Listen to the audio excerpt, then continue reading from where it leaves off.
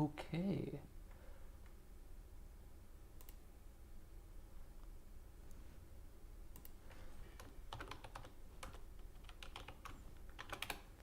Cool. Nice.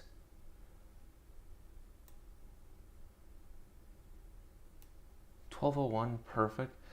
So let's open up KSP. It's gonna take a while.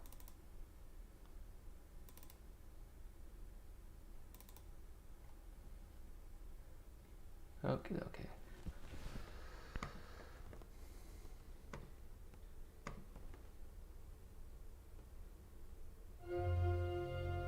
Shush. Pause. Jesus Christ. Okay.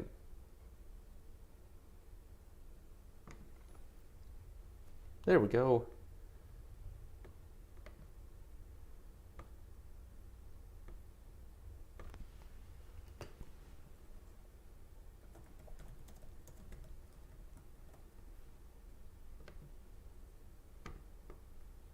Sweet. There we go, that's loading.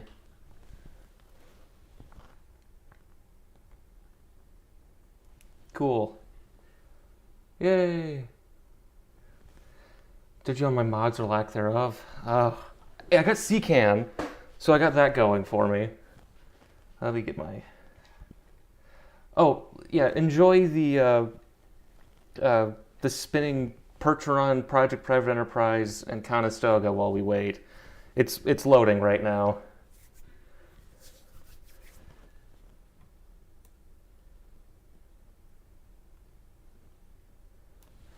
Let's open, let's see. That's going. There we go. Oh, why'd you go away? I figured out how to do this, by the way. Let's okay, you want to see my face? Let's see.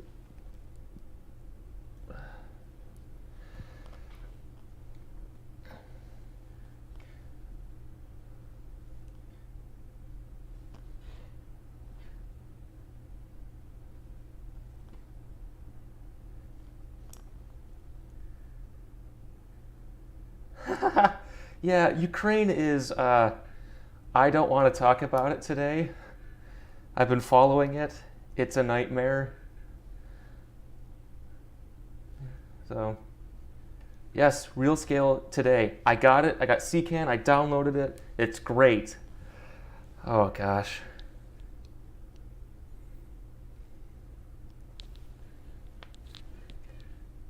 How many folks are here right now? Two people. So, oh, it's three. I'm also watching myself.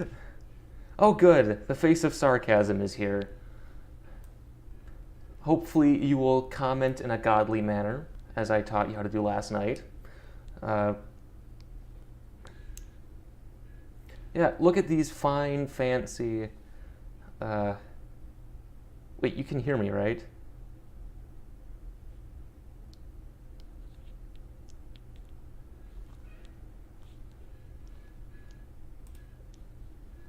Okay, I'll just go up to Kerbal. Come on, go. Uh-oh. Yay! What? No, there we go. Oh, I should probably hit the like button on my own live stream. There we go. There we go. Okay, I'll switch over to... That's good.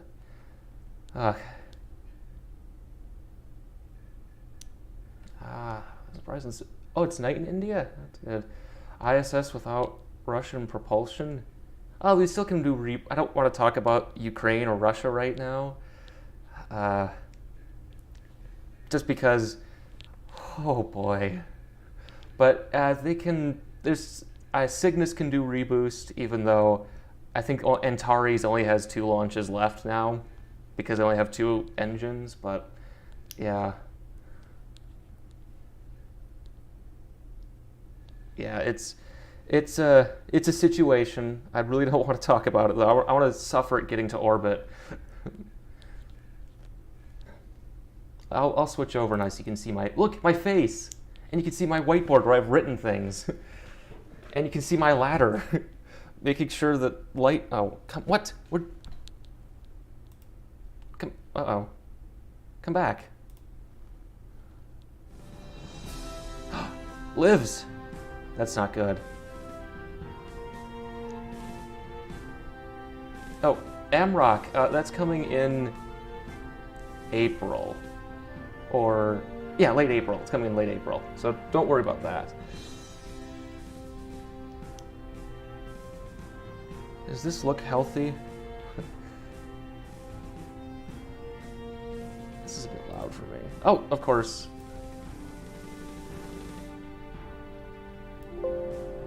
Hola.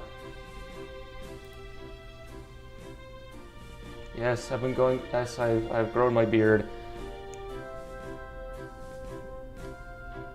Oh yeah, Project Private Enterprise is a good idea. It's just, you know, what embarrassing things do you have on your desktop?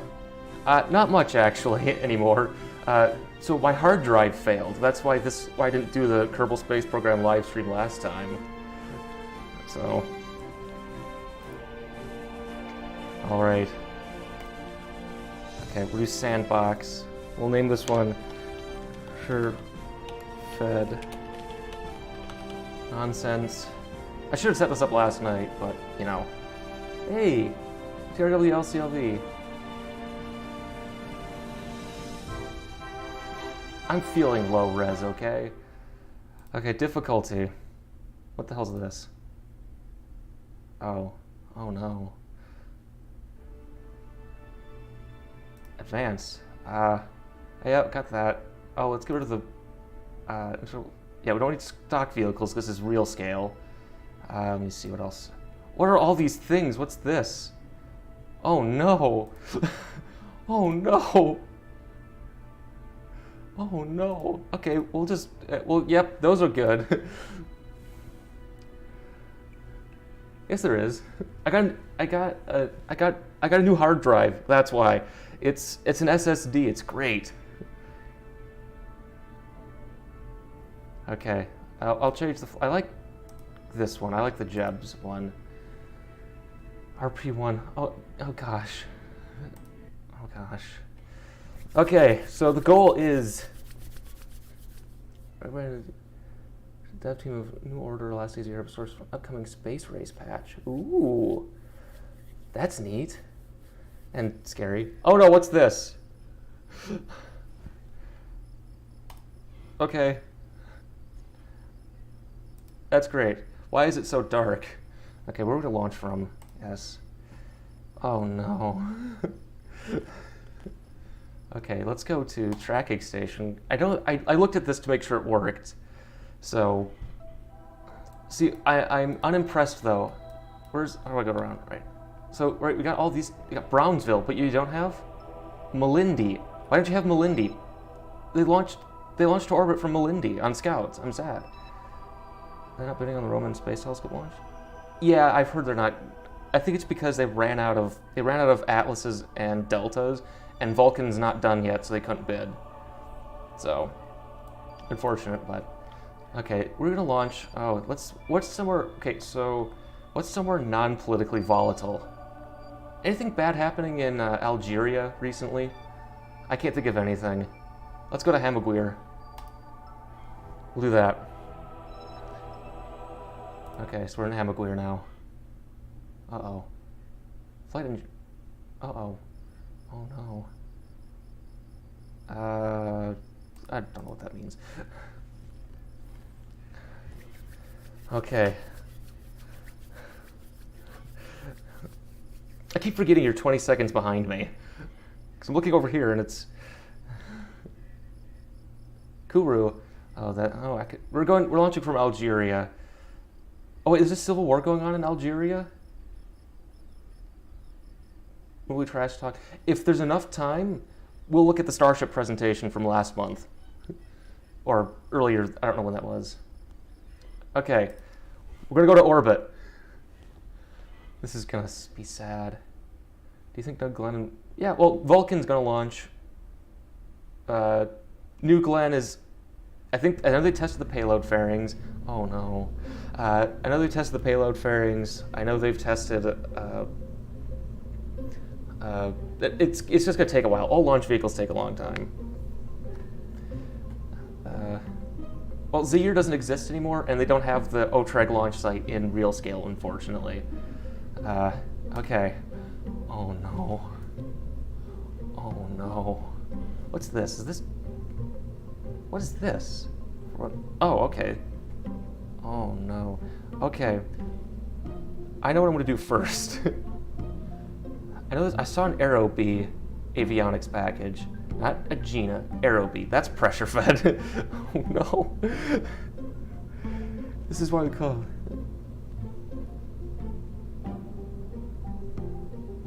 it. Real times? I don't know. Oh, it's gonna be real scale. I'll probably do some fast forwarding to get into daylight. There we go. That's Aerobee. Oh no. Delta V. Okay, that makes sense. Okay, let's give this. Oh god. Oh no. So many. Look at Atlas. Oh. Neat. Okay. The CPU's. I tried this not yesterday, a few days ago to make sure it works. So it's. What? Okay. I don't have procedural tanks.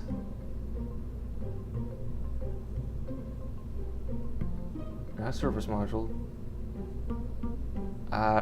Okay, we'll do conventional. Oh no. This is gonna, oh god. Yes. Oh, this is gonna, you know what, I have solids. Let's just build Athena. Where's that? How big's this? Good. Where's an Orion 30? That's an Altair. Could build Scout. Is this an Orion? That's a Castor 30. That's too big.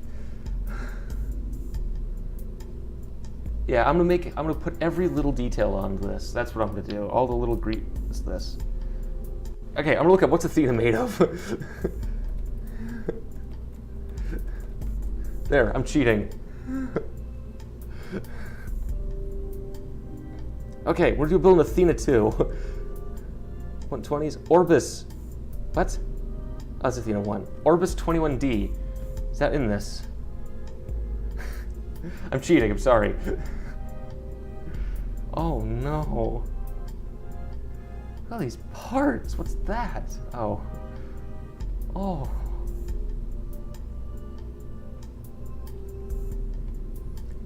Do you like the, oh, got the Star 48, so we can build Conestoga. Oh. Oh. Jeez, what's this? Oh, man. What did Astro do wrong? From looks like the payload fairing didn't separate right. So, they're not gonna, Astra is in a unique position where they could have, if they'd worked, they'd probably be doing fine, but they, I don't say they screwed up, but they're in a position where if they don't succeed the next launch, they're kind of doomed. Look at all these engines. This is overwhelming. Oh, I got all these Russian engines. Wait, R, let's go to O. Is there an Orbis, or did that not make it in? Oh, we can always make Carrick from what's that? Ice Cream Skyward. We can always do that. Build an Aegina. Yeah, let's build an. Okay, new strategy. We'll build an Aegina. What is the Aegina guidance? I saw it. There, Aegina. It's an avionics package. Okay. Oh god. Spin launch. Actually, there's a spin launch video coming. I'm gonna talk about spin launch and Radian Aerospace. So, where's the Aegina tanks? This is why this is the one of pain. What's KSP? This Kerbal Space Program. I should get an encyclopedia out so I can know the parts. Which parts I need. Where's the Aegina tank? Are those just, or is it procedural?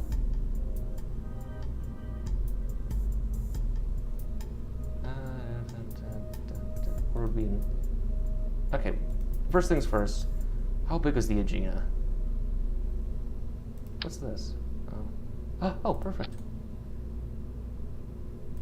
Black and white. Oh no, it's not the right size. I can't fix the size. Okay, we'll get a procedural tank. What?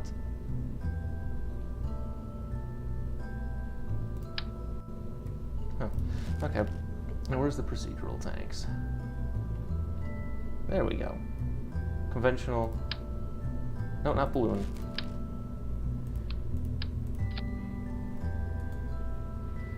Okay, so the diameter. How long was the Aegina? Oh, of course. Yeah. That's about the size of an Aegina.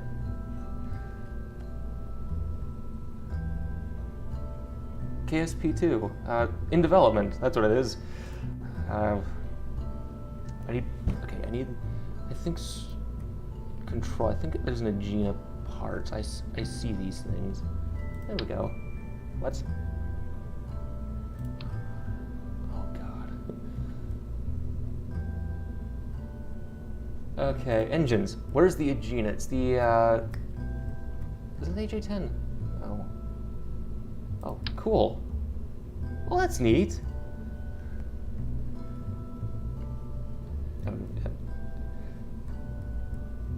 What's neat? I gotta remember that. What's the? Oh, what's the Aegina's engine? Is it an AJ-10?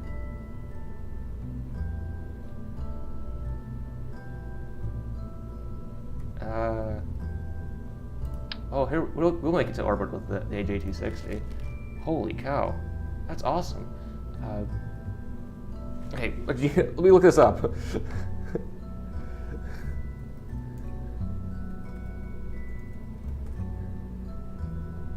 Yes, I know it's what's the propulsion? XLR-81. There it is.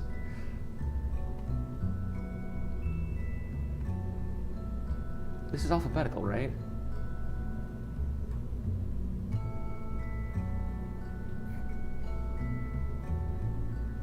All these engines!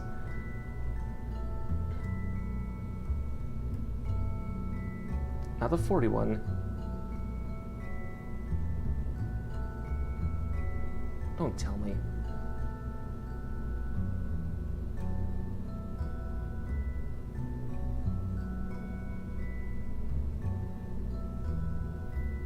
Well, I guess we'll have to improvise. Oh. Use the hub for Aegina? Oh no. Yeah, I could search Aegina. Oh, okay. Oh, it's docking port. There it is. So I could put...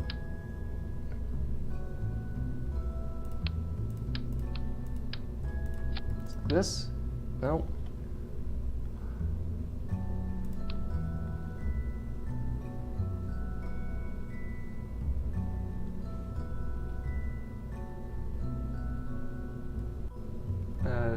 Okay, yeah.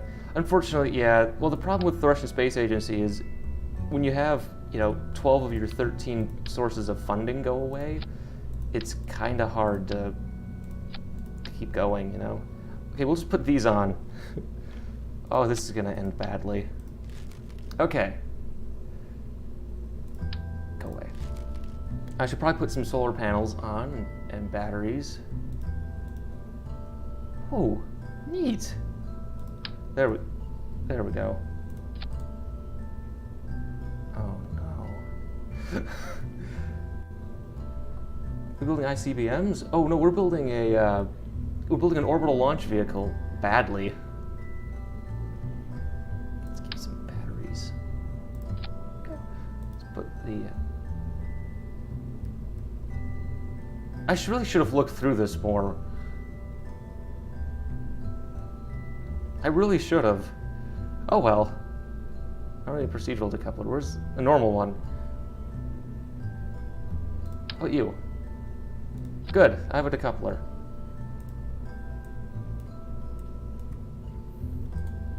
Okay, oh, I should probably name... What should we name this rocket?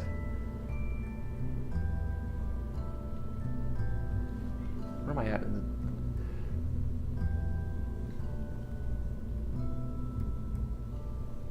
Oh, it does? Oh. Well, I suck at this. What do I need more? Oh, I need RCS. Oh, jeez.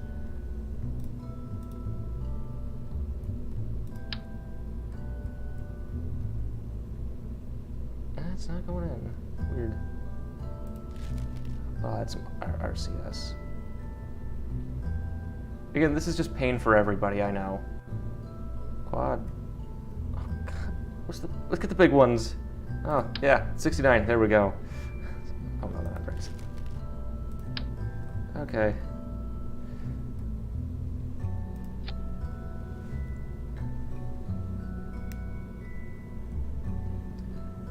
Are there any Greek gods of pain? Oh, we'll name it, what's that guy's name? Dionysus?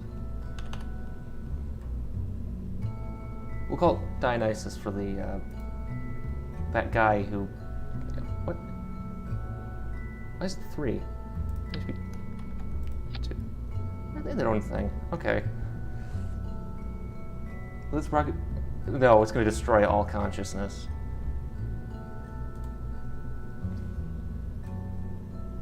RCS. Oh gosh. So we need tanks for RCS.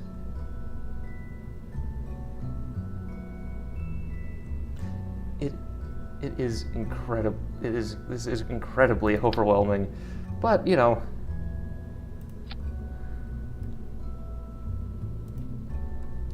Now, a decoupler. There. We're calling it Dionysus. I thought it's that Greek god of being drunk. Yeah. Okay.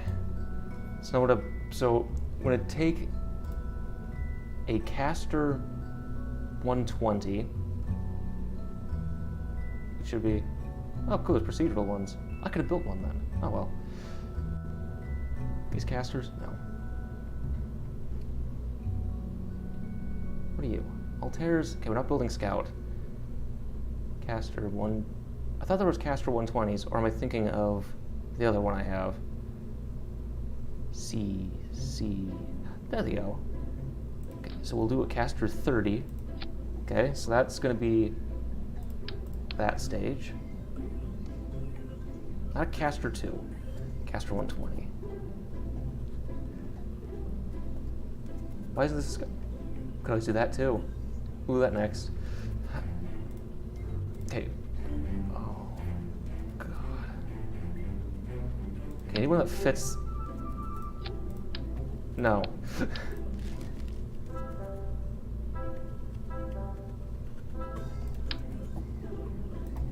There we go.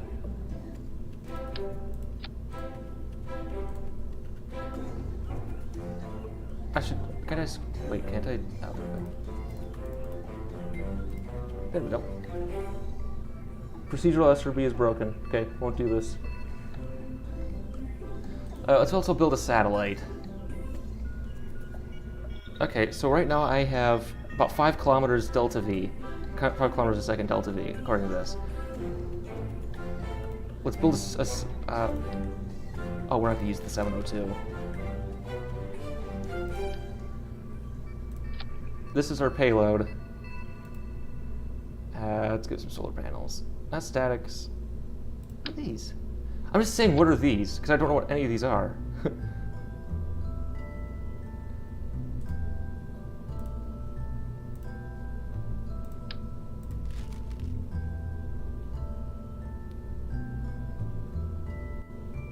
Ooh, full. I like full. Oh, can I make it bigger?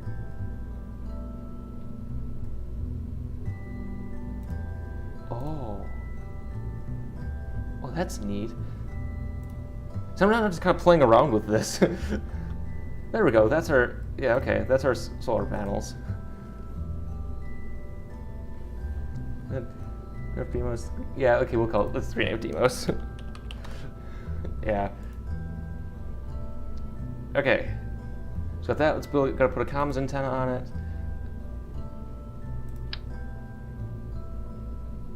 There we go.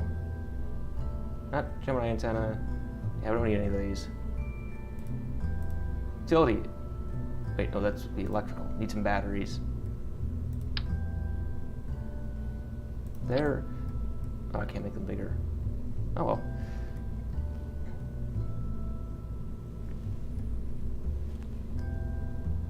Okay, so now let's make that procedural fairing, radius.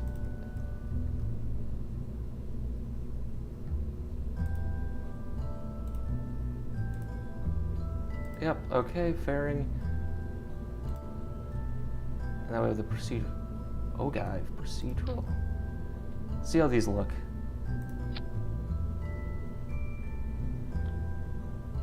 That's cute.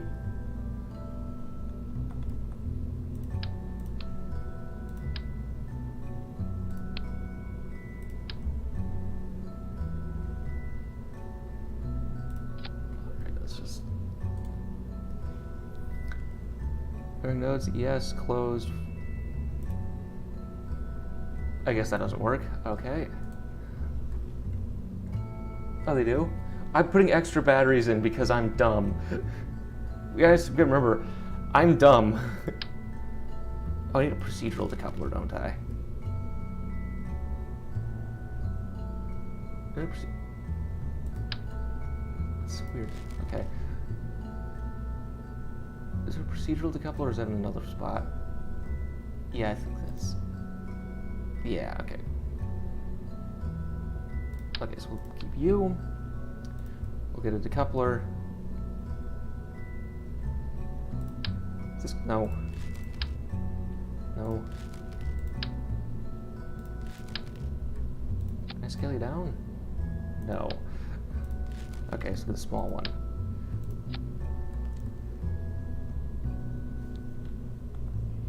Wait, that means there should be a decoupler. Oh god, this... Again, this is all just painful for all of you.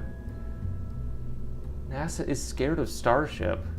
Well, it is coming to Kennedy Space Center, so it's going to be scary for them. There we go. Ring decoupler. Is this what I should be using? Oh, there we go. There we go. You...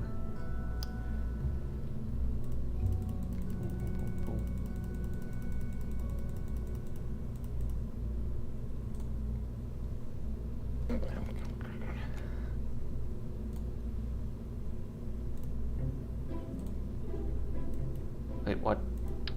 Why does it say this does not... Oh, good, it's a reminder. Did you read the guide for RO? No, I did not read the guide. I'm getting the strange feeling I should have. Oh well. Caster 120. How much Delta V is this? So I'm gonna guess I have... Okay, let's just make boosters, I guess. Oh no. Oh no. This is gonna end badly for all of us. Let's just put these on.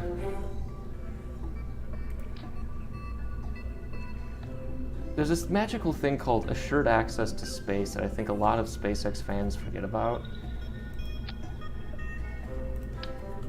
Okay.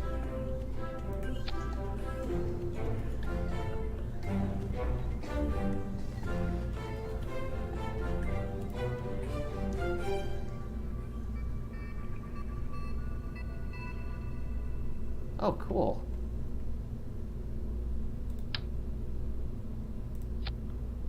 Oh, that's... Oh gosh, we have to censor that. Oh no. Oh no, I can't... Okay, oh.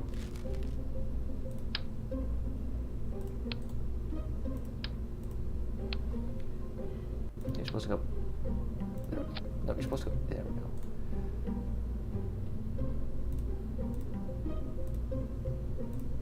Now, where's the... There we go. Sharp. So 2.4? No.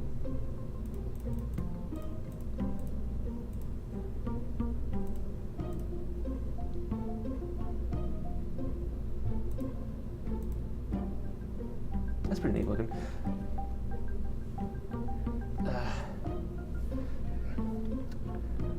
What's the delta V in this thing now? How is it? Vessel, wait.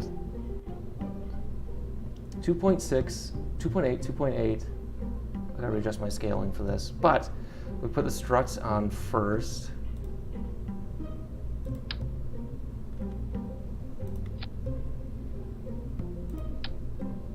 It's supposed to go on.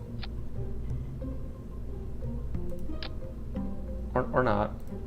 Is my mouse failing on me? I think my mouse is failing me. Okay. Be there. We'll go there. Or not.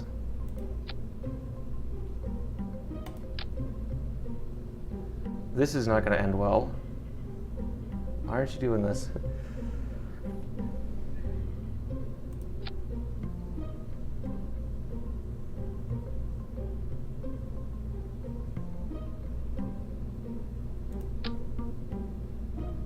Okay, why don't we have struts? Is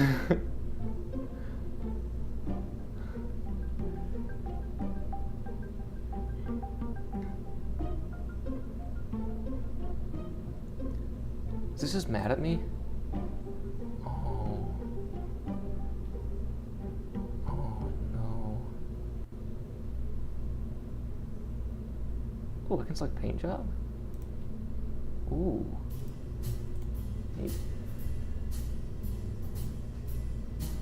Yes, it's inspired by Carrick, but done better. Actually, let me go over. I think I forgot a caster 120.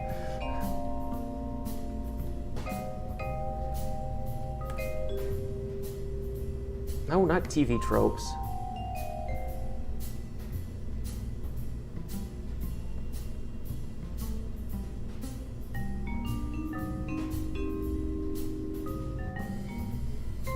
Yeah, I'm missing. Okay. Okay, so put another one in. That's what I did wrong. Auto strut. Where's that? Give me a second. Let me first put the proper second stage in.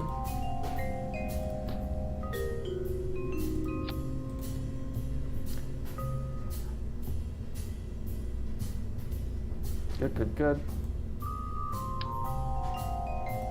There we go. How do I move this up? Oh, good. Okay.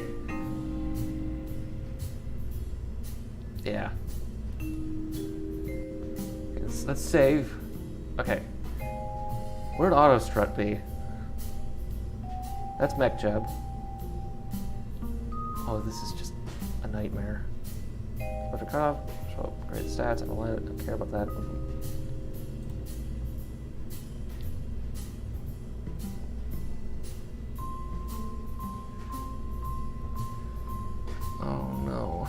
Okay. Well, let's just...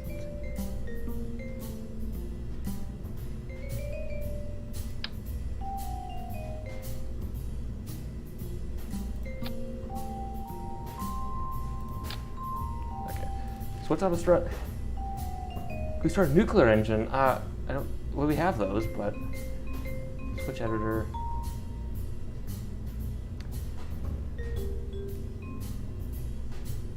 Advanced tweak.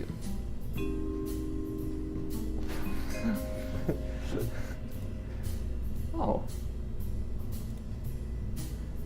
Advanced tweakables. Where'd that be? Is this? No.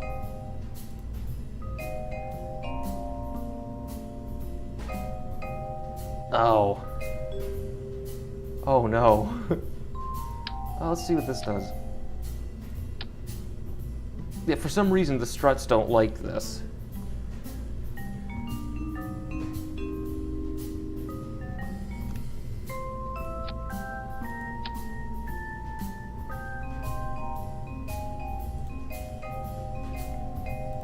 This is gonna end very badly because I can't attach anything. Coupling, is there any... No? Any... Okay, at least let me save this. Where's settings? I'm gonna go back out. Leave. Well, okay. This is, well, if you've read, let's leave settings.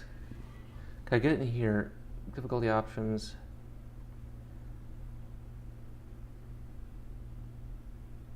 Enabled. Ah, here we go. Fixed it. Less need for struts. Oh, okay. Oh, SRB monstrosity. It is. If you've read The Eyes Turn Skyward: Alternate History, it's based off Conestoga actually. Okay, so now. So I can auto strut then.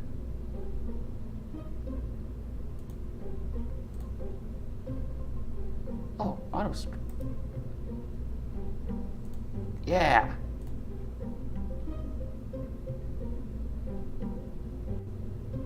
So did that? What did that do? I don't know. Oh, and I'll lower the thrust on. Can I lower the thrust on this? No, gimbal, throttle.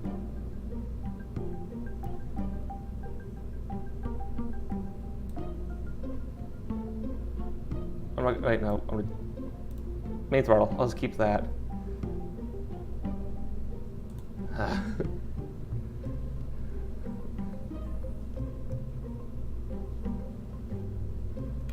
Well, I'm assuming it's auto-strutted.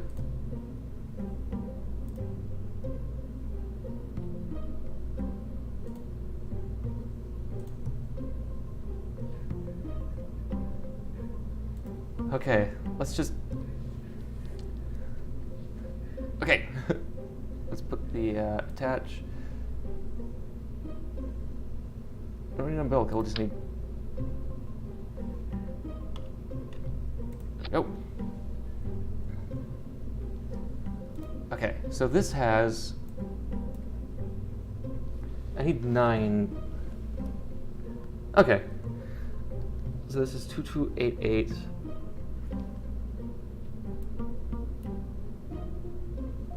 So that's 3, 4. I'm doing this on my calculator.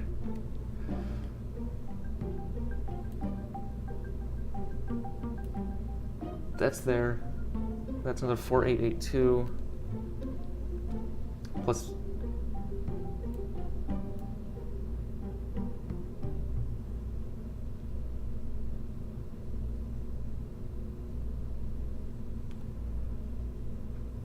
We'll just.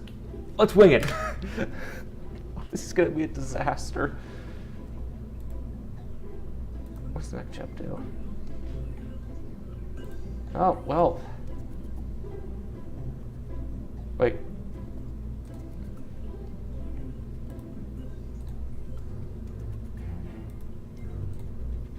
Got it. Okay, well. U-light and U-light. U decouple. Okay. Let's put you two together. U-light.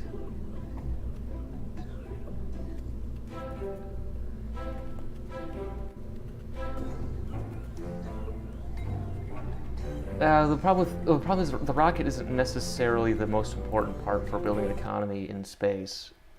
It's the stuff to actually do in space that's our problem. Okay. Did I even make the tank right?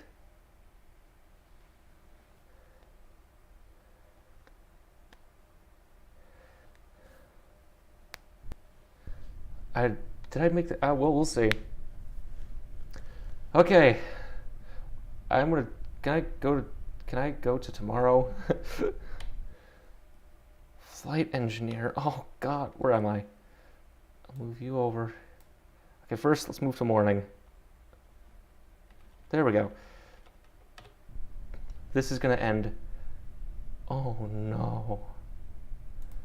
Surface. Apoapsis. Surface. Okay. Okay.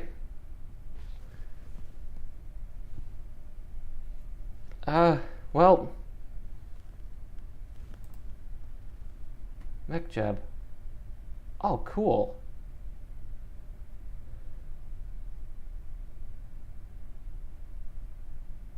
Oh boy.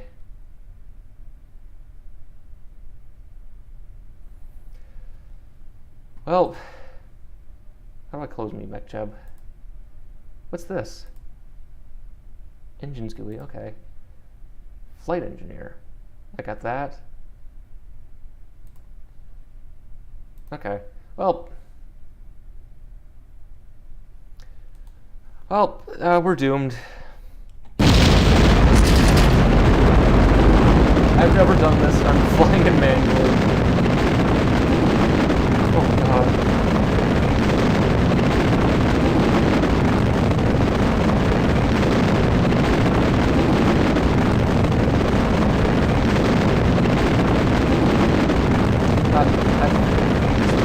There's probably. Uh-oh. I'm cooking. Oh no.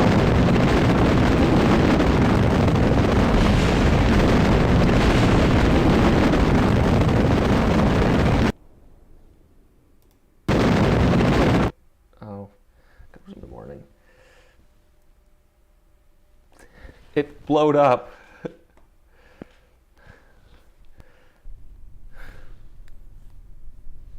Okay, I gotta zoom in the morning again.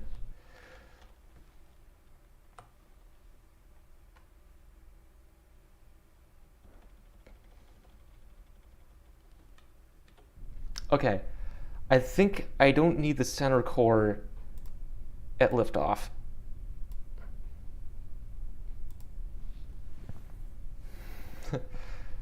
Okay.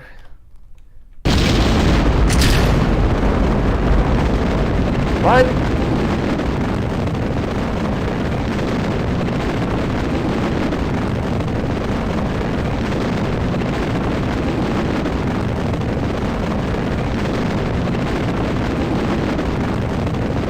Yep, that's what I'm gonna do now. The problem is I'm used to normal Kerbal, where, you know,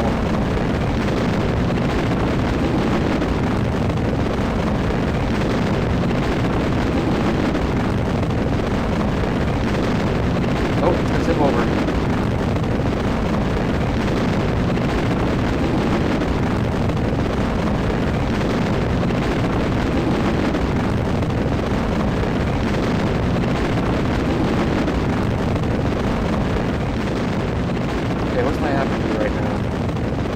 Cool, 40 kilometers. Okay, better than last time.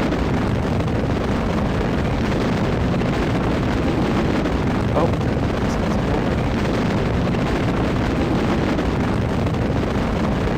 who do I pitch over?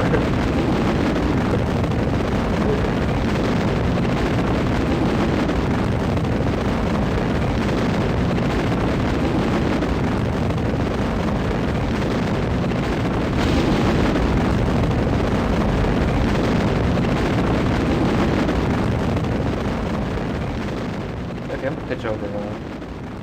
Okay, chamber pressures dropped. They burned out. Don't hit, don't hit. Oh, thank God. So my apogee is like, okay, I need to pitch over.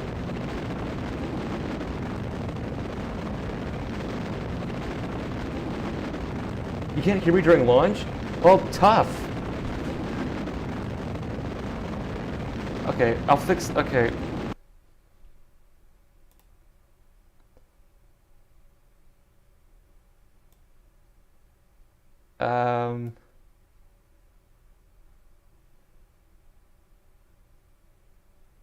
Maybe I should turn down, maybe if I fix, oops, crap. Fix the sound.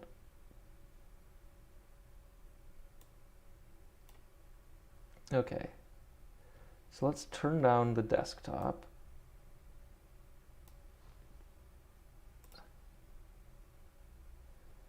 We'll turn this down to there. Okay. What are we doing? Holy cow.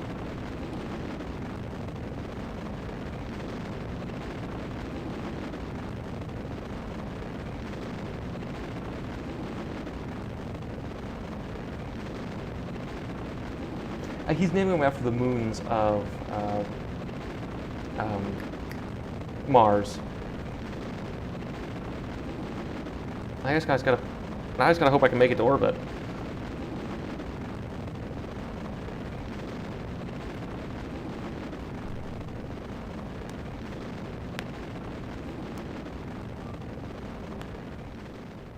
Oh. Okay, so we're tailing off there. Stage separation. So my periapsis is still the center of the Earth. Okay, so it's... This is gonna be a really low orbit.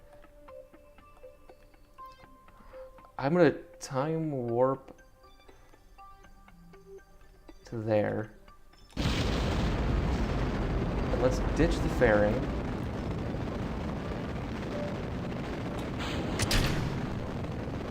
Oh gosh. What is structural engineering anyway? I'm nowhere near orbital velocity though.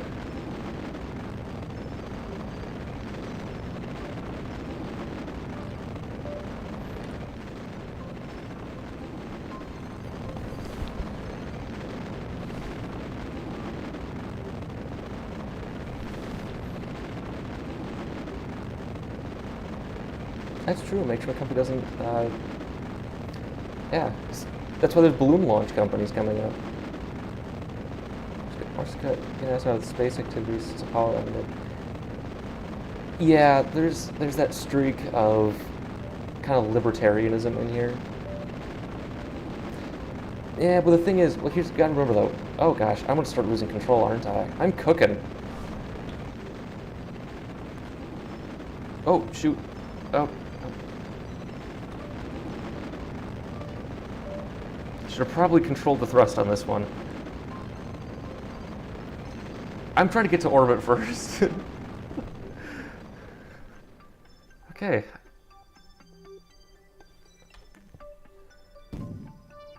Well, look at that.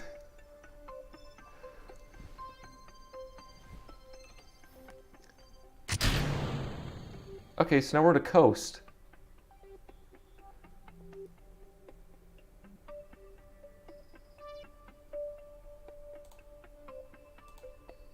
Is ISP this guy? I guess I'm going to orbit. Oh, I've never used MechJeb before. So I think, oh, we're putting this in the Van Allen belts. Why is my thing vibrating?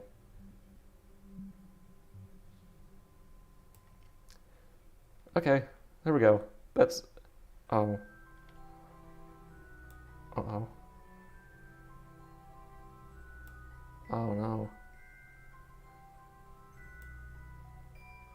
I don't think it likes the Aegina. There we go. Oh, okay. Well, you could design solids for what you could. Like, I could have controlled the thrust like at the beginning, so it didn't have such high acceleration near burnout. Oh well. So we're just gonna coast till we reach. Yep. Oh, okay. Oh wait, what's in here?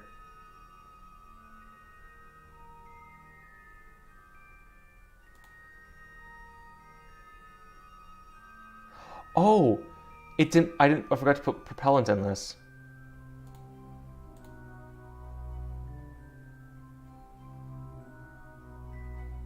Oops. Oh. So, enabled. Turn on.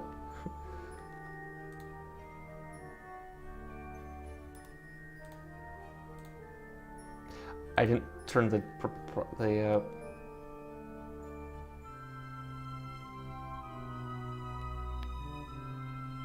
Wait, you sent it to me? Where did you send it to me? Uh-oh. I should make a special email address now that I'm big enough. Okay, so I gotta change the propellants. I gotta fix the RCS. Okay. And I have communications. I'm talking to Perth? No, Perth is down. Oh. Okay. Well, so the problem is this doesn't have fuel because I didn't give it any fuel. I didn't put any ERFNA in there. No, I didn't.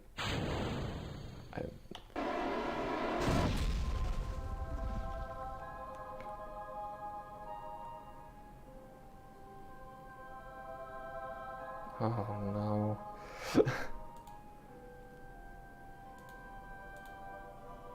Oops.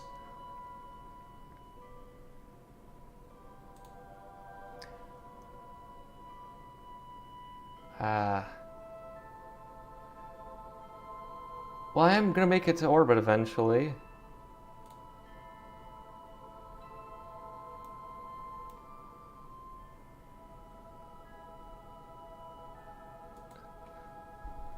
Or not.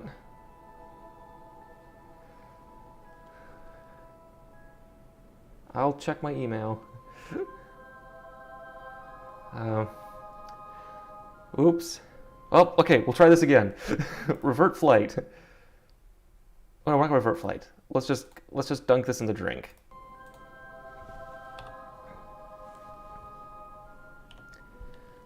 Okay, so, okay. Uh-oh, we're going in the atmosphere, we're all gonna burn up and die.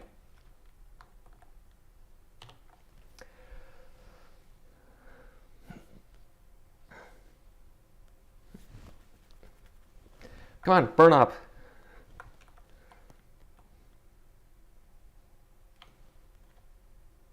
Come on, burn up.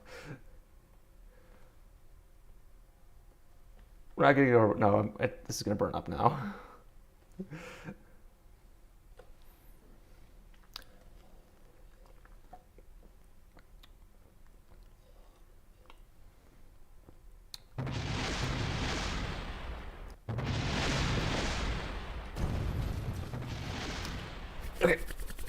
Okay, so I want to fix this. Okay, now Space Center. So instead, I'm going to give it a star 48 upper stage. That way I know I'll make it to orbit without having to do any of the silly propellant stuff. I'll check my email. It might have ended up in my spam. Click through blockers, use model focus on focus on whatever. I'm just not going to do that. Okay, so I'm going to try again.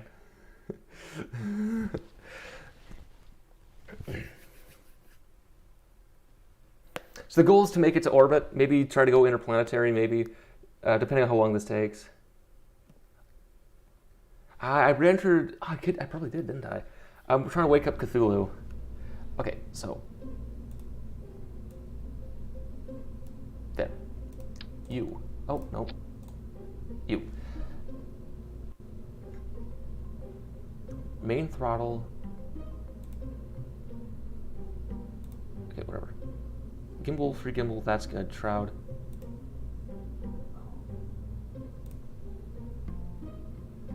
Okay, now.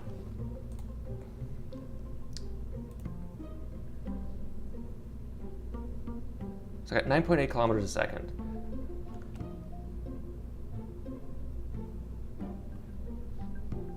Okay, there we go. So I'm going to take this out. I suck at it. Instead, I'm going to put in, okay, I need an RCS system with actual, that's tiny.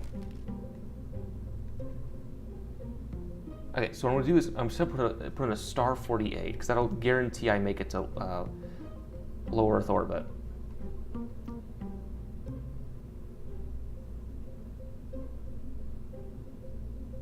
Where's the star 48s? I can just search. I'm so stupid.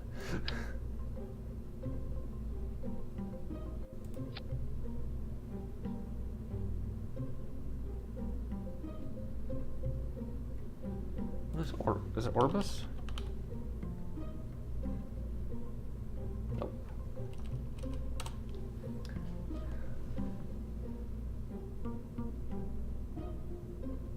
Let's see.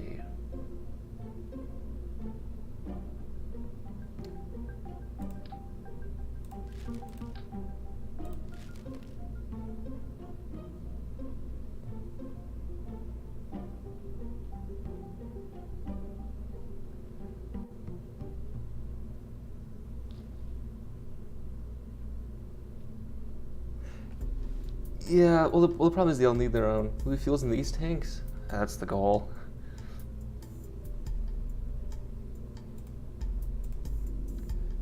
Okay, so now... Oh, jeez. If we did a Castor 30, I can guarantee we'd make it to orbit then. Oh, I know! Ah! I know what I'll do.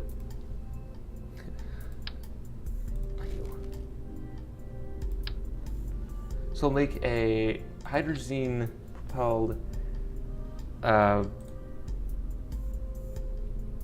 can't do that. Upper stage.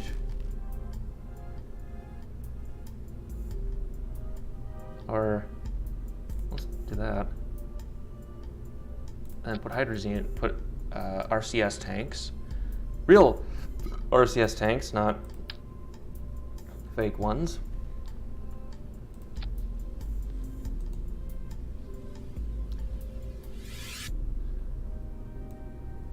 Okay, so it should be, so I put in normal RCS thrusters.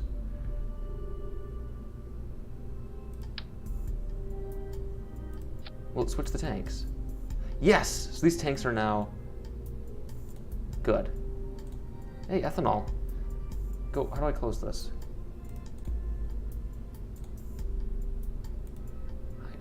Go away. Shoot.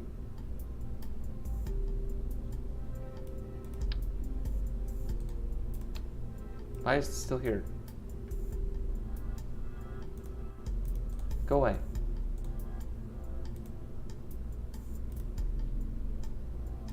There we go. I've actually heard...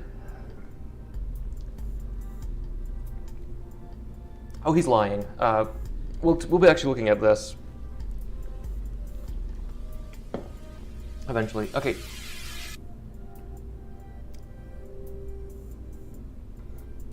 There we go. Now I think we'll make it to orbit. So I'm gonna put that there. That's 3 kilometers a second.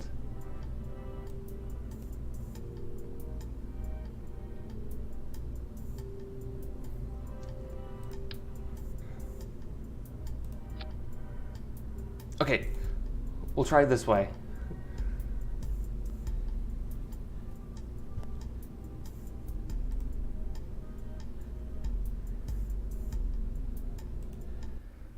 Oh, I have the payload bearing.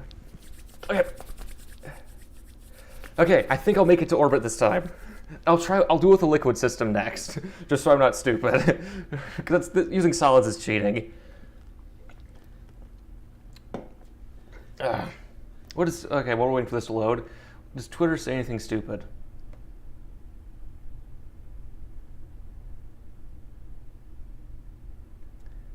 Oh, Tory's being Tory. Okay.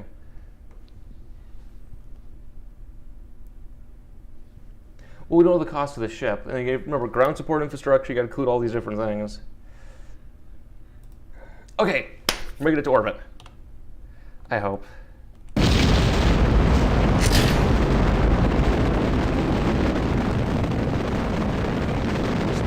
Switch over. It's late, so we don't destroy the pad here. Cannibalier. We're the French now.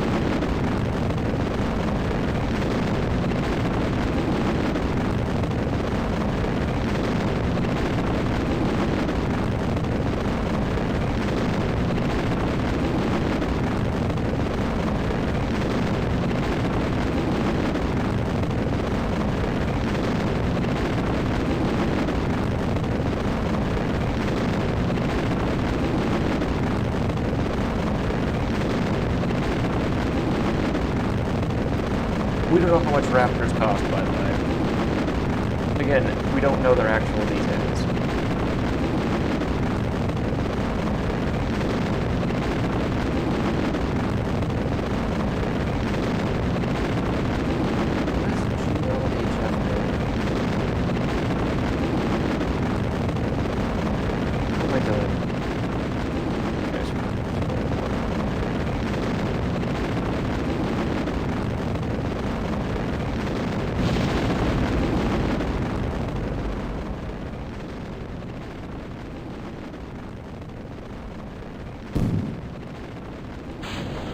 Don't hit. Okay, good.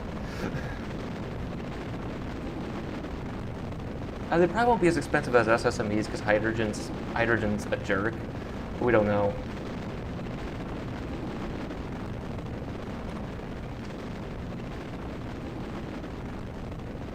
Okay, so I know I'm going to make it to space.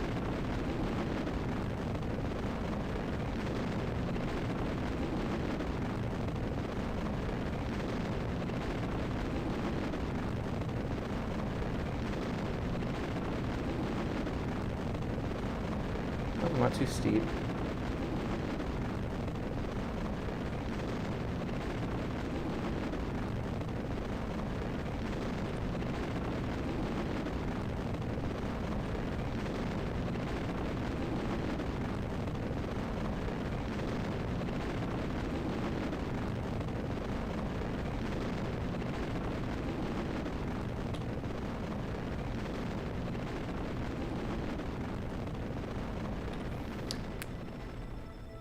Yeah, but again, mass production though, what numbers? You know, again, mass production doesn't equal automatically cheaper, right? You can mass produce Ferraris, but, you know.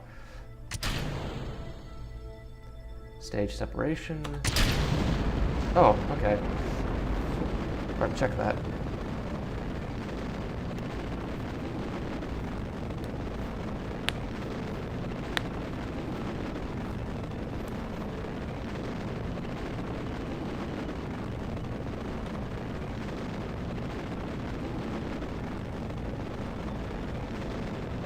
Hello.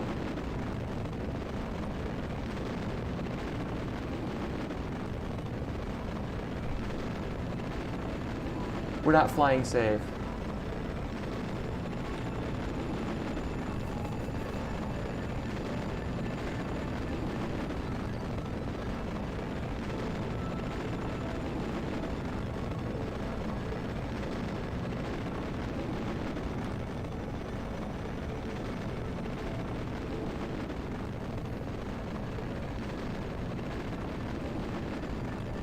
This thing go?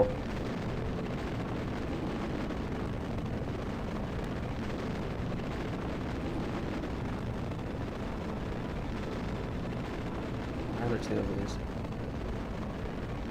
Well, we'll find out in a second.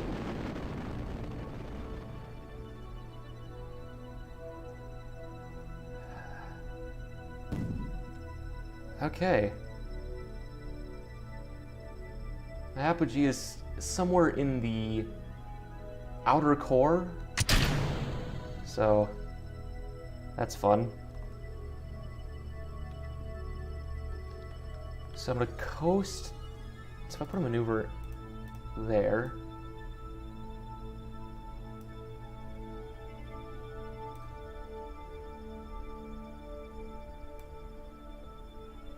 I'll be in orbit. So if I move it there we go. So that's, I can, holy cow, that's 4.7 kilometers a second. I'm gonna make it to orbit.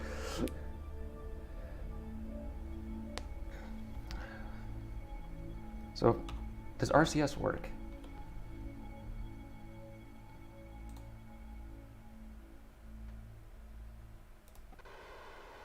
Okay.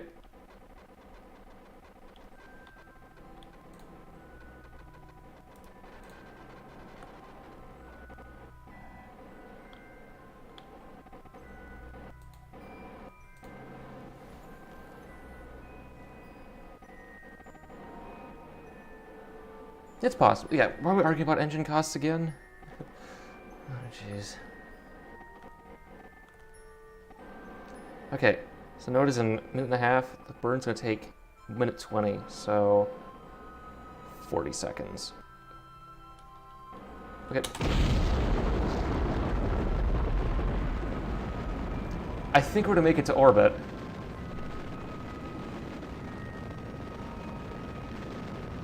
Wait, isn't that before? Well, on Vulcan it'll be expended, but for New Glenn it's supposed to be reused. Hello, Randy. Yes. Just in time to watch me hopefully get to orbit. Oh, I don't know. Let's wait for this thing to. We'll wait to see how this thing goes. I don't want to talk about Ukraine or the whole Russia situation.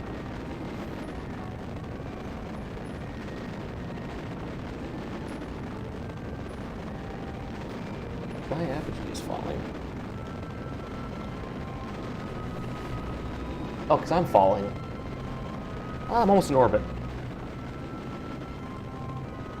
Come on.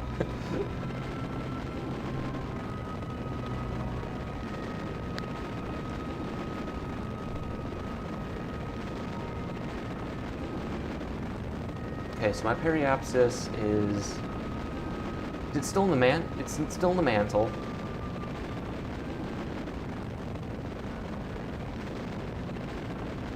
Okay, I'm reaching the upper mantle.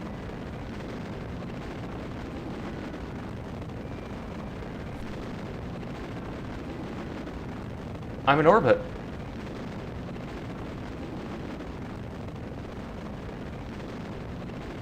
Woohoo! I made it to orbit. I cheated though. I used solids. And I'm going straight into the Van Allen belts.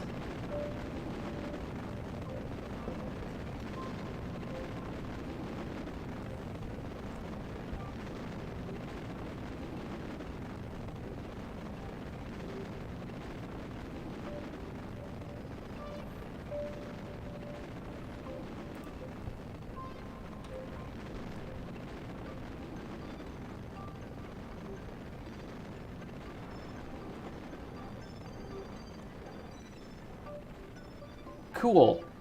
I put this in a Molnia orbit. Neat.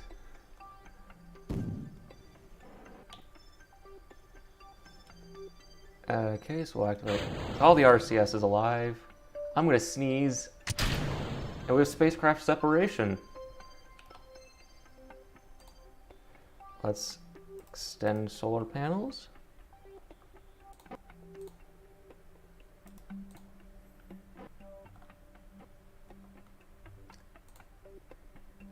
We will name this vessel PFA Star 1. Look at that. I'm in orbit. I don't have any ability to control this. Cool. But I'm in orbit. Cool. So I'm gonna do some station keeping maneuvers to. Oh. Is this dead?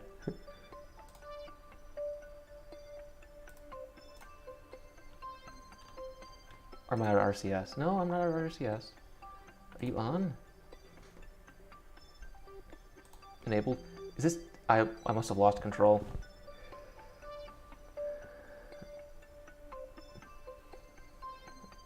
Well, you know, Van Allen's.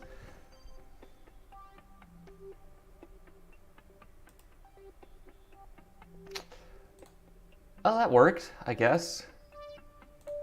I'm in orbit, but I can't control. I'm not making Starlink yet. Well, that was easy. Well, that's all, folks. It only took me an hour. Okay, I'm gonna wait. How far out is this? 26. That's so. If I put another stage on this, I could have kicked it into a high orbit. I could be like this is Mio, so it would have been like Iridium. Oh, I don't have control. That's why. I don't have control. Do I have no power? I played electric charge. Why don't you work? Oh well.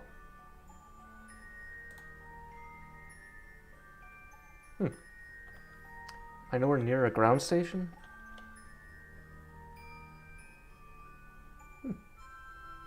Weird.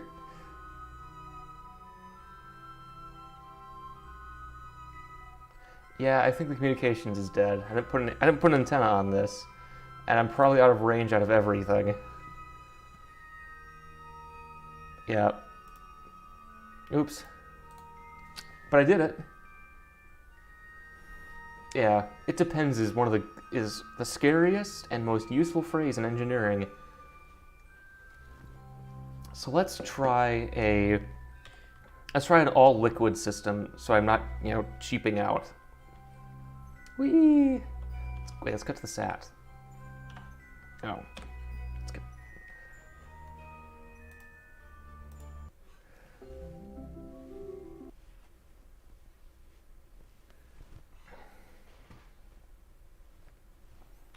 Is this doing okay? See, this one's doing fine. And it's just quiet. Yeah.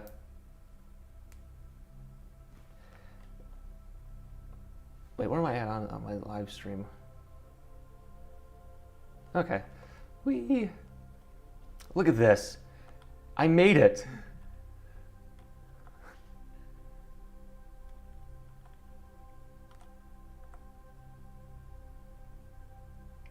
This is amazing. So what kind of orbit do I have? So where am I at? Oh, geez. Okay, so periapsis is 30 minutes away. Apogees, so it's an 8-hour orbit. Oh, this is fun. Oh, there we go. Okay, so we've been in orbit for 10 hours. Let's do another launch. Liquid system. I'm gonna, the easiest one to build would be a DH1 pop-up booster. I'll do that. I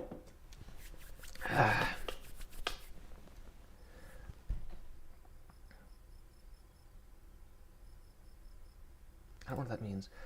Okay, so let's go to Kennedy. No, resume. It's tracking station. Wow, really low orbit. What's the mission? Get to orbit. Get to low Earth orbit, which I've done. Well, just get to orbit in real scale. But since there's Cape Watton. Okay, so let's do Cape Canaveral. Go there. So that's my new launch site. Kill on the moon. A pressure fed. Oh god. Okay, what is focus follows mouse? What does that do? I'm just gonna. Okay. Okay, so I'm gonna build a pop-up booster. Can you land on the moon on an all-solid fuel system? You could, very carefully. Has best chance to be a quick turnaround. The reason why is there's a lot of schools of thought that goes into launch vehicle engineering, and there's just not that many people are interested in pressure feds because they think they aren't technically interesting. So unfortunate, but okay. So what in the world? Oh, I didn't turn off. I thought I turned off. I turned off these parts.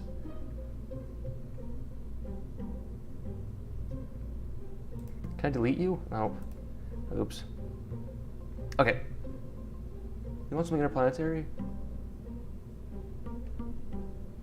Okay, so first I'm gonna build a liquid system that gets to low Earth orbit, then we'll see if we can go interplanetary.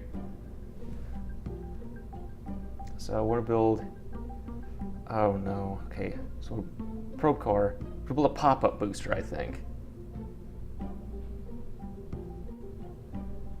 So I need 7.5 kilometers a second for the second stage. I'm gonna build a hydrogen tank with a thrust weight ratio of 1.4. So let's build a payload for it first. Can I have... Oh, I can't make that big.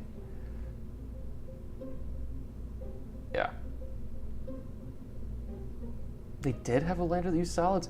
Well, I guess it's easy for storing, I guess. Don't have to worry about boil off.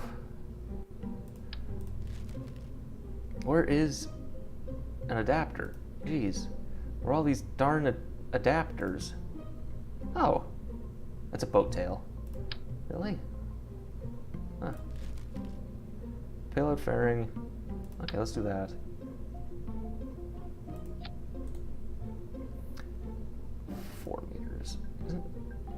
What size is this? Okay, 4 meters. And this includes this. Cool. So we're gonna launch a satellite. How much is this way? It's a bit big. We'll do one of these. I'll do Orion's. Darn, my other one, the normal one, has more solar arrays that we could use. Oh, we can use the Block 5 solars. Oh. That was... Celestial body. That's tiny. That's pathetic. There we go. Oh, the round's boiling off. Yeah, that would be an issue. That's yeah, that's just run. Yeah, the solids are boiling. Run. Okay, so we put an antenna. All these. Okay, we'll put you on. Yeah, because I'm a normal. Why are you doing double? Just do one. It's not that hard.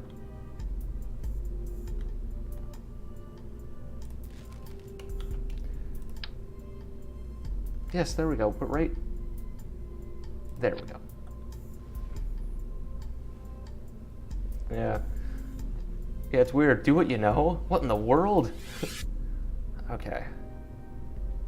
I don't need control in this because I'm lazy. Okay, whatever. Okay, so now for our hydrogen stage. This needs, wait, I need to put payload firings on. 7.5 kilometers a second delta V. Where is a good looking payload fairing?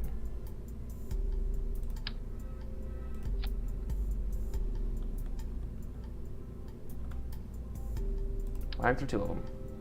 Oh, there we go.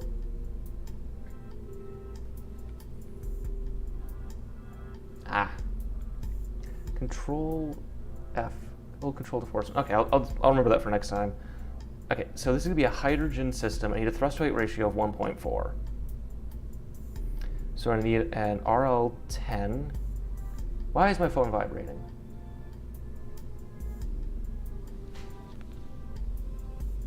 Oh my gosh, who's messaging me? Why do I have all these alerts? Oh jeez.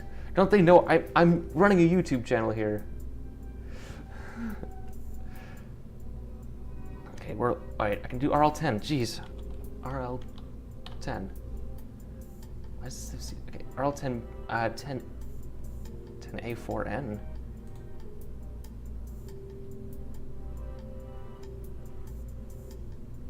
Wait, this is an RO?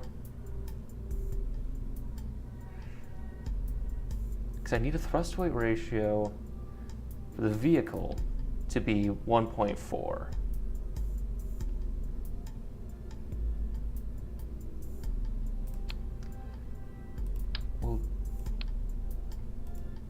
So we'll do procedural fuel tank. What's integral structure? More complex but lightweight tank integral machine. Oh, that's kind of like the. Okay, so it's 4 meters.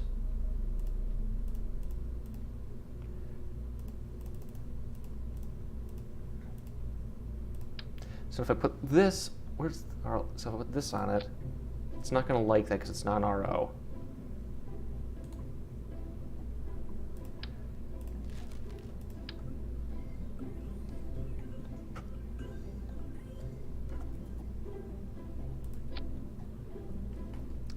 Thrust weight ratio is 0 because it doesn't have. Where is the tank UI? There we go. My thrust weight ratio is 0.3. I need it to be, so I put, oh gosh. So if I put,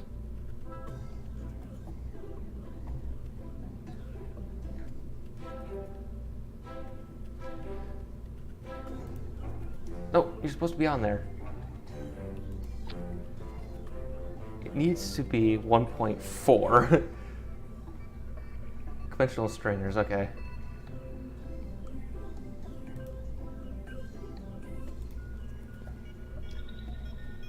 Ah, it's a shame this is... Why is this non-RO?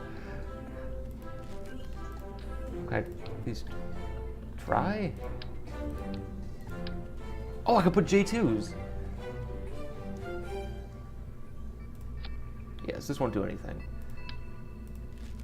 The G2s.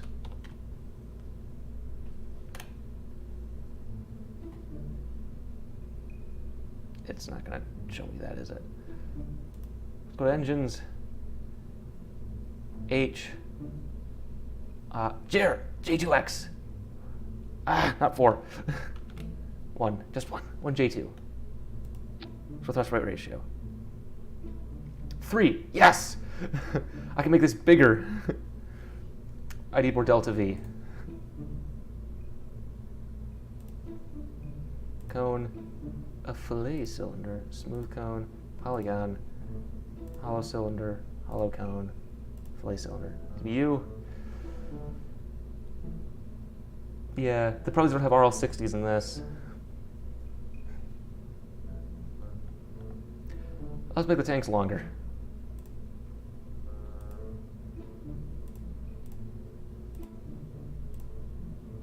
Oh no.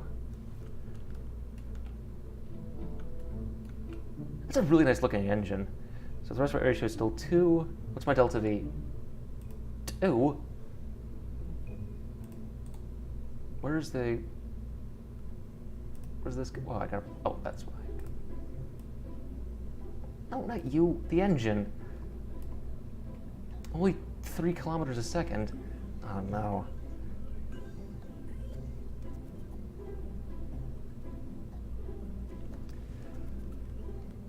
Yeah, jet engines. Wait. Oh no, I could change the. Oh, tank type.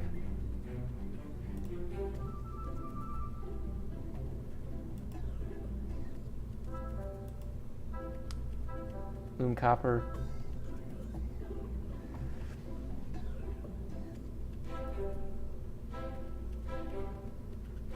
I'll do aluminum lithium. There we go. Utilization. 97% is more realistic. Yeah, but I don't think I don't have an RL10 on here that's RO, unfortunately.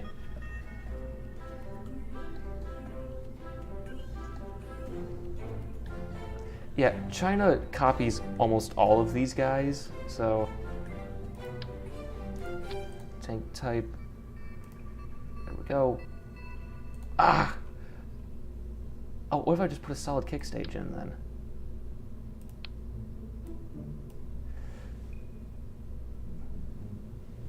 I have not done Survive Mars. So if I put I'll just put a kick stage. A liquid kick stage. Oh, that's tiny.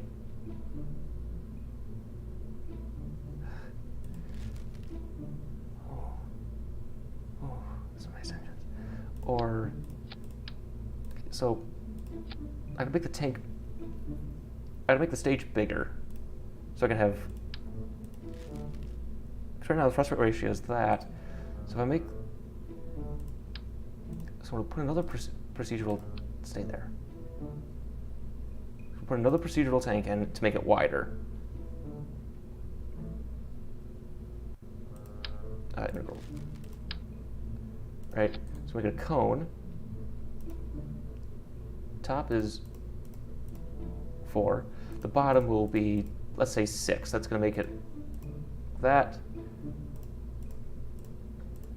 Aluminum lithium. Then make you 6 meters wide. Oh, when I make it LOX LH2. Go. 4. Ah! Ugh.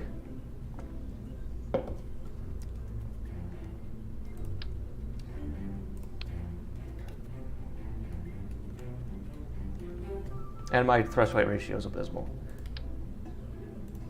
What if I put any other hydrogen oxygen engines that I could use? Like BE3.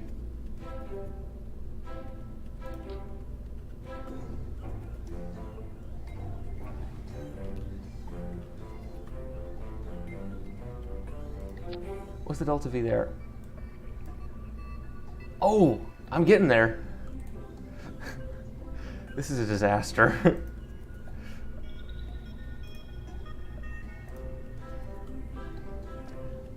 Okay. Yep, the Starship presentation is going to be after this.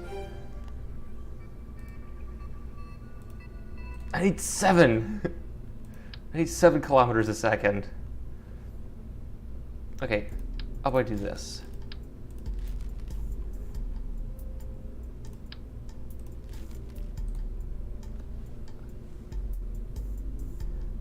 Vertically after launch, yeah, it depends. Yeah.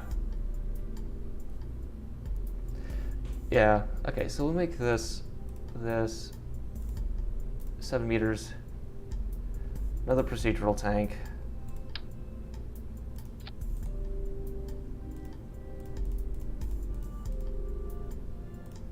$8 meters, I guess. Okay.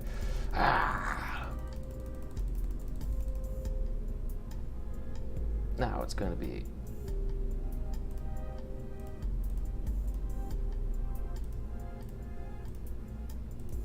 lithium. There we go. Oh, this after I get to orbit with a liquid system. That's the goal. Okay. Now I'm gonna need so I get a J2X. Is normal J2? So 418 seconds. This is 448 seconds. Anything higher than that I can get some thrust out of. Oh, there's the BE3U, but that hasn't been built yet, so that's not in here. Is that? Nope. Laros. Any hydrogen engines?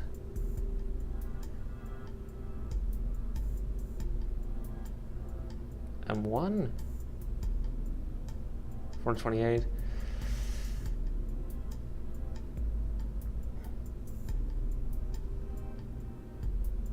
That's not RO.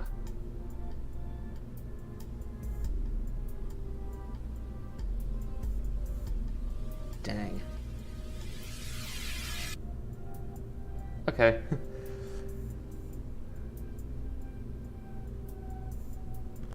I don't think there's a TR-106 in here. Okay, we'll go back to the J2X. Where'd it go? There you are. Okay, so if I put this on there,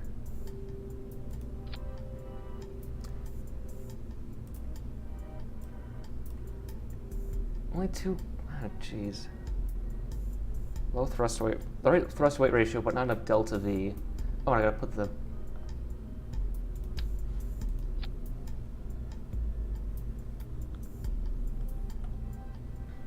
Oh, and I'll put RL10B2s.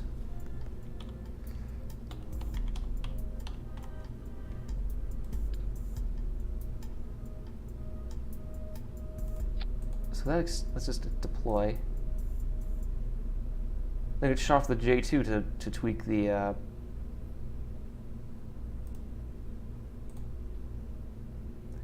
I heard about Polaris. I haven't looked. I've been reading about Conestoga for the last. I don't know.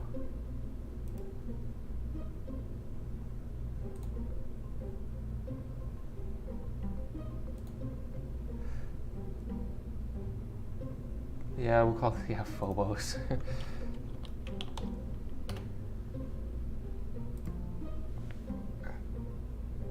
4 kilometers a second.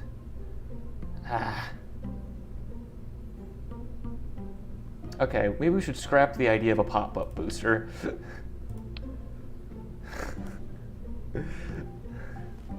I'll just build a conventional Atlas.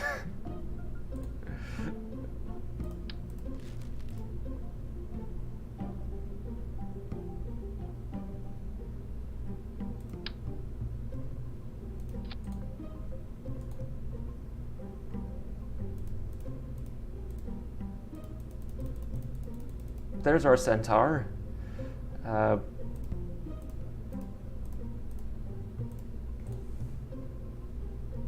It is an ugly rocket, unfortunately. Problem is, I suck at this. I've just started doing it. And then where's my good friend, the RL-10B2? I'll put you there.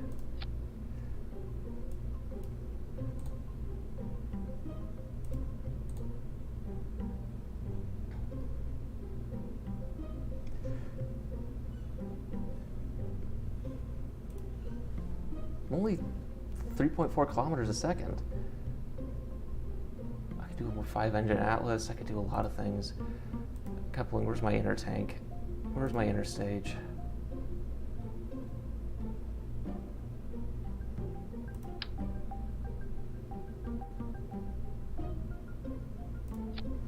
What is this? What did I say? Does not act as a decoupler? This does not decouple. Gotta put a decoupler on. This must be tiring for all of you watching me just flail around like an idiot.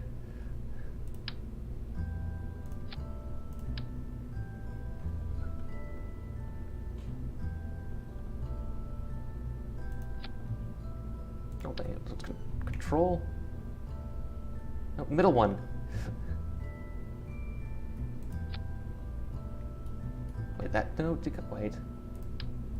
That node decouples. Oh.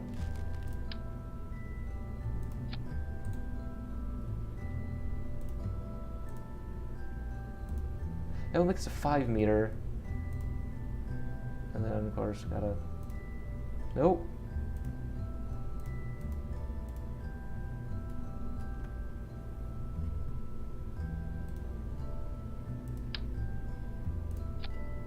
There we go.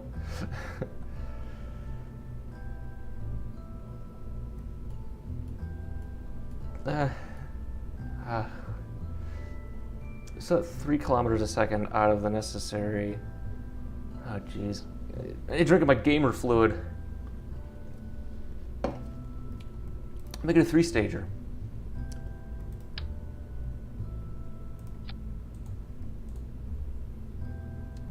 There we go. We'll get a steel.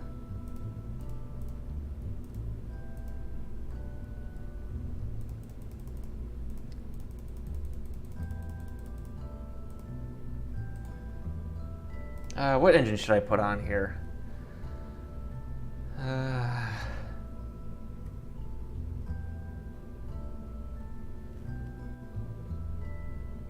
Oh, well, you know. That's a Russian engine.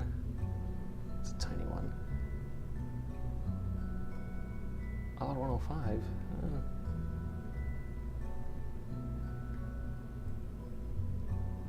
Oh, we could do LR-87s. Or 89s. 91. Yeah. What's the thrust weight ratio of this?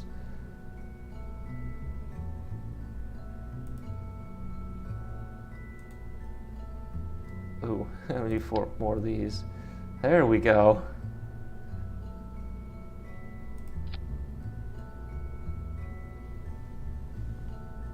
Am I drinking? I am drinking gamer fluid, also known as Dr. Pepper. ISLS. It looks like they're just taking their time to finish it. From what it looks like, I hope. I hope it's nothing serious. Okay. Structural. Gotta put something so I can. Where's the procedural stacked coupler? Oh, bait, not very.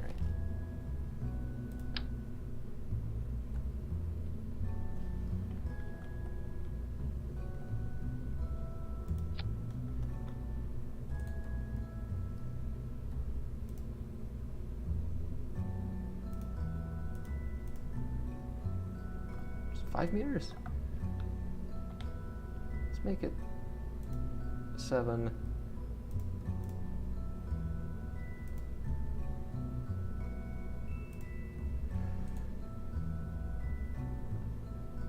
Blend tank, light material.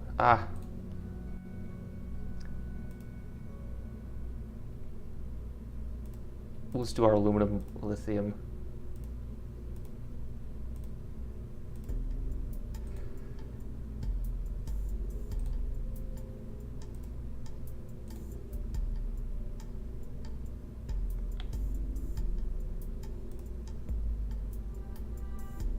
So this is now, we're up to now, what, 5 kilometers a second? 6 kilometers a second? Okay, let's build the fairing. There we go. Oh.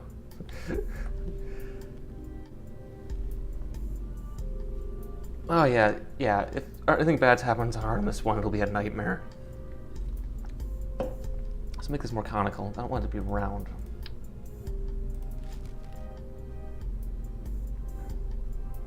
Oh, eggs, conic. There we go. That looks more official. And then the first stage.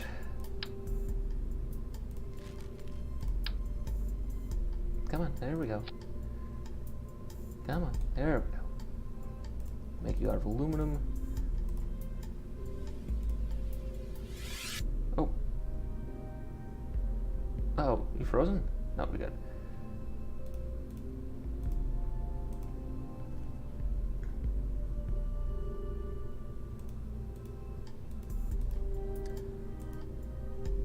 There we go, and let's make this.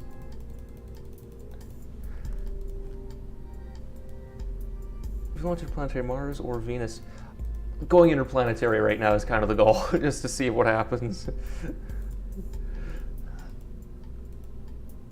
That should be big enough. These are all geometrically similar, I think. This is one horribly ugly looking rocket. It looks like TRW BDB, but it's not. Okay. It's you, cool. What engine should we use on this? Let's just do a bunch of LR101s.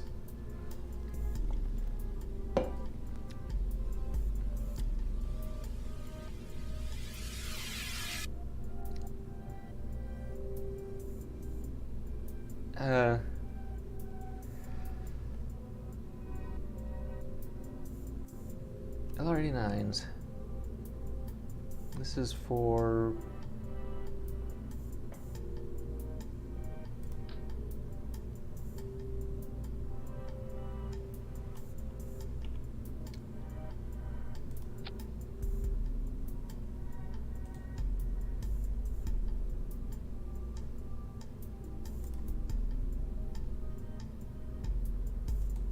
is there no thrust weight ratio on this? The tank not change? You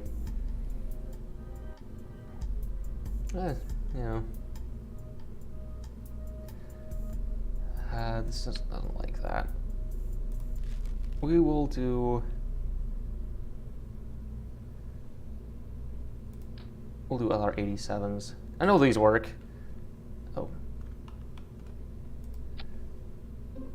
Our SRBX. There's gonna be a Know Your Rocket about that one.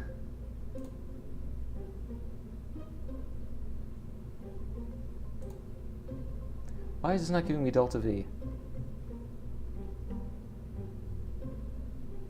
Or thrust weight ratio? Well, it's because I need more.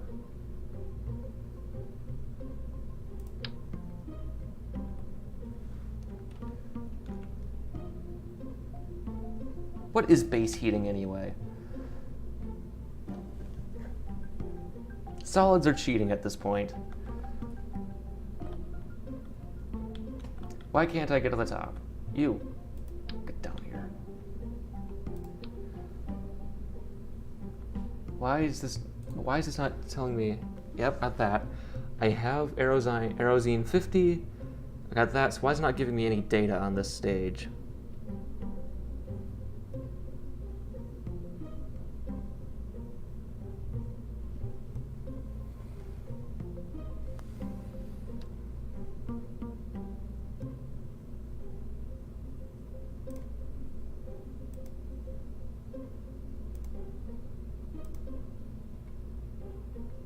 magic.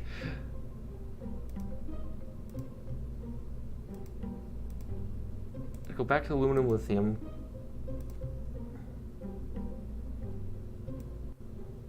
Go back. Why don't you, come on. This doesn't like me. I'll say that. Come on. There we go. And we'll do Aerozine 50.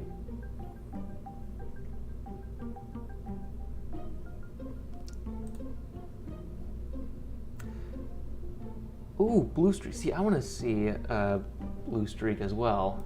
Jeb. That's gonna go away. It doesn't like this. So right now this thing weighs about 700 tons. So let's launch this pig and see what happens. I hope these hold. How high up am I? Oh, jeez.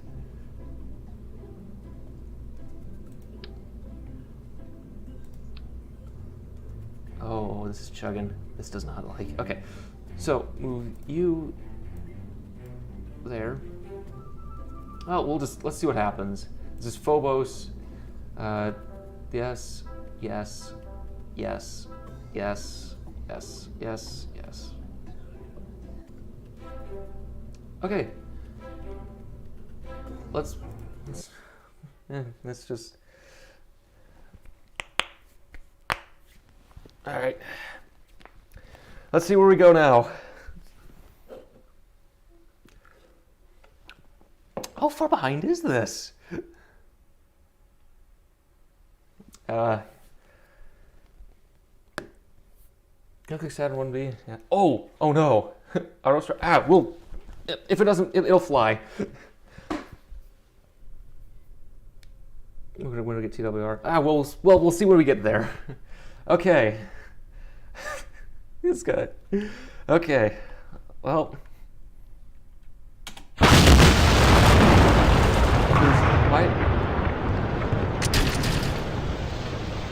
Why is it? Okay, well, I'll do that once I get, revert to vehicle assembly. So it thinks it's kerosene, but it's not. Oh. Blue streak was cool, though. The only problem was the British gave up. Oh, no. Okay. You should be Aerozine 50, LR87 booster.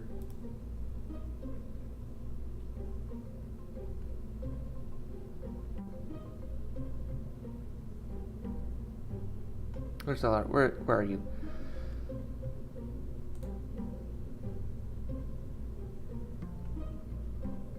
Oh, it thinks it wants to be kerosene. That's why. It thought it was kerosene, but I made the tank Aerozine. That's why.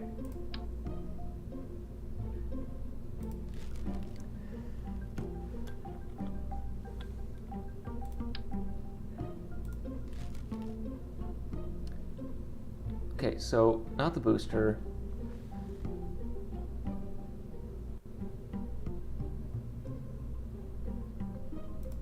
So if I do you, to make sure you're the right version of it.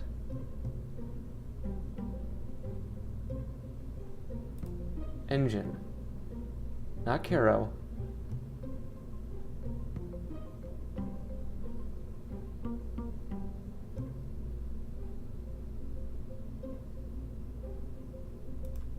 There we go. That's what I did wrong. So I'm gonna make 4 clustered. Aerozine, yep, as it should be. Make 8 of these. Oops.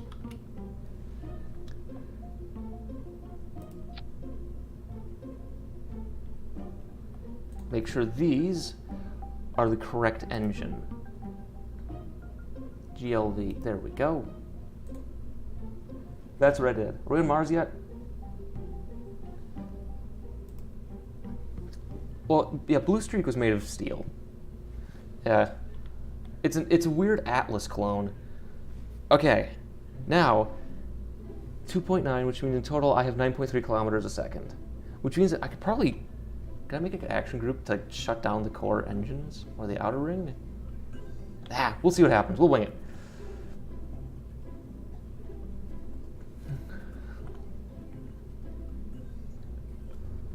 Yeah, that's okay. I got a sweat ratio of about 2. We'll go. Let's do this.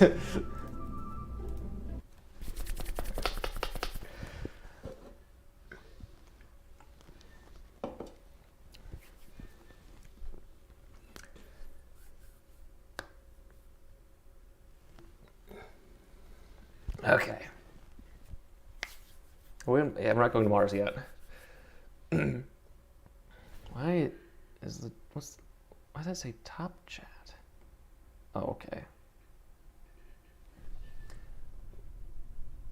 Yes, Vulcan could carry Cygnus up. The problem is Vulcan's not ready yet. So, okay, let's see if we can go to low Earth orbit on this.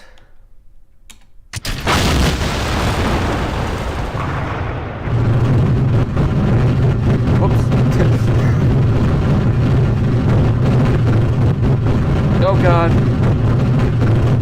Oh, this sounds terrible.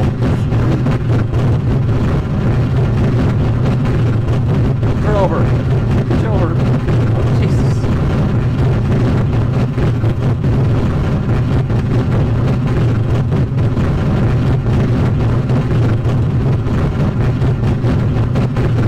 God has abandoned us.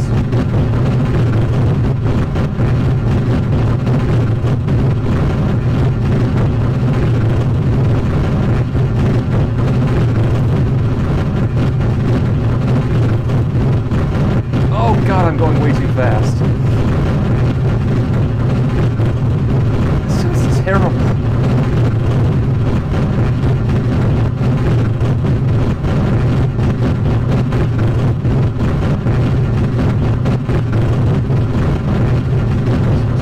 I would build K1. This is what K1.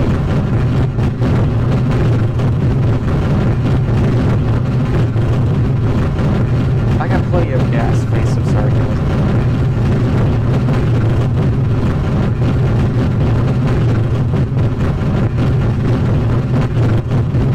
Oh god, this thing. Almost there.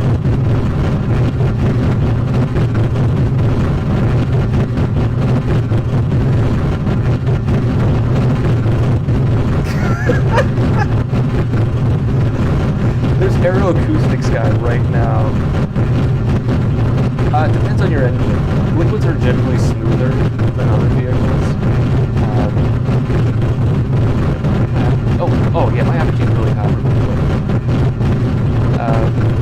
Now, Titan 2 was rather shaky,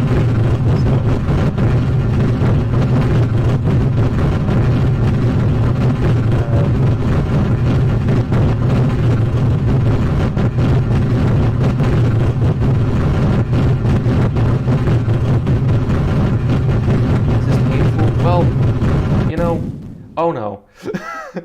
Oh.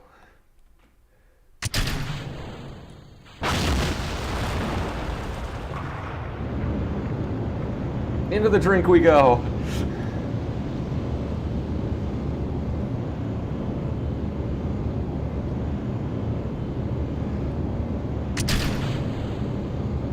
Well, let's just see if the engines start.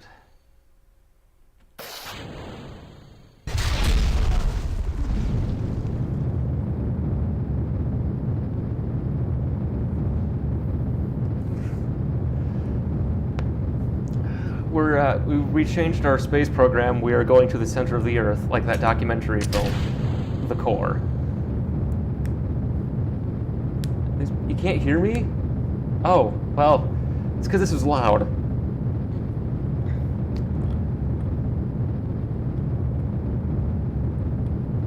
Okay, so I'm gonna fix the engines. Yeah, it got scared. It's like in Don't Look Up.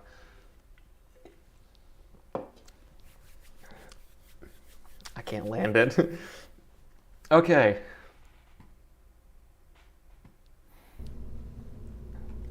Let's remove that inner ring.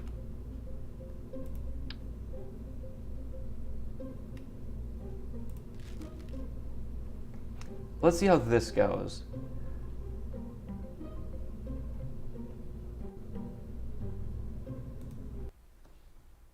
It wasn't supposed to do that. Okay.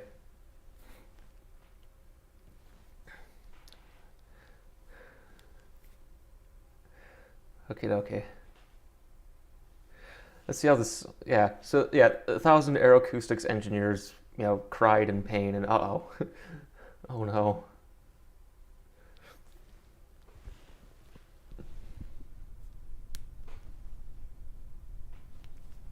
There we go. It lives.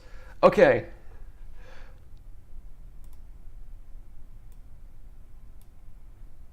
Better. Okay, let's see how much the aeroacoustics guy is.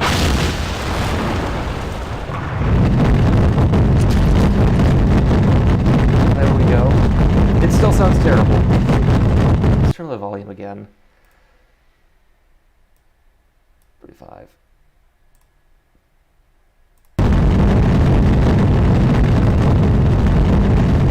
Yes, it does. I think. Yeah, you can change them in the menu. That was too slow.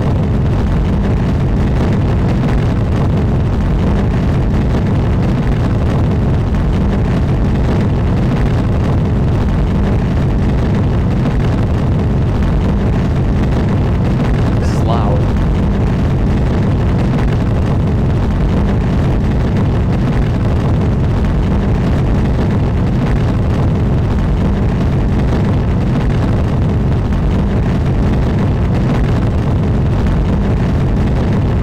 It's a leisurely trip to space. Yeah, I'm gonna do that. We'll see how far this goes. I mean, come on. Why should we worry so much about, speed and delivery, right? Let's, be calm, cool, and collected with all of this.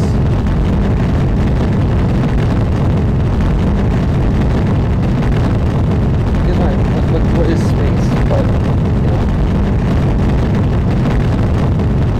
why are you vibrating? Jesus Christ, someone wants my attention. I have an email, a text message, 2 Snapchat things, dual windows mad at me. We're just taking our time.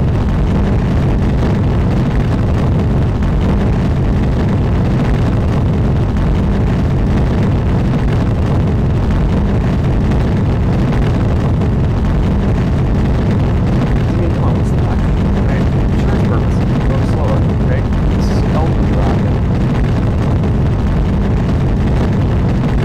This is painful, I know.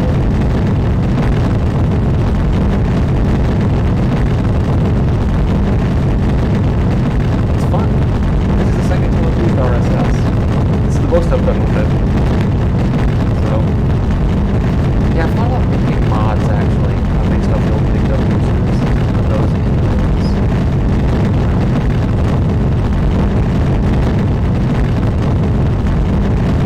I am? Jesus Christ. Uh-oh.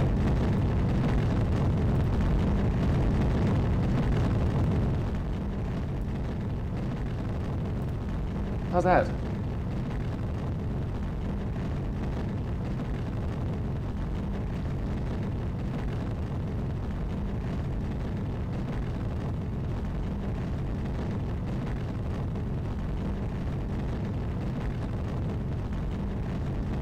How about now?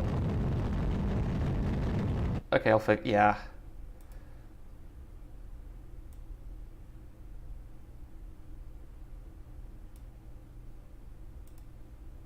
See how that sounds. It's just loud.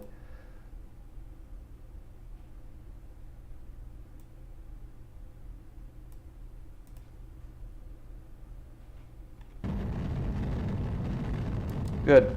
What?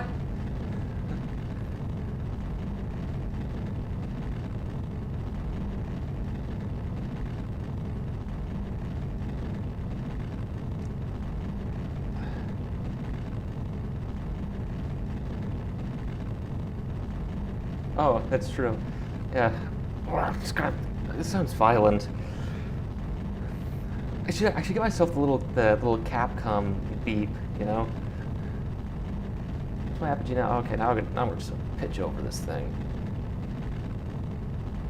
What are aerodynamic forces anyway?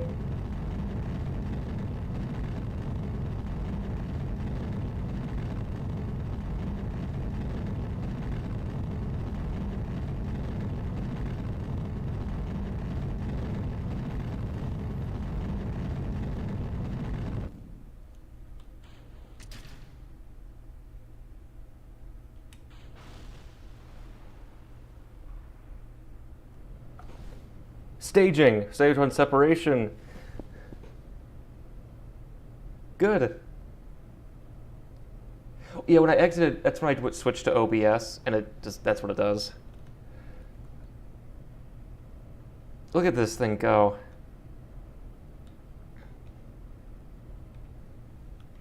Oh. I need to go higher. Pitch up. Keep forgetting. Actual useful low Earth orbits somewhere like 500 kilometers, not 100.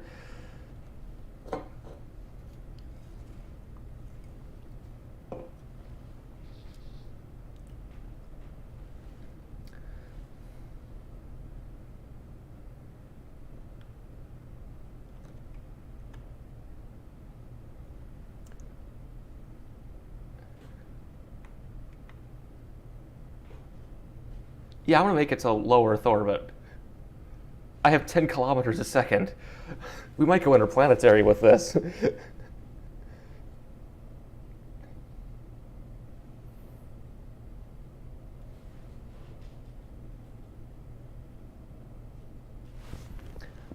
me reload this.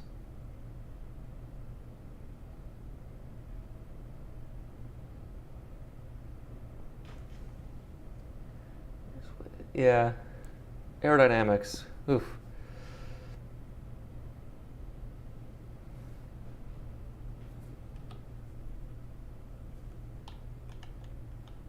Gotta pitch up. My apogee's not going fast enough. Oh gosh, everything's blurry.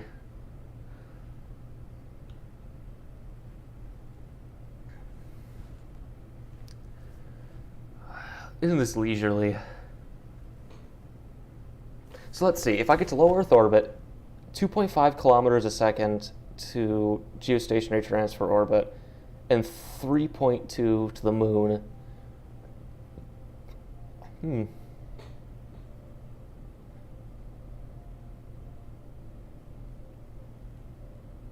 How accurate is this?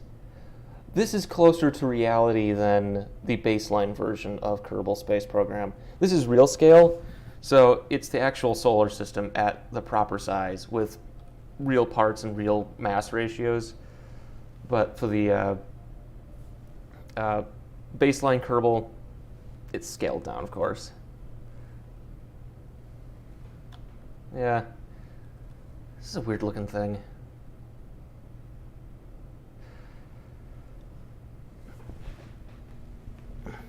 Oh, my butt.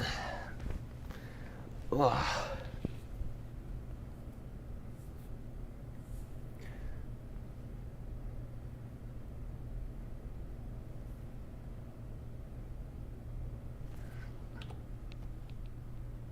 Oh no, I don't think I have the thrust weight ratio to...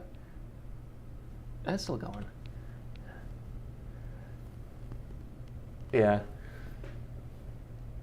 But I got to orbit on my third or fifth try. So, I mean, is it that hard? Yeah, what I'd do if I was going to do real solar system is build one you know already exists and then play around with that.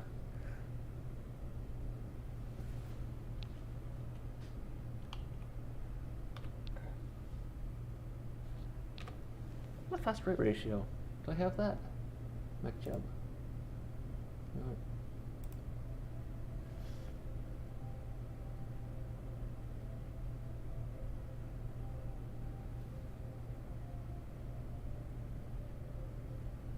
Oh, I should have put this on a steeper trajectory. That's a hydrogen engine. Oh no. Oh no, this one might burn up. I'm carrying another satellite.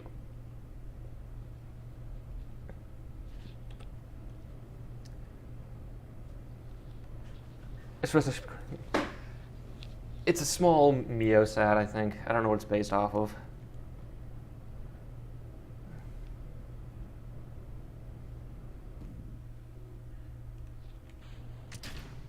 Pew.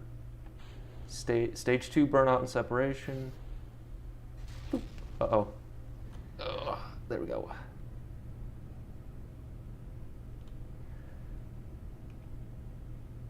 That's true. You could also do those. Silverbird's good. Boom. Here's the PFA Sat 2. If you can see it.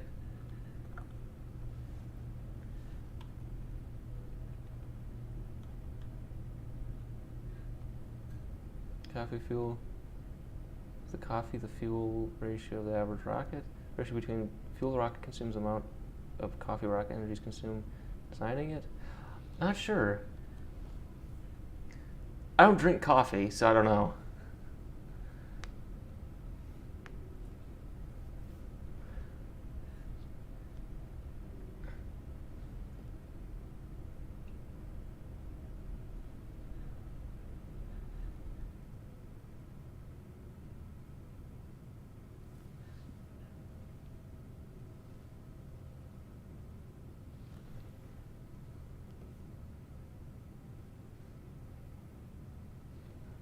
So now we're into stage 3 burn. I think I can just burn to orbit now. What is this? Oh, this is Bermuda. What am I talking to? Oh, it's Bermuda. So let's see, I'm like there.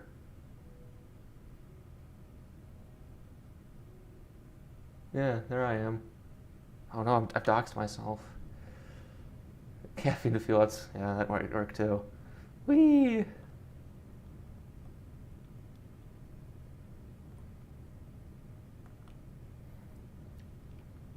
Solar panels in the, oh. I have enough electrical power, right? I do not have enough electrical power. Ruh-roh. My favorite new space smallsat startup.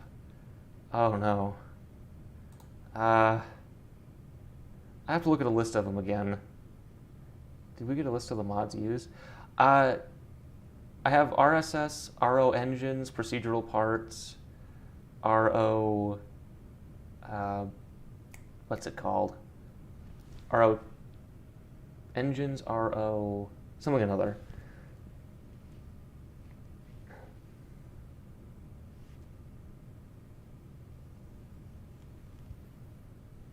Yeah, I have a very few mods for this. I installed MechJeb. Got that going.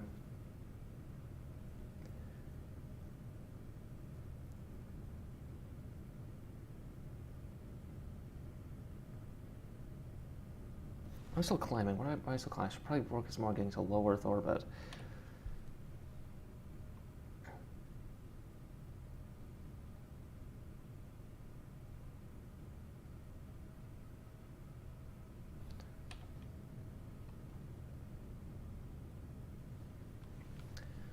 Well, I think I'm doing pretty good. Whee!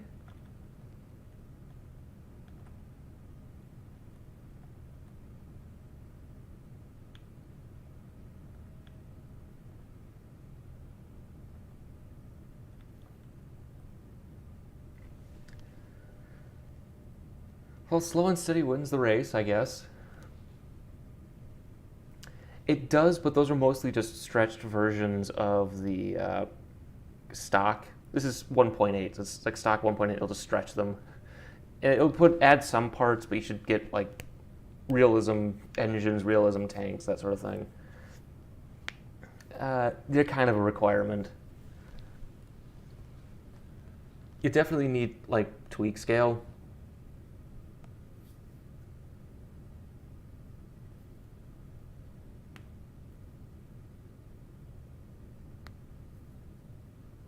Oh. Yeah, the numbers for Starship to anywhere are wonky.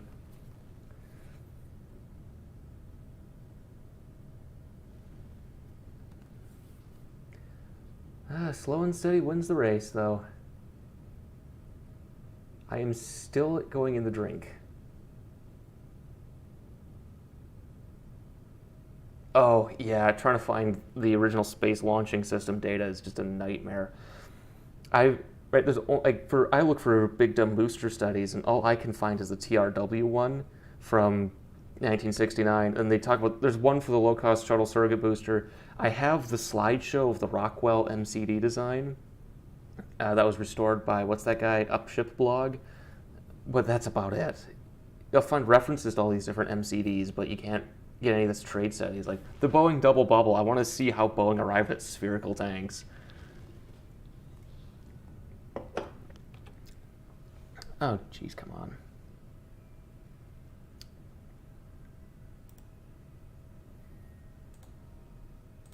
Go away. There we go.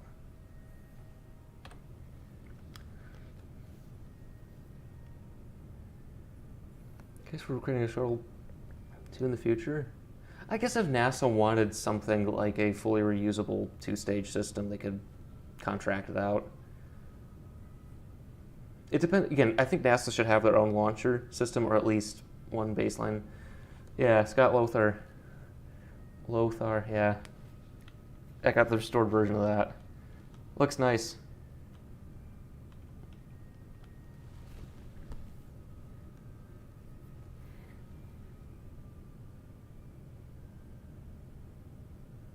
Oh my gosh, we're in orbit already. Jesus Christ. How does anyone do this in reality?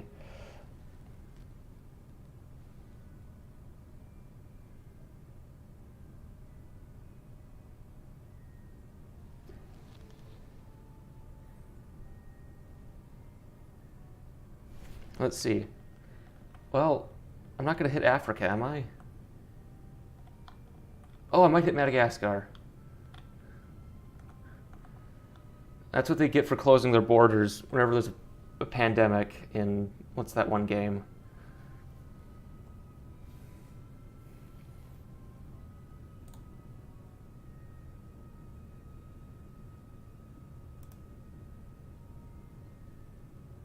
Oh.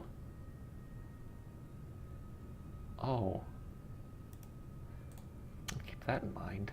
I have no ullage motors. This has just got to burn. KSP space program. I've thought about doing that. I know Scott Manley did some of that a few years ago with, what was it, Gil, I think? I thought about doing something like that. Because I have one I'm kind of doing for fun. Well, was before my computer killed itself. I had to get the hard drive replaced. But yeah, I was kind of mimicking building Mir, building a space station for the United States, building a Chinese one. Oh.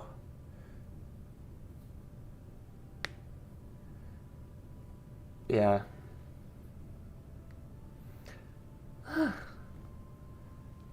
Let's see, what's my periapsis? Oh, I'm in the upper mantle.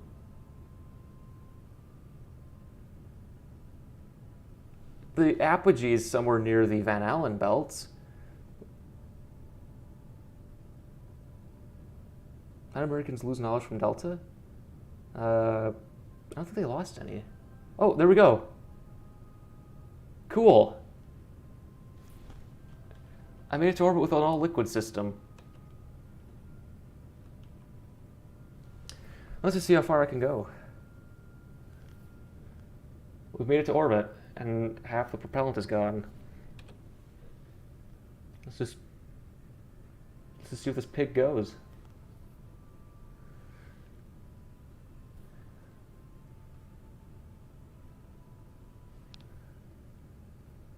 Yes, billion really opens to manage space missions. I think there's kind of a big push and pull for what role should private companies play in space access. There's a big debate, but I don't know. I'm for private companies doing space stuff, but, you know,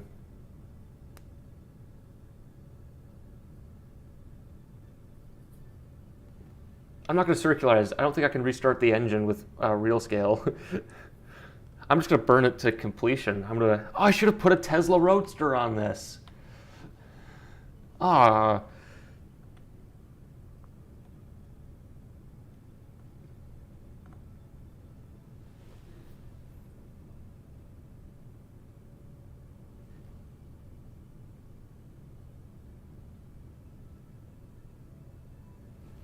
Yeah, the big thing that's going to define this century will be climate change, and the effects of climate change. Why is my hair so? I'm gonna get a haircut tomorrow. Ugh.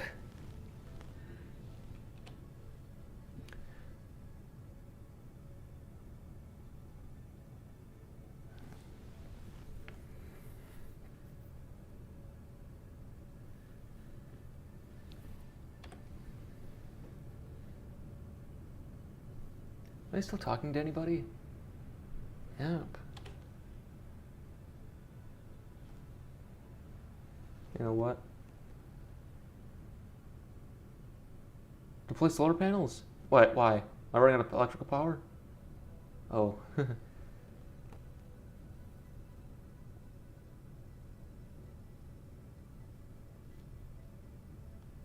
Yeah. Yeah, that is the thing about it. Okay, I'll put out solar panels, I guess. I'll get sheared off. Yeah, we'll pull the solar panels out as we cross over to the night side. Yeah, I think the big conflict of the big driver for wars of this century will be climate change, at least indirectly or directly caused by climate change. Because if you think about it, it's going to cause a lot of people to move around. So,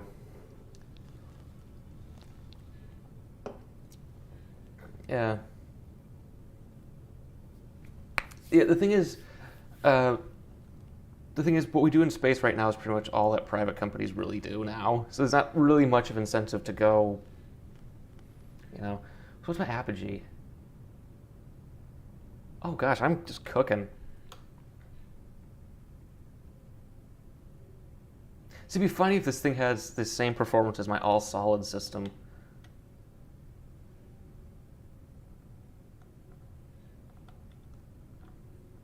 I'm building a weird Molnia. Huh. 10,000 kilometers. Oh, wait, let's make this.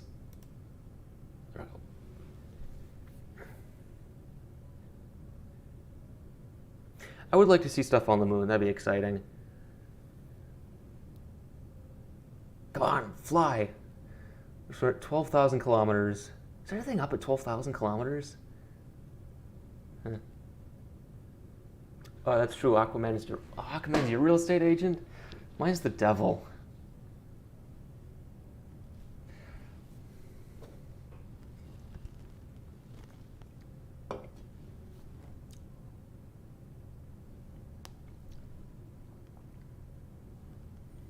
$16,000 kilometers.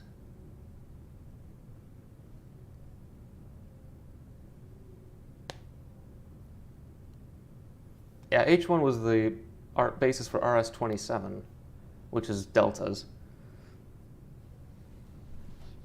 Come on, 20,000 kilometers. We still got like a fifth of the tank left. I've successfully built an Ariane 1.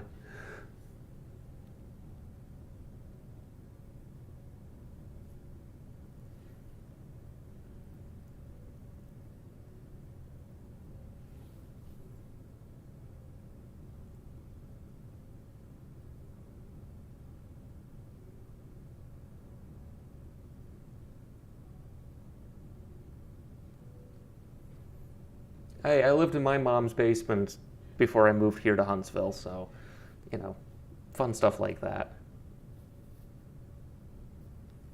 Well, you know, the problem with Apollo was that no one was interested in a follow-up. Honestly, that's the real problem with it.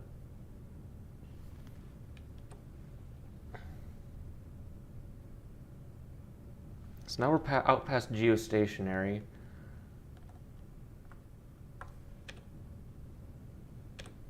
Come on, let's go interplanetary.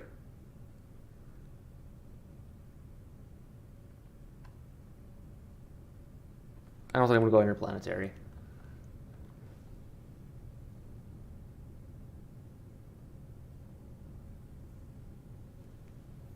It's been exciting to see some of these other engine developments because I like reading about some of them.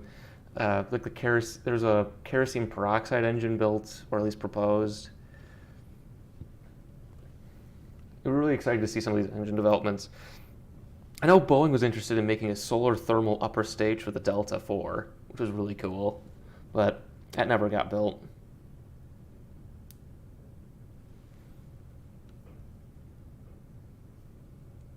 We're going we're going interplanetary. What kind of interplanetary? Which way are we going? Oh my god.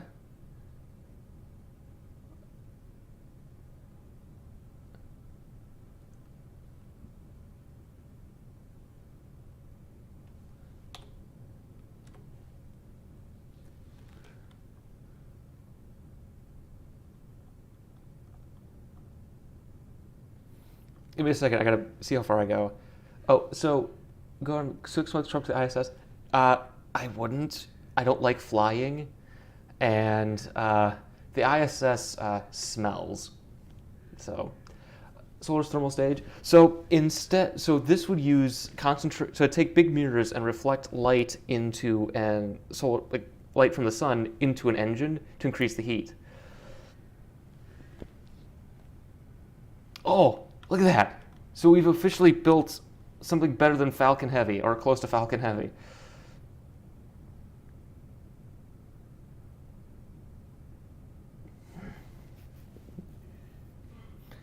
Well, building your own engine, you can do your own, what you want to do to make your...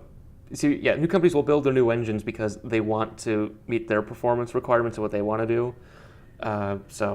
Right, because I know there's one company that's actually working with their own hypergol propellants. I think it's hydrogen peroxide and ethanolamine. So payload mass currently, I don't know what my payload mass is. What does he weigh? When I jettison it, it'll tell me.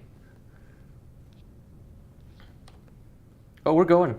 What's this? It's Vesta, so I guess we have Ceres. Oh, we're almost dead.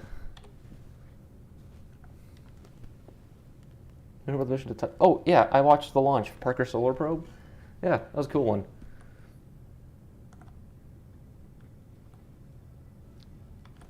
And we've stage burnout.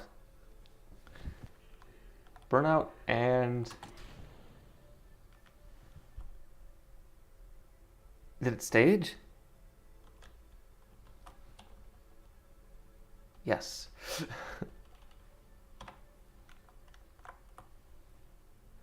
We'll rename you PFA Sat 2.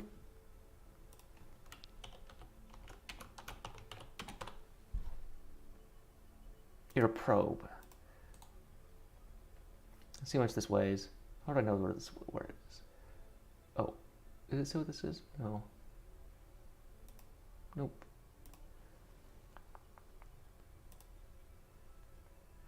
It weighs 1 ton.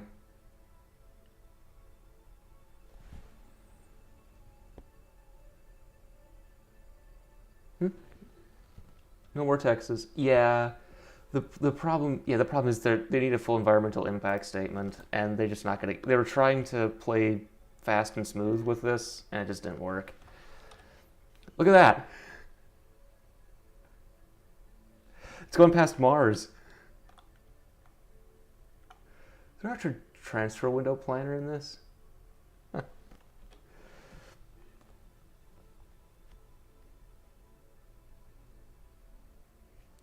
Yeah, the big problem was they're trying to play fast and loose with environmental regulations, and it just... What the hell's this? Oh, that's the moon. Look at that!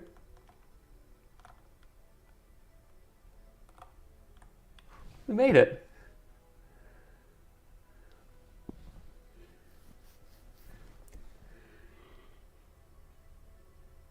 This thing is going.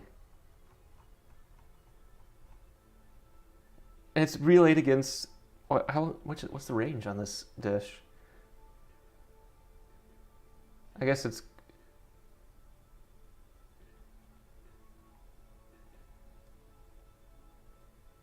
Look at it go. That's amazing.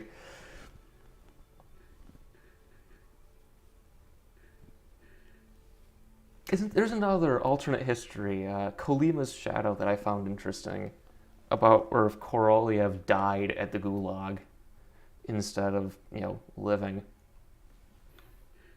Because Kolima, that was like the worst of the Gulags, if I remember correctly. So, we did it.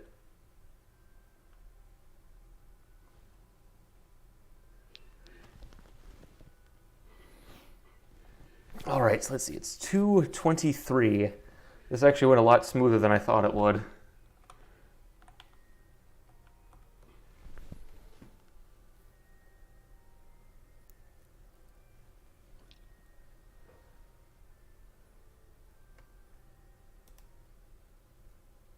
Well, now what? The only other thing I thought about doing today was watching the Starship presentation. Maybe you could build a small sat launcher.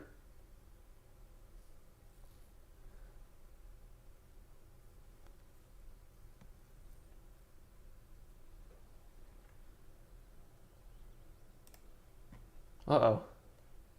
Oh, there we go.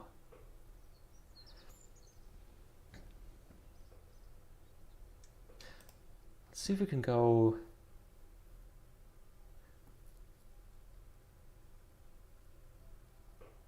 Okay. So... Oh, geez. Okay.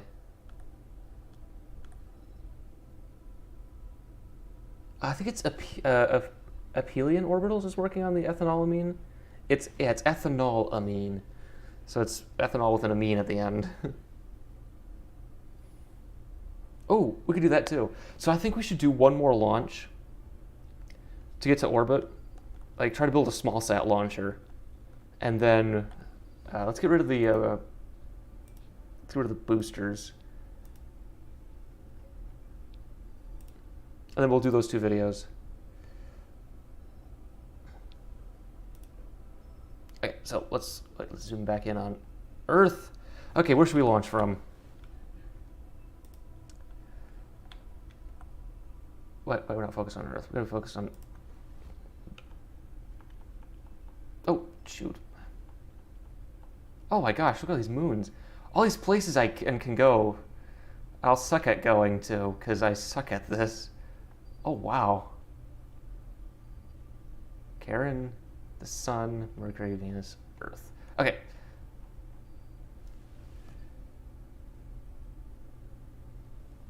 It is. Well, there is a. I know there's the private launch vehicle Liberty in it. It's kind of, I like that. Let's go to orbit from Kodiak or Omelek. Oh, we probably shouldn't go to Vostochny. Let's go to Vandenberg. Go south. Yeah, we're launched from Vandenberg. I'm going to go into a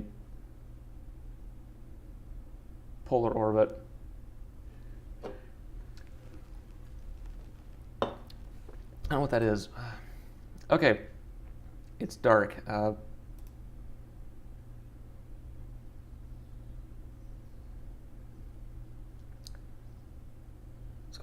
go a little farther into the day.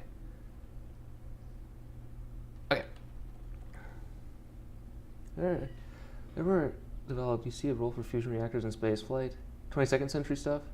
There's plenty of them. You want to go into deep space? Or to go to deep space. Okay, where am I? So this is Vandenberg. Okay.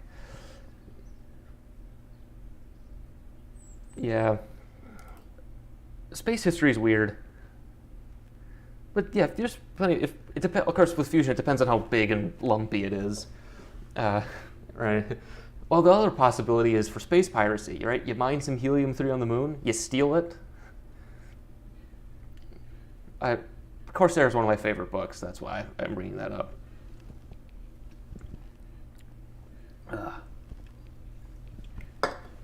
Okay, so we'll build a new rocket. Build a small sat launcher. Kind of like a Percheron.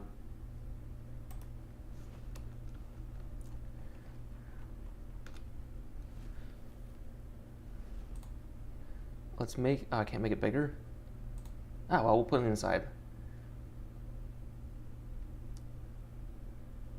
2 meters. Oh gosh.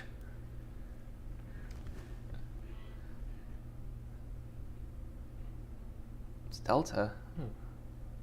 So this will, ooh.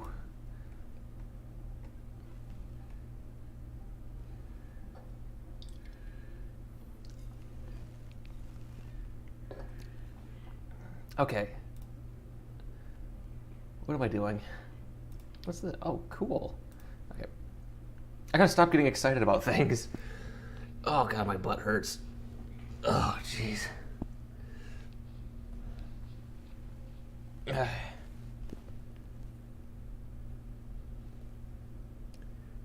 Okay, what am I doing? Okay, so I need to build a satellite deployment. Yeah. 1 meter diameter.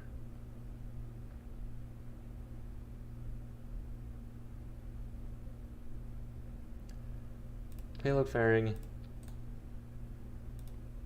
1 meter.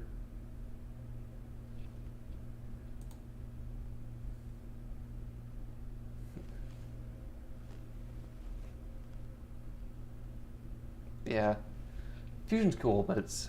Okay, so that's a decoupler. Cool. So now let's put our little small sat on top. What? Why are you so big?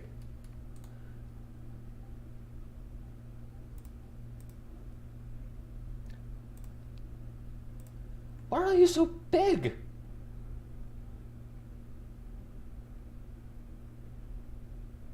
Where's the CubeSats?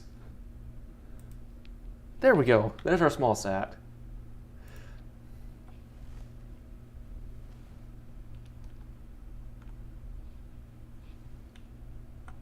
Okay. We'll put a little engine on it. A little maneuvering engine.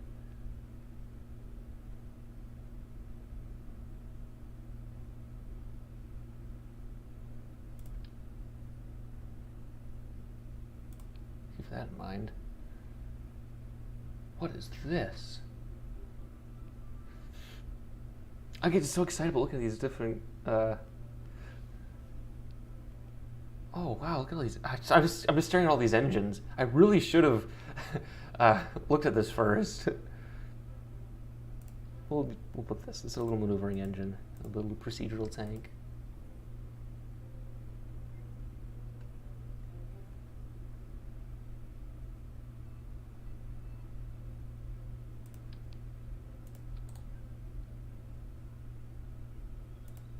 I would go with the fillet. Yes.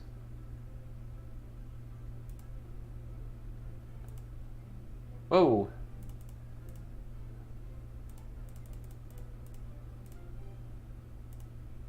There we go.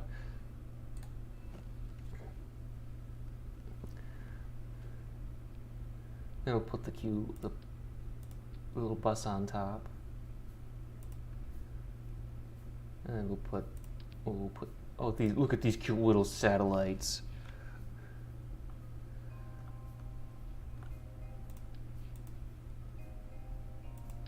Oh my god, they're huge.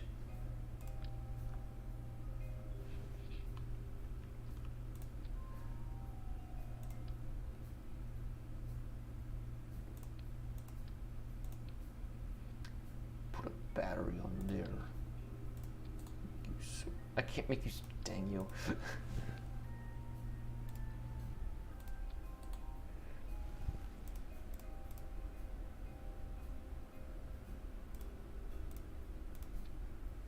No solar panel. Oh, there we go. Look at that. Isn't it cute?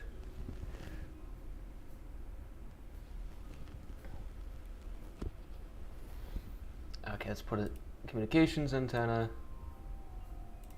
There we go. Oh, and we'll call this guy I don't know what this is inspired by at all. Okay, so we've got this guy. Oh, I like the fuel tank. Oh no. What does this use? Needs high pressure tanks. There we go. It's high pressure, isn't it? Yeah, it should be high pressure.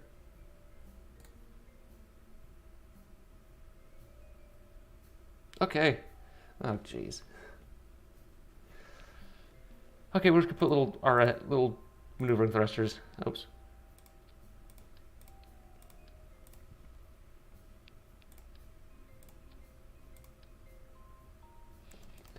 No, go on there. Jeez.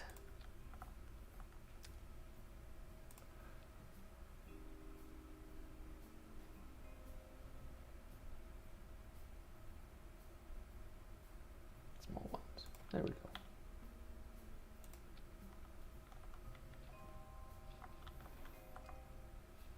Okay. Now let's build fuel tanks.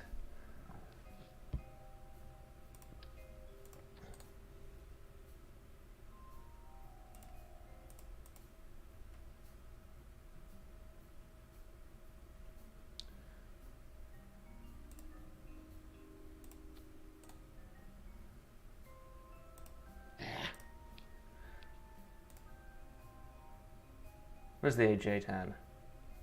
People still commenting? Oh, yes you are. Oh, jeez. Oh, jeez.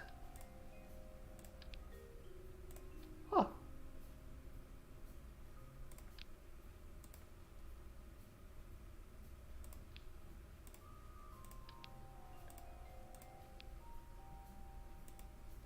Okay. So... oh, that's big dumb booster, all right. Oh, that white fuming and this is nitric acid. Perfect. Oh gosh.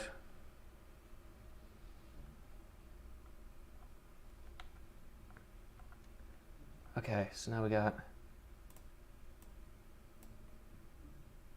Oh, I put the payload fairings on. Oops.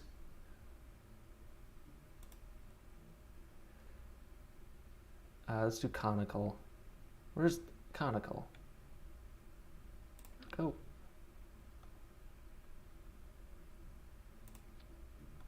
Oh, that's weird looking.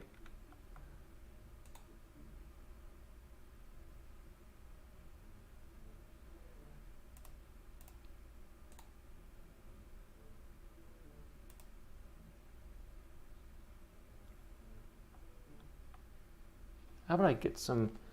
How do I get extra height? Oh well. Yeah, it's better.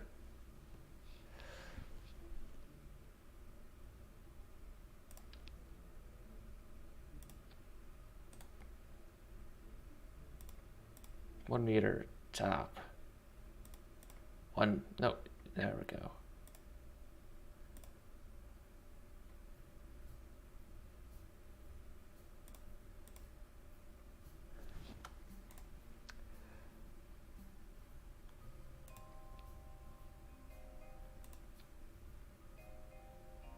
Why do you have NASA on you?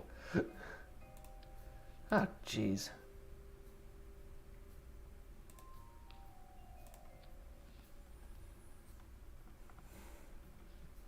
Oh, I gotta fix that. Oops.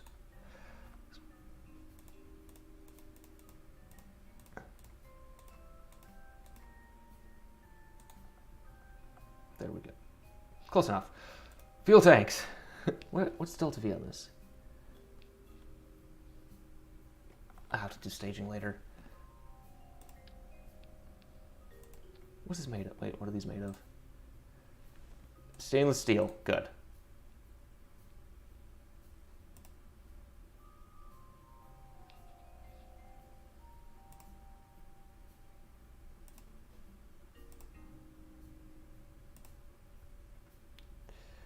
And we'll make you what? What is this? What's Perch? Perch one's like what, 10 times? 8? There we go. Make the satellite taller. Oh. Yeah, I probably shouldn't look up how to get extra length. Oh, I can just put another satellite in. I'll do that. I'll do that once I get this all built. Okay. Now I can use a little H1 maybe. E1? No. Yeah, let's put F1 on this little guy.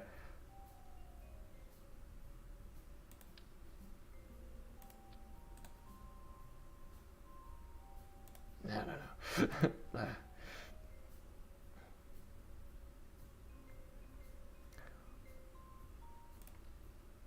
Oh no.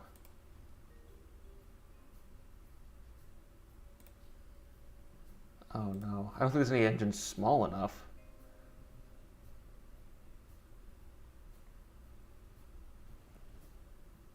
Oh, there we go. These little other ones.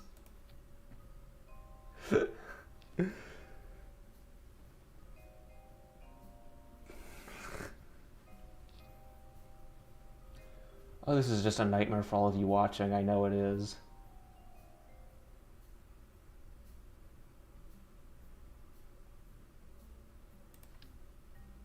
Oh, the right size. Ah. Oh, there we go. I think it locks ethanol.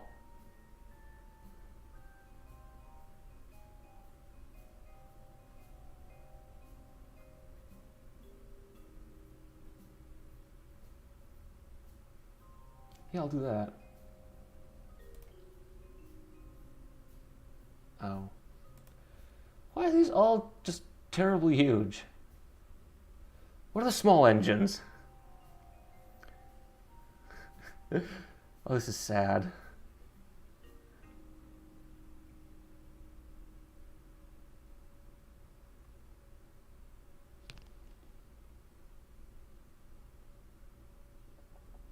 Ah, see, there we go. Get our laundry.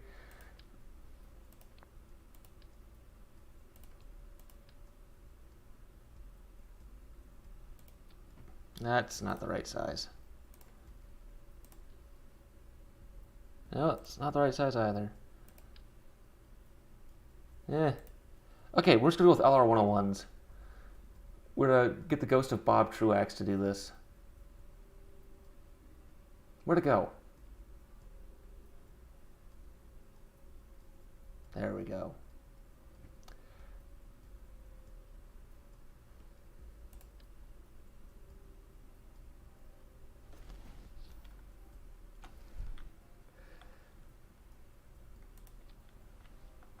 Now these should make 4,000 pounds of thrust.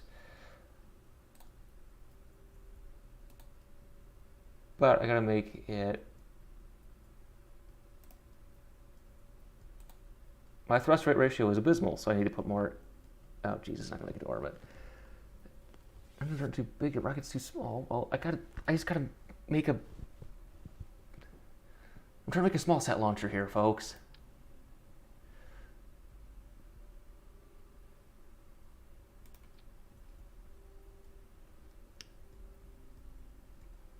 If I make this 2 meters, 1 meter instead,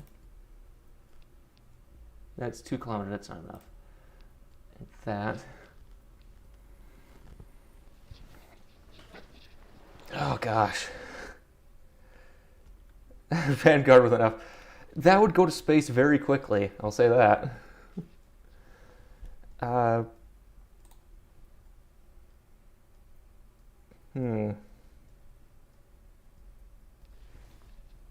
My thrust rate ratio, of course, is not good.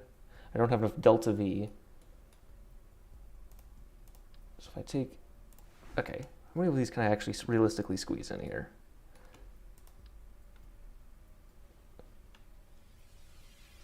Six? Make this shorter.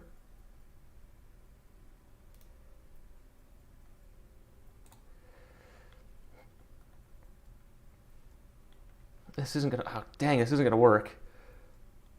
Ah, well, I'll just make this bigger, I guess. Put a cone.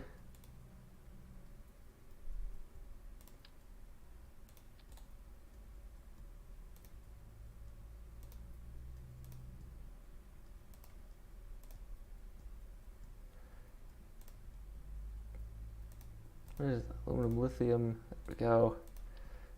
Put you in.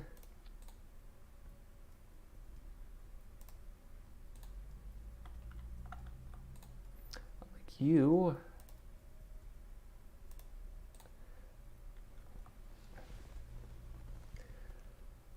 I don't even think it gets started. So now I can put one LR101. Where'd it go? Gosh.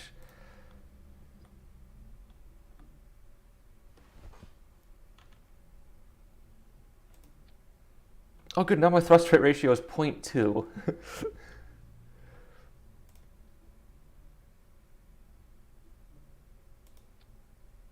I don't have enough delta V to get to low Earth orbit.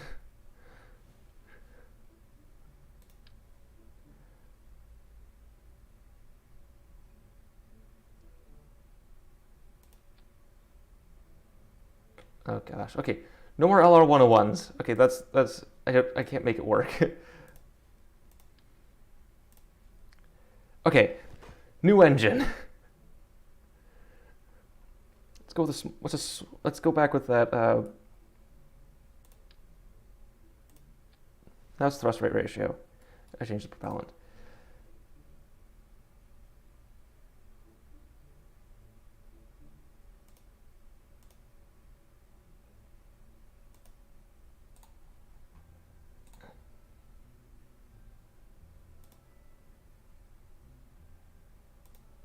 What did I do?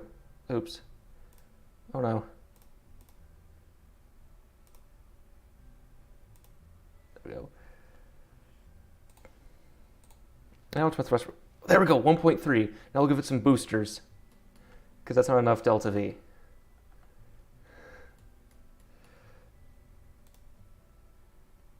Where is the strap-on?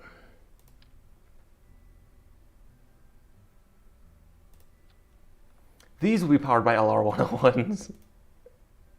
No, that won't work. I need to procedural tank. Oh no, it's gotta be unconventional structure. Uh-oh. Oh, it's struggling. Only got like 4 of them. Or just 2? Yeah, wait. Oh, it's chugging. 2.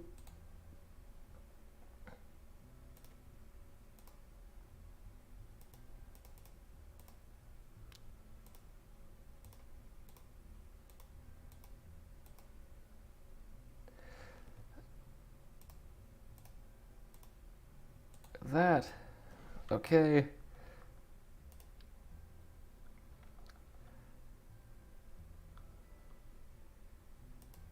That's about right. Oh, this is going to look terrible. This is a terrible looking rocket.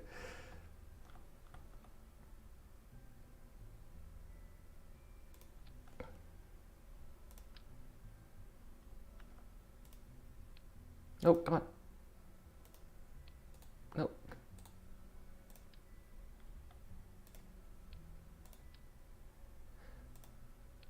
My computer is really mad at me.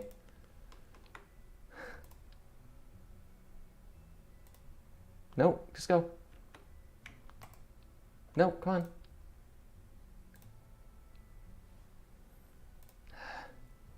Hello.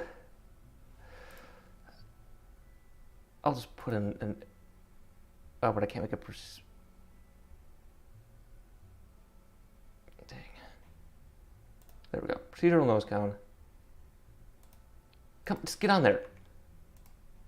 Come on. Okay, we're gonna put solids because the nose cones don't work.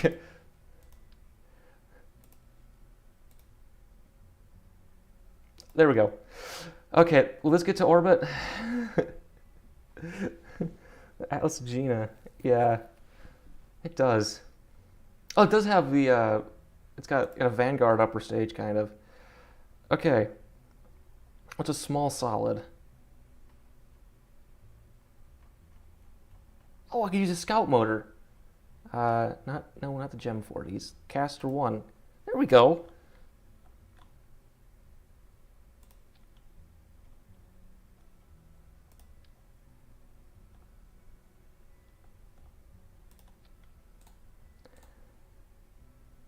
Auto strut.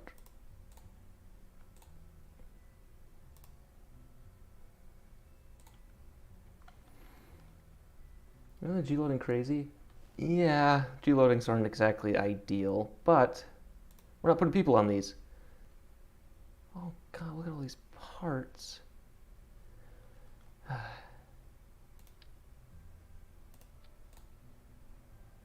can't change you. Nope. Where'd the procedural one go? Oh god. This must be like watching an Alzheimer's patient try this. Just get on there.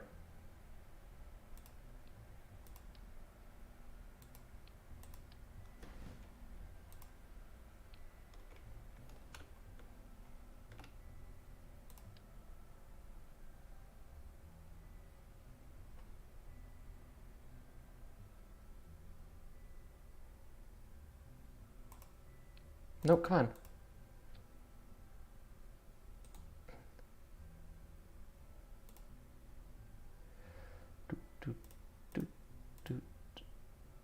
Doot, and it'll make you. Oh, there we go.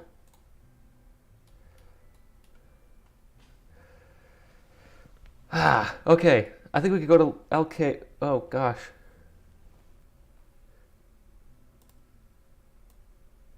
Can I make it to low Earth orbit with this? No.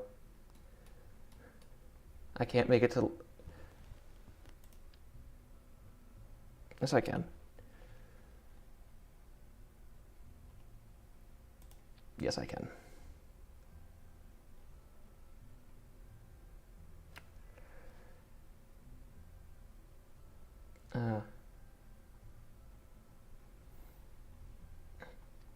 Well, my thrust rate ratio is high enough. It is. Oh, gosh. Oh, I could creatively stage these. What am I talking about? Could do. What, 3? 3, and then how do I duplicate?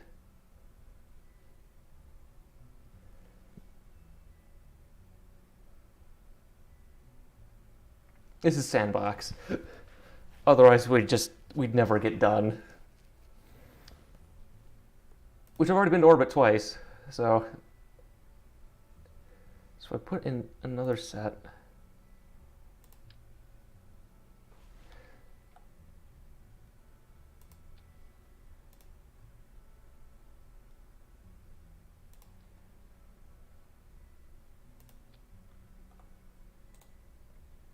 Why don't I just do that before?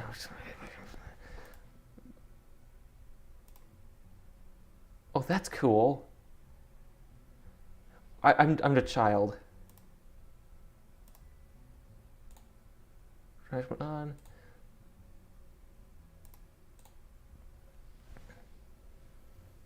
Yes. Yeah, it is a campaign.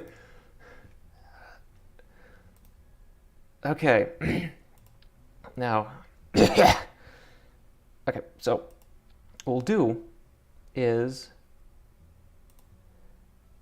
we'll light those second, we'll light these first, because this will then have a thrust rate ratio of 1.75.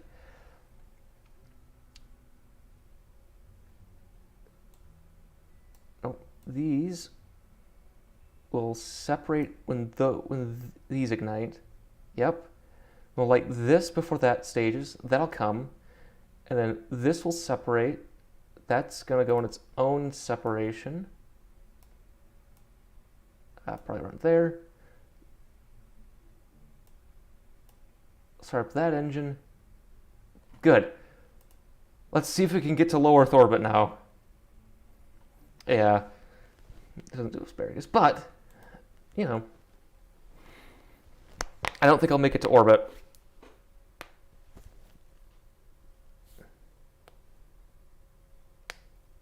Yeah, the problem with asparagus is it's really complicated plumbing.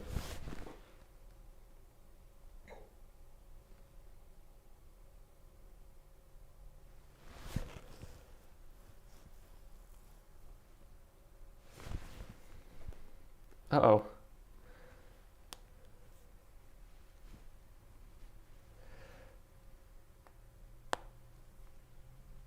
I know Gary Hudson was talking about using asparagus for percheron, but that didn't work either. Okay, so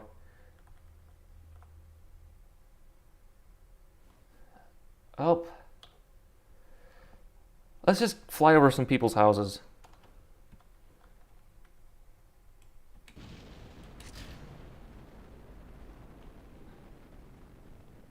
Oh, these are burning fast. Which way is... Oh, I can't steer.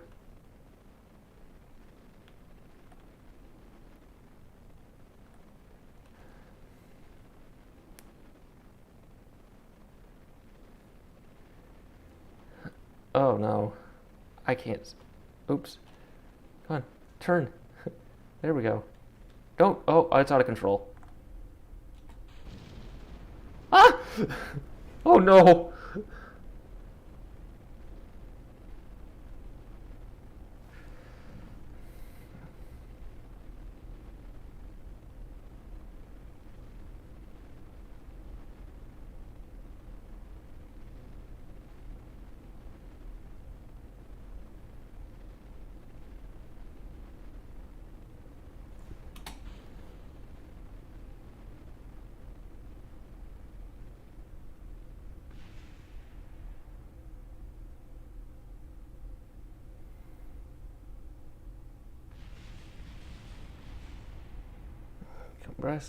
Compressed gases fuel.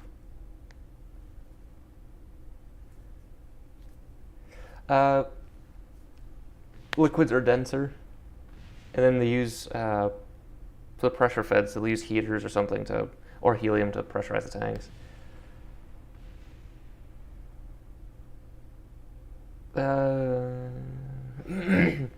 I can't think of any off the top of my head.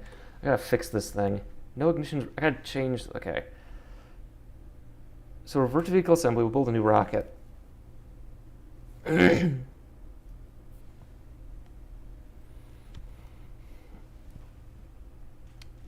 Ugh. It's 3 o'clock. We do this for 3 hours. Yeah. Well, yeah. It's depending on.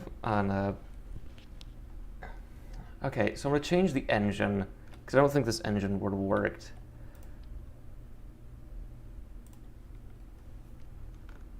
Okay, let's see. Instead, okay. Solids are hard. How should I do this in, or maybe it's my control scheme.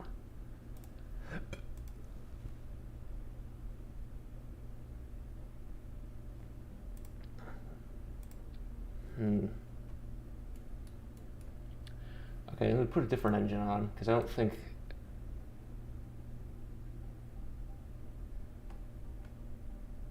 Ah, there we go. That'll work.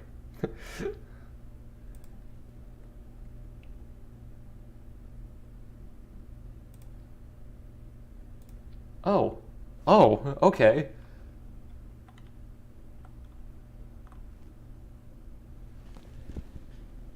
Yeah, but you can't. Well, you have to expel the gas, though. That's how the momentum exchange works.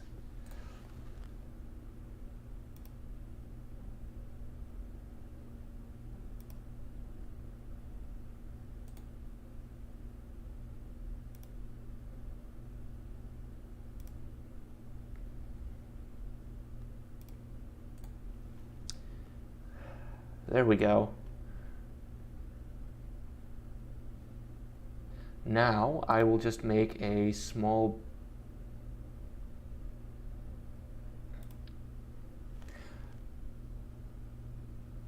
You can get it on Steam. Kerbal Space Program.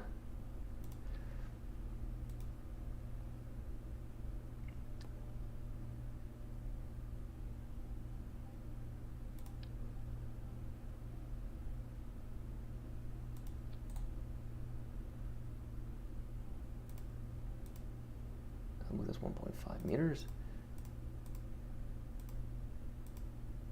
Actually, what is the?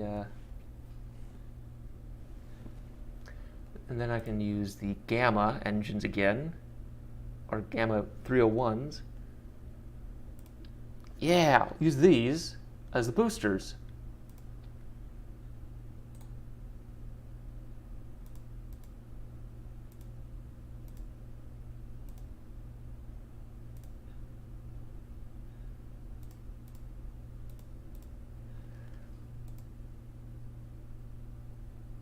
KSP2? I haven't really been following it, so.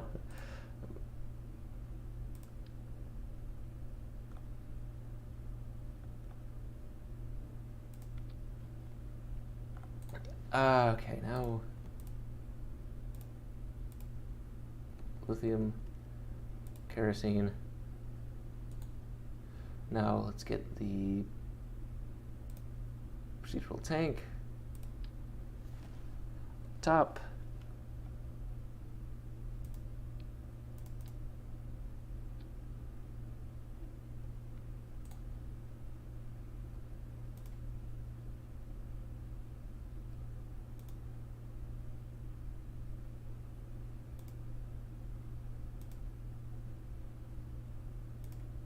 There we go, and you will be.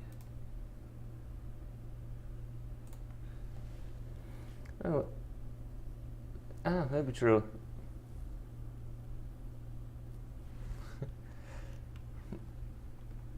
There we go. Now, okay. 400 meters a second. Okay, it's going to be carrying the fat guy. Now, these are... Huh. Okay. What's total delta V in this? 9.8 kilometers a second. This will work. This will work. I think I can steer it this time, too.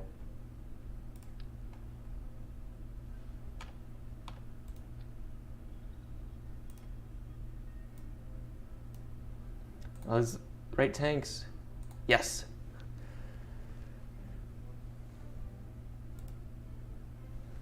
Check my staging. Yeah, let's just do it. Launch.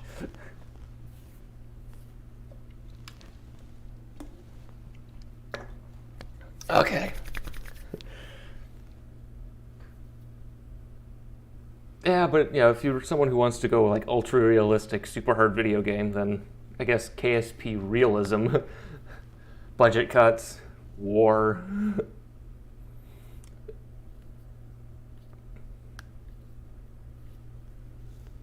That's gonna be really hard to program.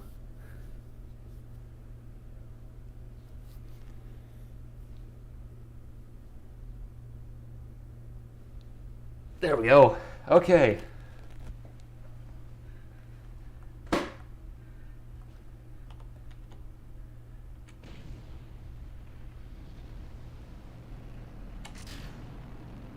Not enough thrust to weight ratio.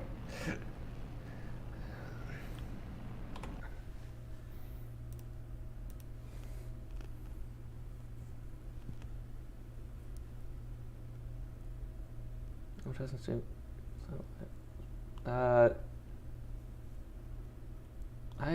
I've heard. Well, I know station keeping is, but I'm not sure about any of these missions that are proposed. Okay.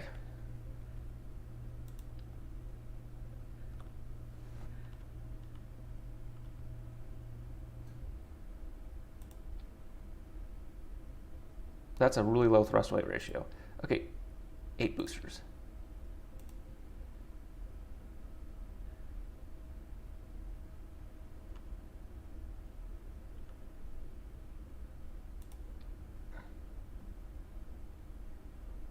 I only point. What? Why only 0.83? Oh. What?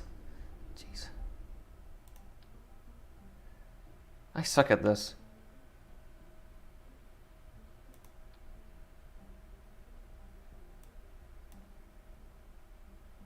Only 1.3.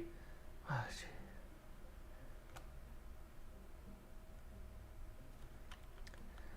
I need bigger boosters, I think. What's the thrust rate ratio with just the bare stage?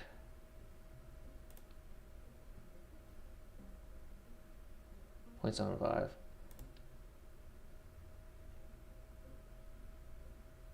What are 3 boosters? So if I do 4,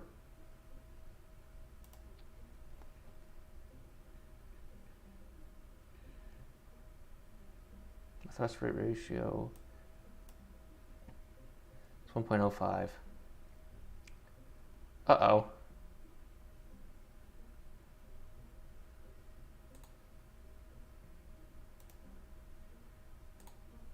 1.313. Then if I do another set of boosters, so 6.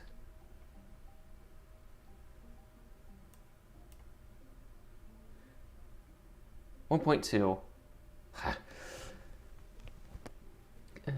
Oh, this is more like a more British. What if I shorten this?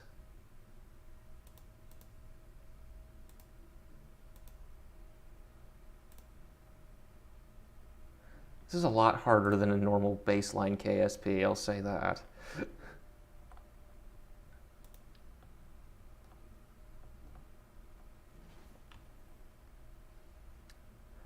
Boom, boom, boom. Put you there.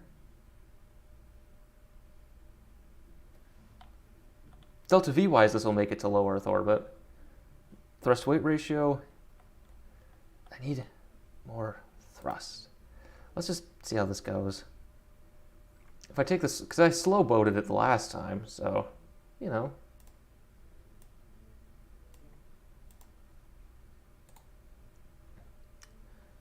Oh.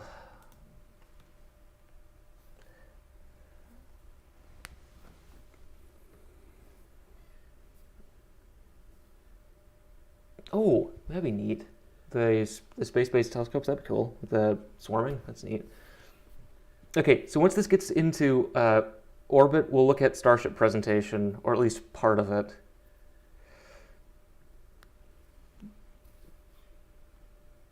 Or Angry's video. I don't know.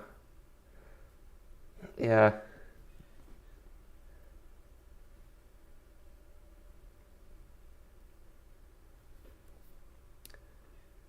Well, this is the real scale, so. Okay.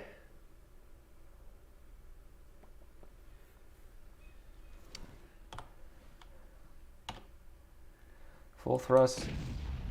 Engine, main engine start.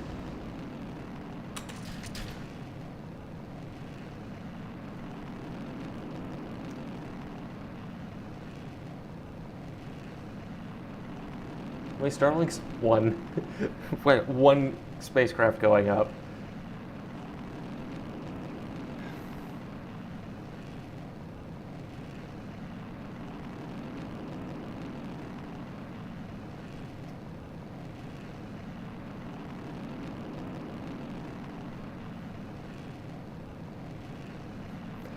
We'll take our time. Hey, slow and steady wins the race, right?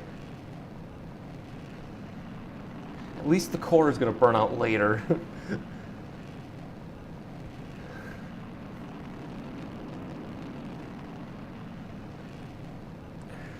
Oh, geez.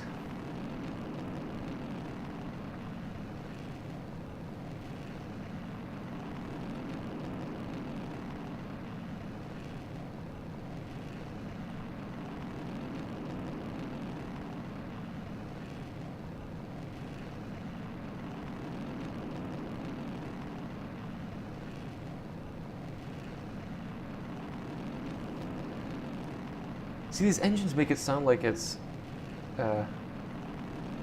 This is a hydrogen peroxide proton-inspired rocket. This is British. So it's gonna go, you know. So when to celebrate the day, it becomes free.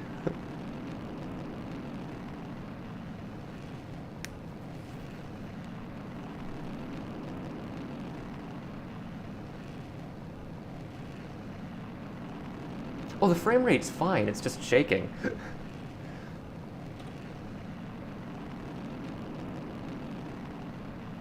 Oh, good. My apogee's only like only a kilometer higher. My perigee's still the core of the Earth. This is great. But I think I have enough delta V to make it to. Oh no, I'm just dropping to low Earth orbit. So.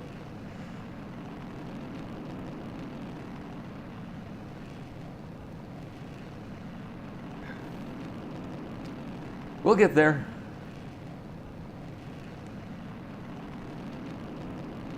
You just talk about space like, it's up there, I guess. This is just, I guess I'm just slow and steady wins the race.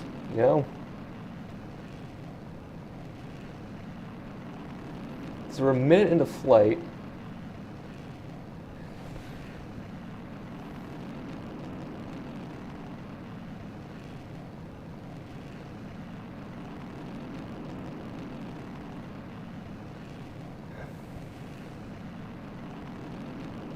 Yes. Oh, maybe next time I'll do that.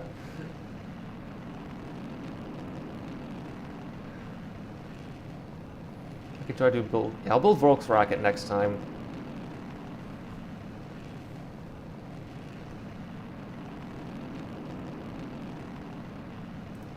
So right now, this weighs over 40 tons at liftoff. Oh, thanks, Deep Sky Dude. Let's pitch over some more. Because now I'm starting to pick up that velocity.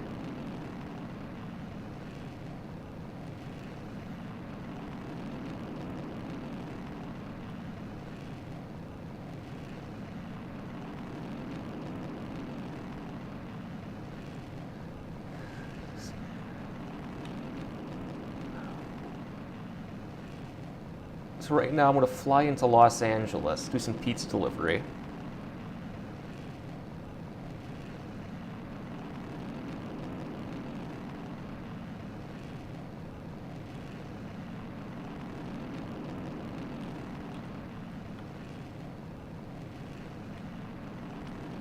Tiny little trajectory.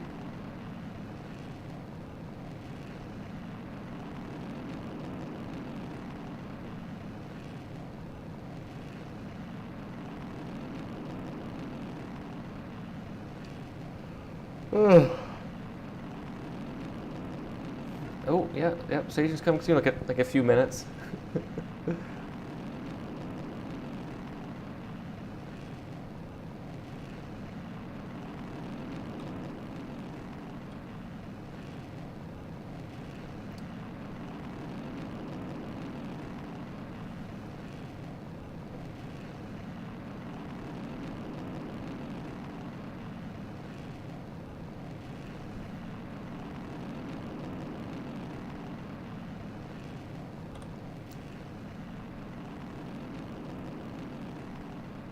Oh, it's 100. Oh, so we're cooking now. Probably shouldn't be turning while this is. Okay, so now. Is it tailing off? They tailed off. Separate. Don't hit, don't hit. Oh, thank God. Oh, oh. Well, it's a PFA cross. There we go. So we could cook the pizza with aerodynamic heating.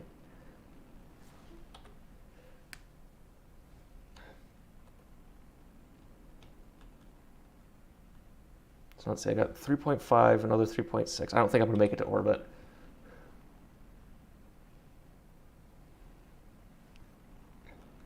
It's going to be a low orbit.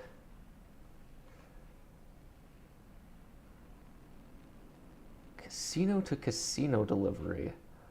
Ooh.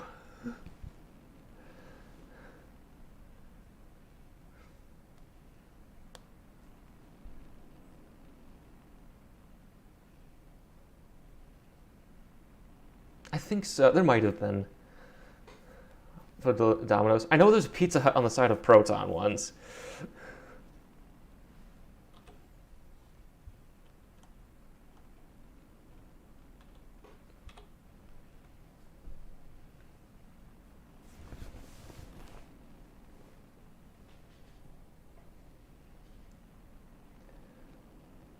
Whee! So right now, everyone in Los Angeles, because Los Angeles is right here, they're all freaking out at this exhaust plume, which is like steam and water.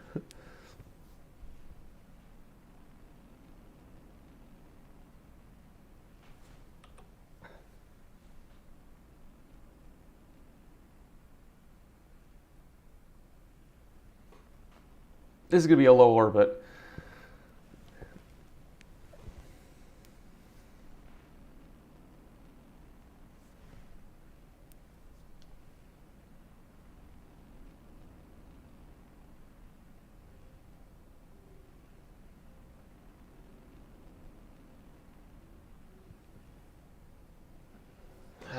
we might make it. My apogee is somewhere around 200 kilometers, so that's pretty good. Oop. I don't want to do that. Oh. Almost stage burnout. Got some high G loading there. That's around, what, 7 or 8?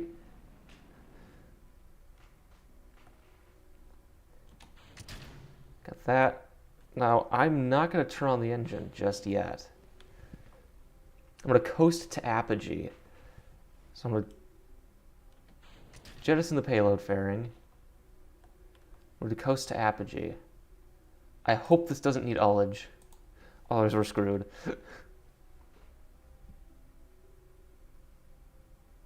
I should probably start up the engine. Let's wait a few seconds.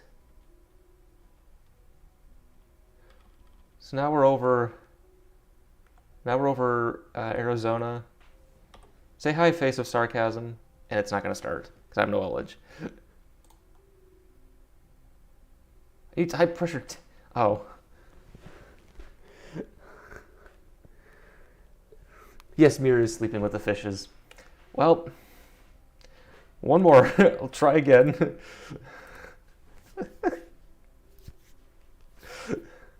It won't make it. The engine won't start.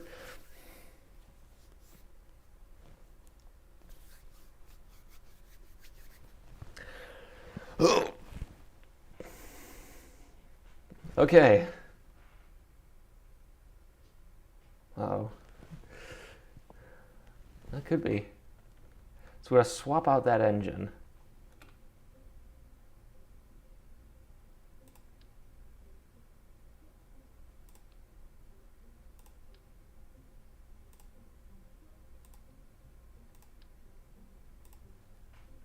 We'll switch it up for some LR101s.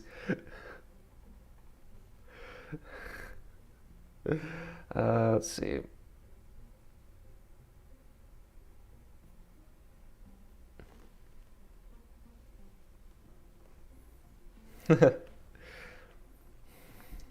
Okay, what's a...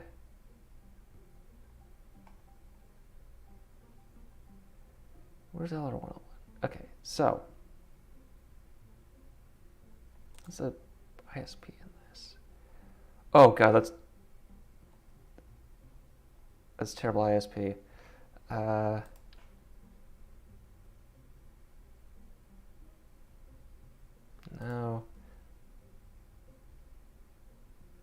I need to make it. I need an engine that's. Oh, remember the Merlins? Kestrel. Where's Kestrel?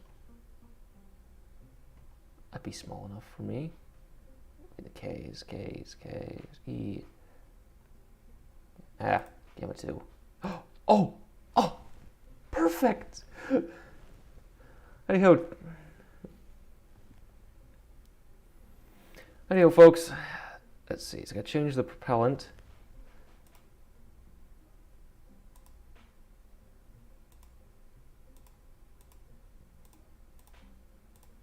Aluminum, lithium.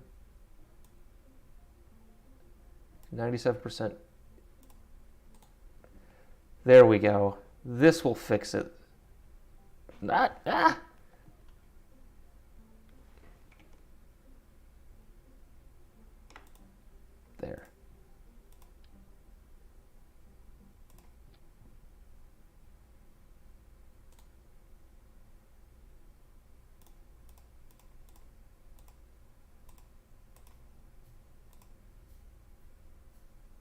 There we go.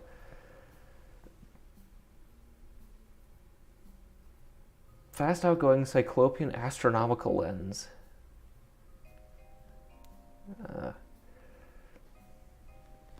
Neat. So, oh, crap. Engine. Where's the inner... No, I need 4 of these.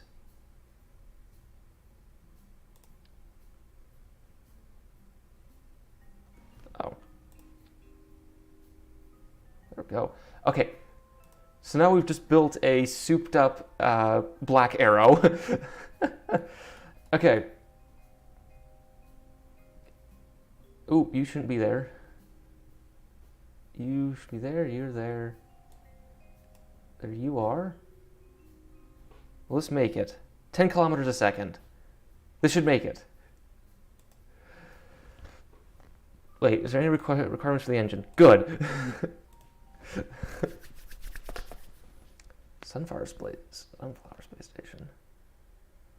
Just get done already? Jeez.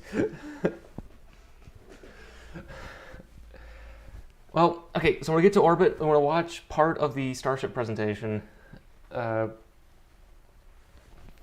And we might use Angry Astronaut. I think Jishwan and Sebastian are going to stop talking about space.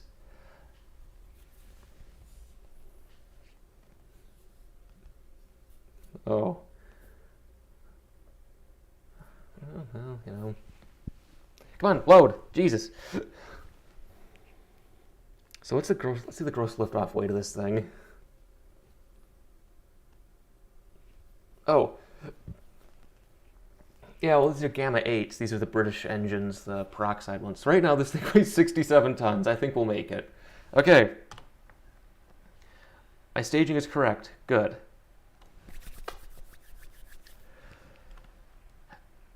Main engine start.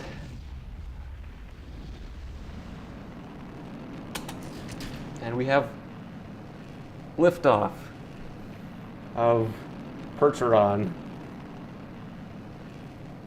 Yeah, I've heard that. Now, unfortunately, I think it's because she was harassed by people, which is rude. Don't do that.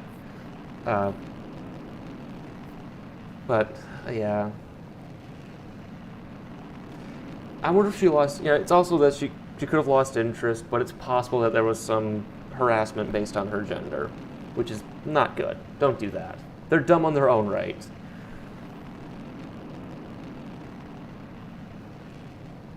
To the Future with Jishuan and Sebastian, which now I think it's just Sebastian.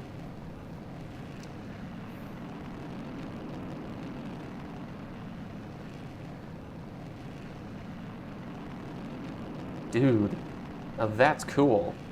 Yeah, I'd like to see missions up to the solar focus. That would be really cool. Because I'm reading Manifold Space, so...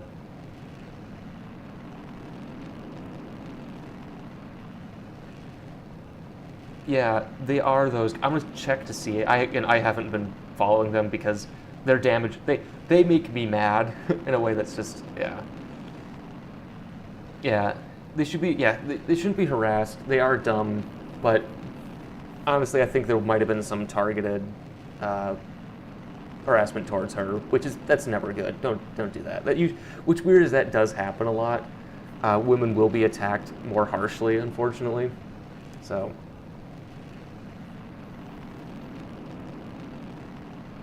More pitch over. Alright, so now everyone in Vandenberg is panicking because I think the viewing area is over here, so they're freaking out.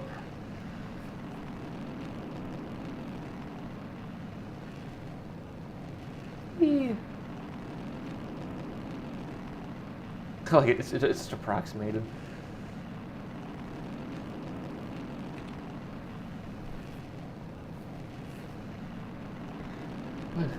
Lift! Yes.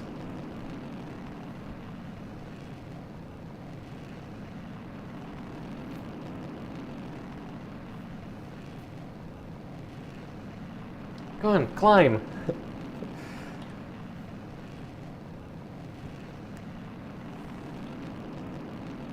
So my apogee is now 7 kilometers. How high am I? 5. Oh. Pitch over a little more.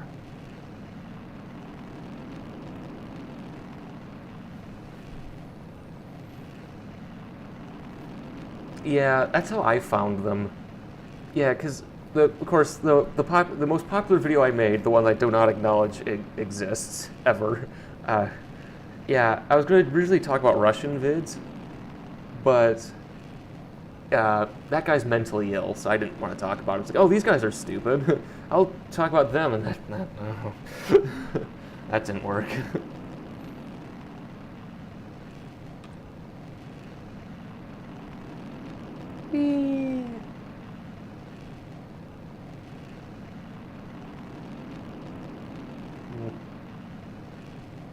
Well, there's also just some people are just like get really weird about these guys, and that's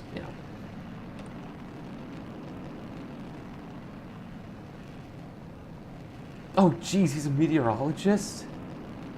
Oh, no. Oh, no.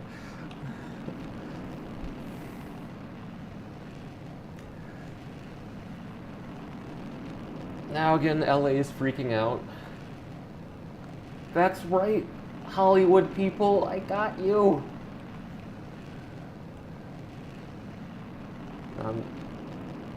Let's go to the salute. The problem is, it's what are you going to use it for? I haven't read Liftoff because it's written by Eric Berger, who is definitely on the Musk payroll. Unfortunately, with something like that, it's clearly meant for SpaceX fans, which is unfortunate. Because I'd be interested in the history of it, but I don't want it to be the process. I'm afraid it'll be more hagiographic than anything else. I may be too steep. Yeah, I'm way too steep.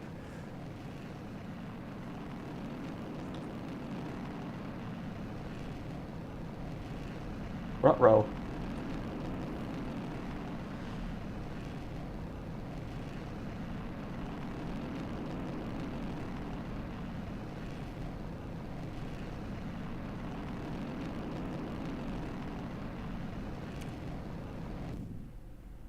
Okay, we've had booster cutoff, booster separation, and the PFA cross. Look at them tumble. Oh, they hit each other! All right.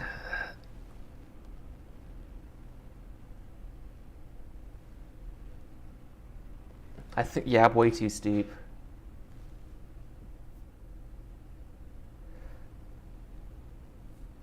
In Kerbal Space Program, yes, but this is real scale. This is way harder. Real scale, so it's got real atmosphere, real everything. So you actually have to get the actual, delta V's right.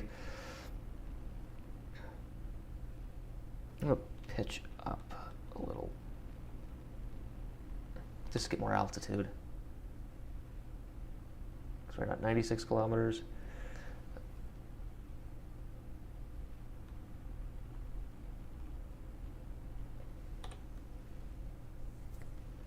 Yeah, I once accidentally made an SSTO in regular KSP, so that was fun.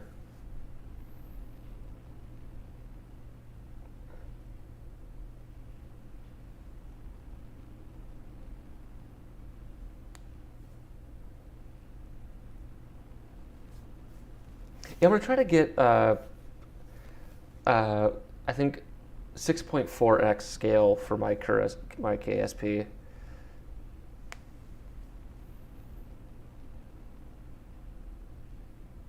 Yeah. Well, actually, this has gamma 2s at the upper stage, so it's more of like a souped up black arrow.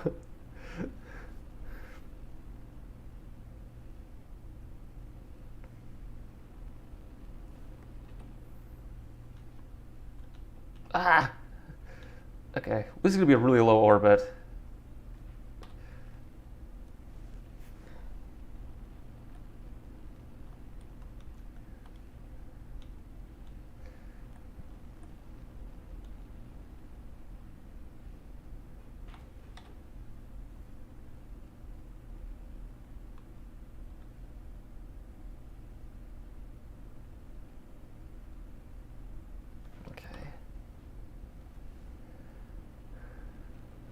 Yeah.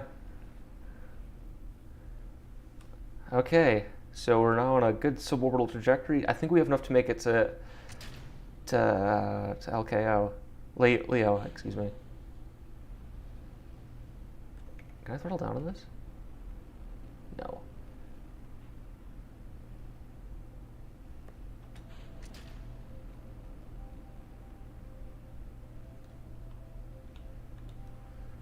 Do these engines have restart capability?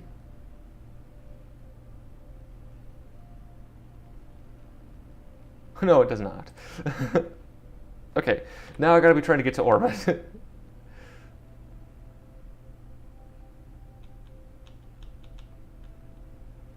I don't think I'm gonna make it. Oh, but I do have thrusters.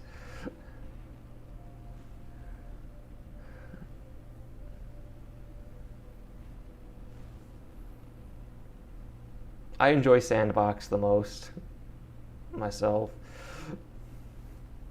Because I've run a little fake space program that I'm running.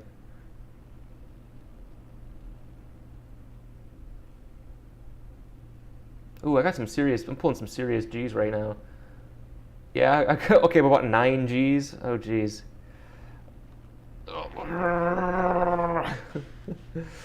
Oh, okay. I guess I'm in orbit. Oh, barely. 94 kilometers up. Yeah, this thing will come down in a day or two.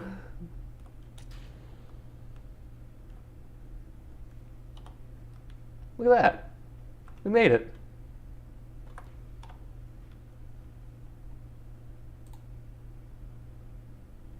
I have a camera on this? That's cool.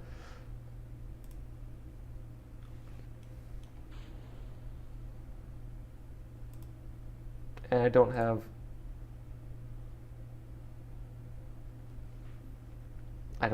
actual propellant in it. Oh well, made it.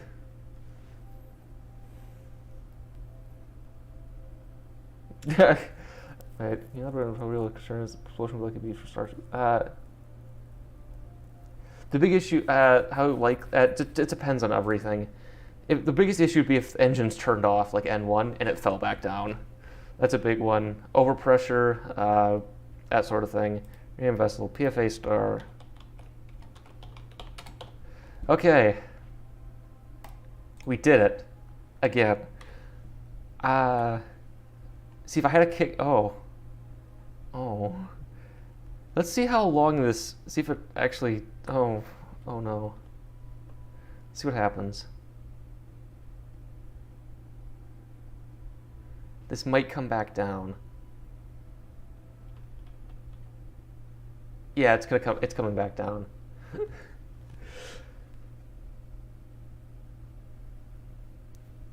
I'd have to read up on the chemistry of explosions like these.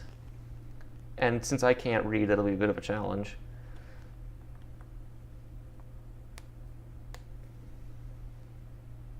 We didn't make it to orbit, folks. I think we're to burn up.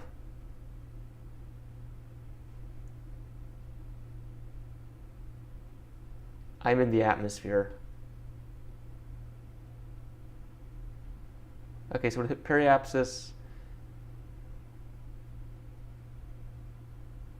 Now. I think I'm falling out of orbit. Yep, I'm not gonna make it. So this didn't work. I'm gonna burn up.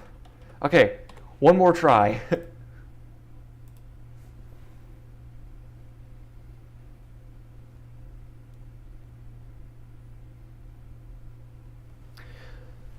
One more try, then we'll try to do a video.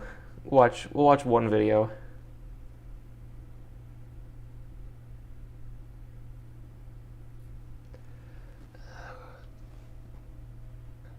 I think I would just stretch the upper stage. I have engines that are restartable. Is that a V2 engine? It is. Actually, I just put this in there. Okay.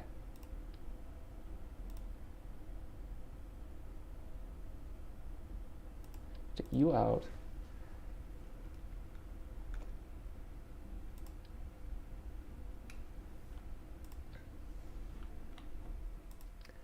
Take you out.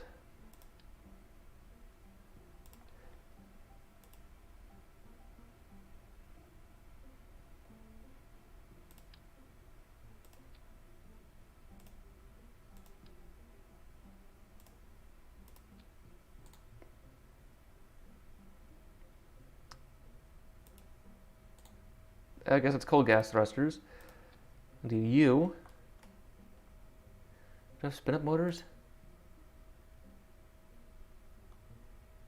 Oh, I'll add a little ullage system.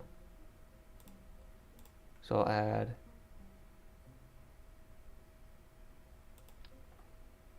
that's big.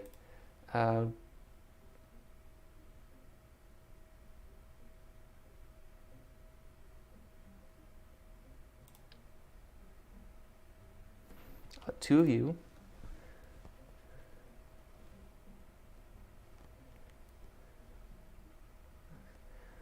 What? I thought I was supposed to be a god. Just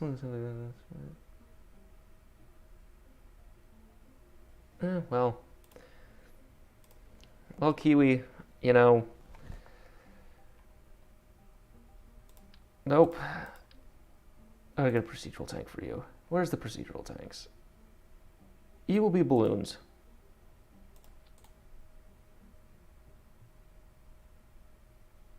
And you will be a fillet.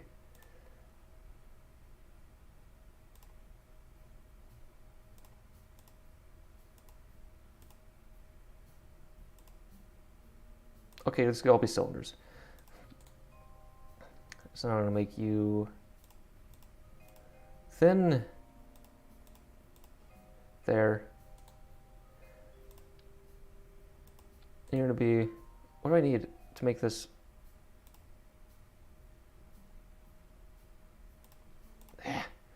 I guess I'll just wing it. There we go.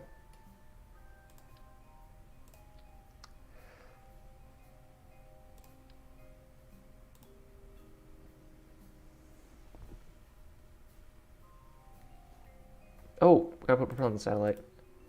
Right. I think I did. It's nitrogen.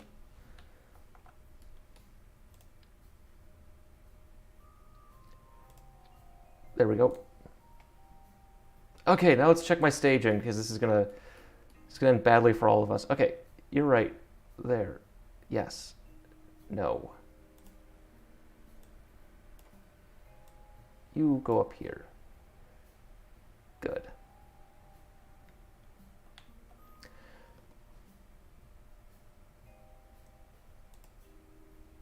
Okay.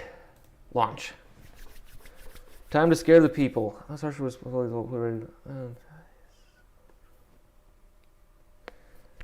okay.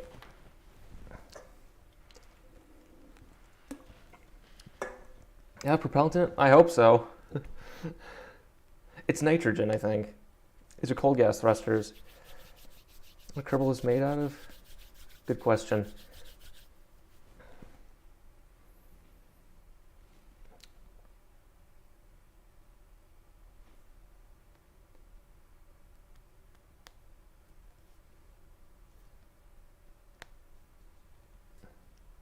Oh, that'd be true. Yeah, I mean, there's always a post-flight checklist. Ah, we got this part. That came back. We can use it again. I feel like it's Top Gear. Okay. Let's hope it works this time. So now I have a kick stage for Apogee.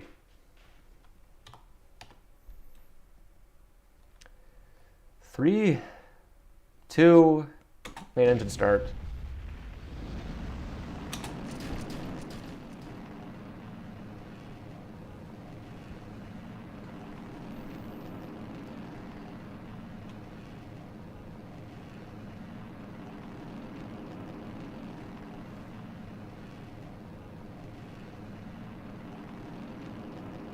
Ah, who doesn't love hydrazine? I mean, come on. It smells like fish, gives you cancer. What more can you love?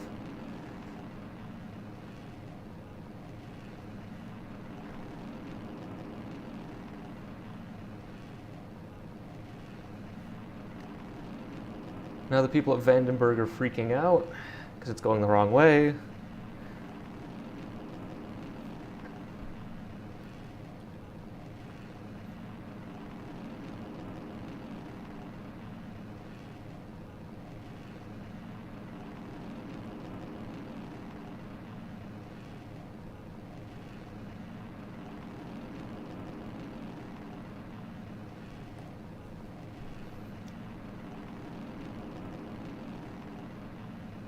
That looks fine.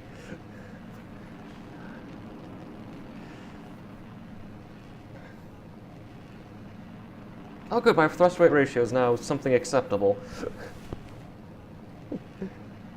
Who couldn't use some hydrazine?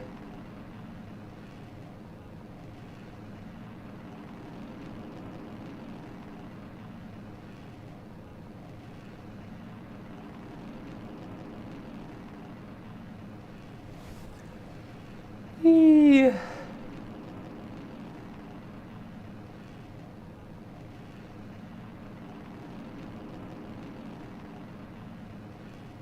It'll really get you awake.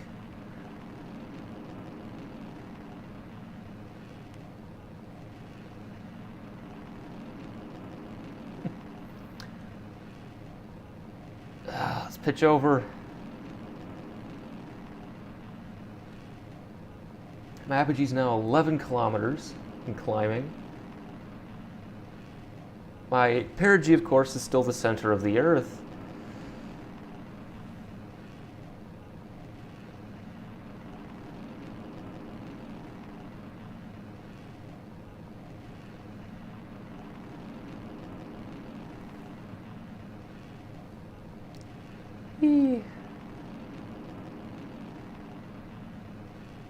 I got a little sway going in.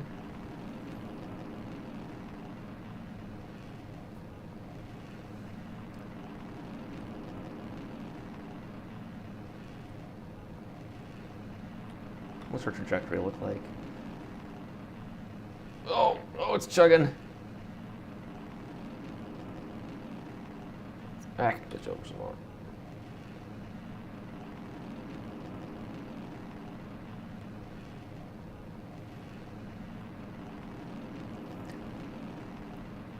Oh, come on, let's go with fluorine. That's a great oxidizer. We'll go with that. We'll get some gasoline. That's our propellant mixture.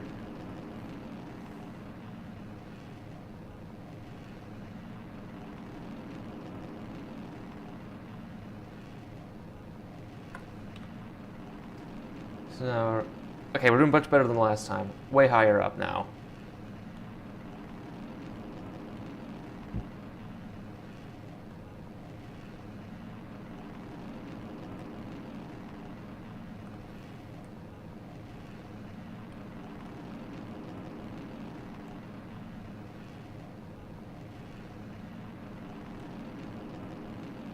See any niche? That's pretty much the only niche for space guns is propellant resupply capabilities. Oh, good, the PFA cross. Watch them hit each other. Yeah, space guns are they're pretty much going to be relegated to that, no matter what. And the problem is we need to build depots. And we have to ask ourselves why we need something that is, fires once a day when we can just launch up the same amount in one shot, you know? See, here's the thing, though. The only way to stop a bad guy with a space gun is a good guy with a space gun, okay? That's just facts right there. Yes, that was fired. That engine was built and fired. Oh, and space burials, that's the other market I thought of.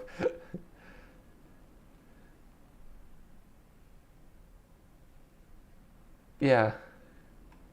Fluorine is just... Fluorine doesn't like your bones, if I remember correctly.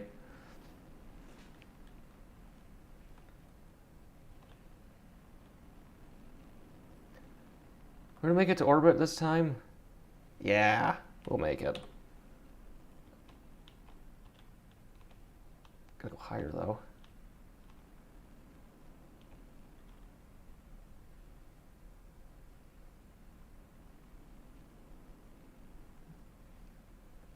Yes, yeah, right. Saddam had a space... Well, it didn't work, but he had a space gun, you know. Yeah, theoretically, anyone could build one.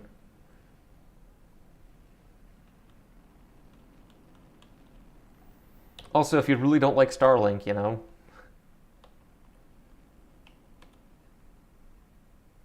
Mm-hmm. Yep. Oh, good, the cult's still going. So,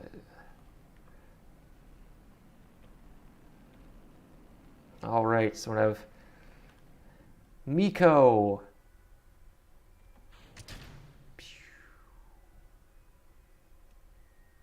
Then we have... Yeah, let's get... Yeah, the ozone. Yeah, that'll work. Okay, I'm going to coast a bit. I have one start.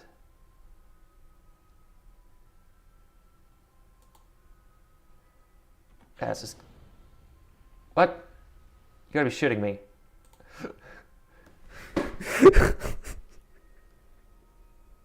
Okay. Yeah, you could do that. Yeah, you could incinerate a body. I waited too long.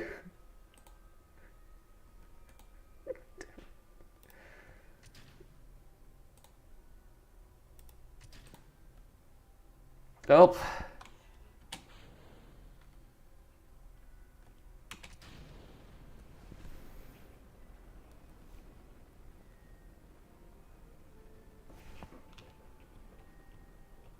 Oh, and I can't steer this. So we're just going. Whichever way it wants to.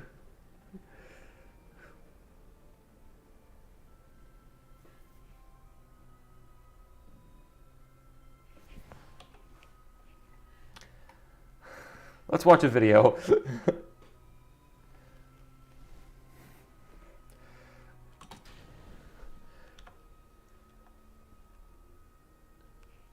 Well, that didn't work. Yeah.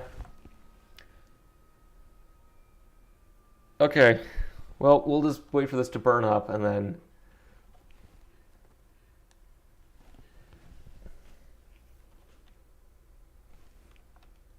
This is my first time actually doing our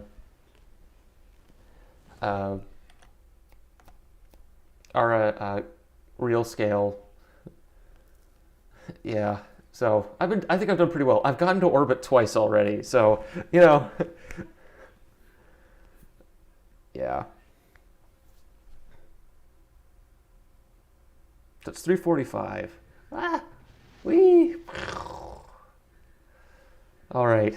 So let's wait till we get back to the Space Center.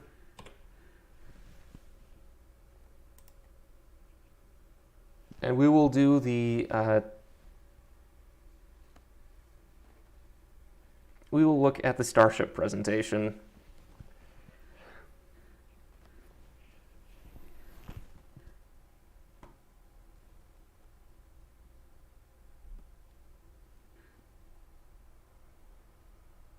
Wait, I don't have to hit no, okay.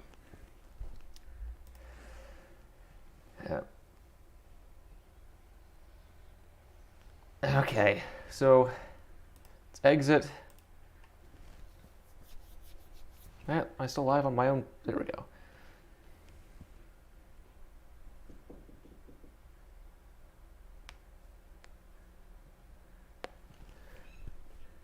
Ugh.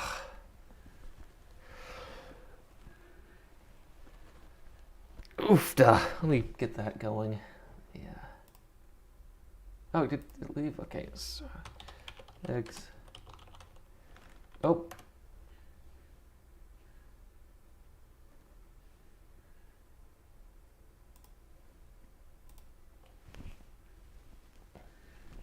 Quit. Quit.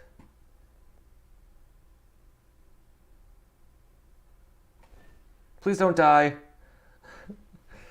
Where's OBS? Oh, no, there we go.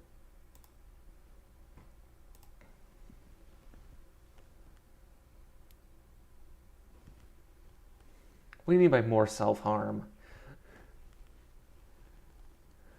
Come on, quit. Oh, that's not good.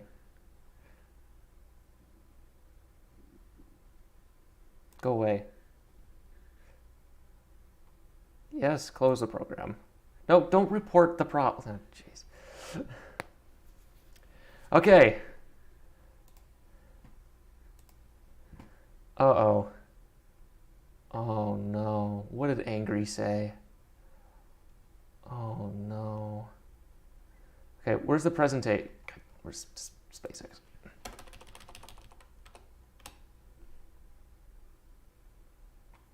Where's their actual channel?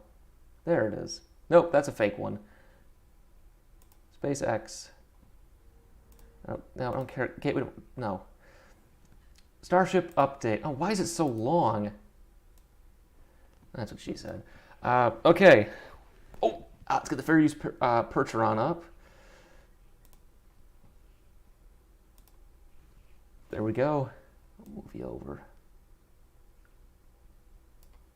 No, I'm doing this. This is my big computer, actually. I got it fixed last weekend. The hard drive failed.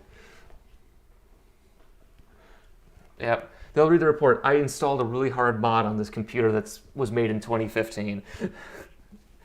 Okay. We'll look at Angry Astronaut after this, I guess. Okay. When did it actually begin? Okay. Go here. Settings. No, not sub. Let's do English subtitles. Playback speed. Okay. You follow it. Oh no, I have my personal laptop over here. It's off screen that I'm checking to make sure all works. So.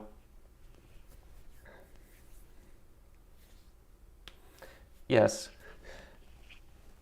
Okay, so we'll do this as much as I can stand, then we'll look at Angry Astronaut, then we'll be good. It's almost 4, and this is all I've done today, so...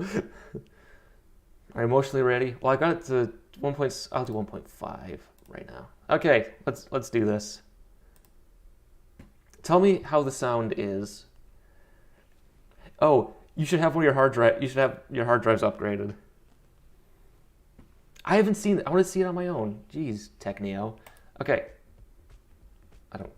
Okay, this is just ads. Hey, that's neat. All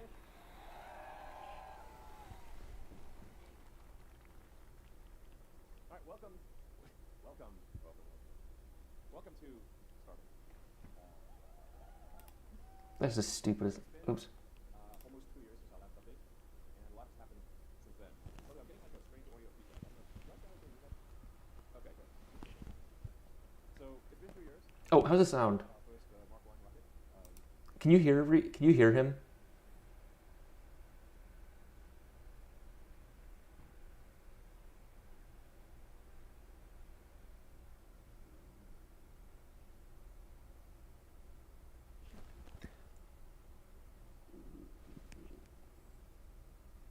Oh, okay, I'll turn it up.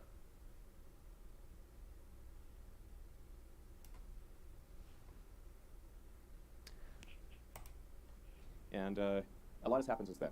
We're going to go through the progress, but I'm just incredibly proud of the SpaceX team. And How does that sound?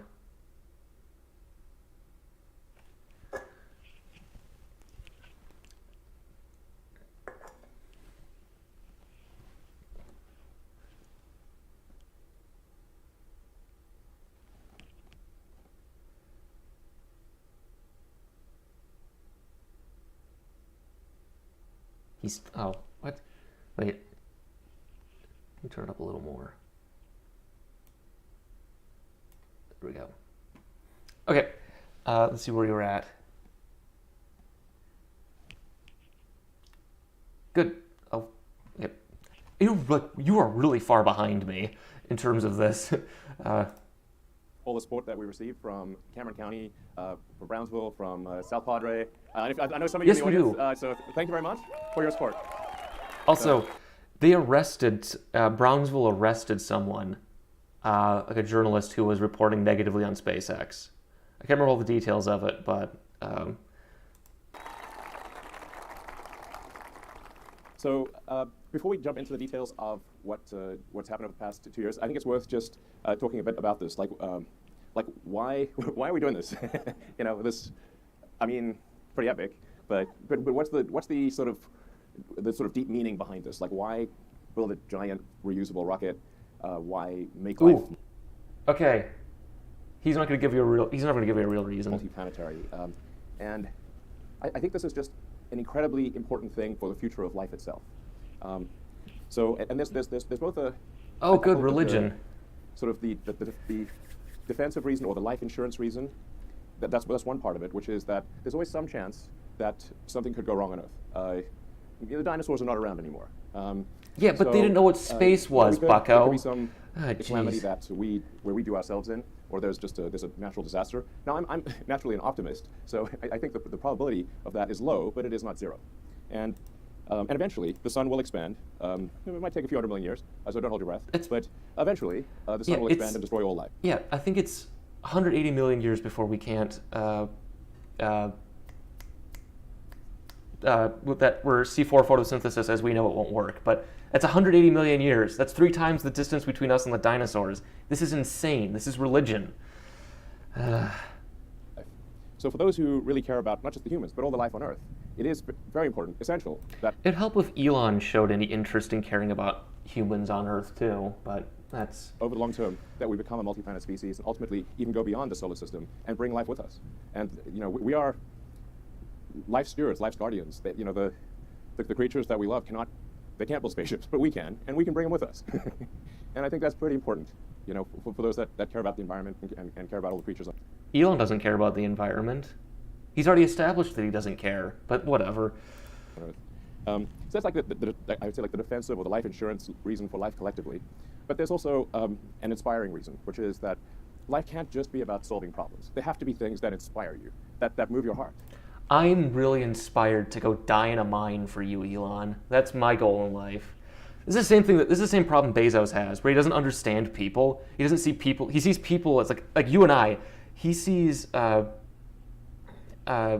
he sees people as numbers, right? Bezos sees us as just robots to do stuff for him. So yeah, it's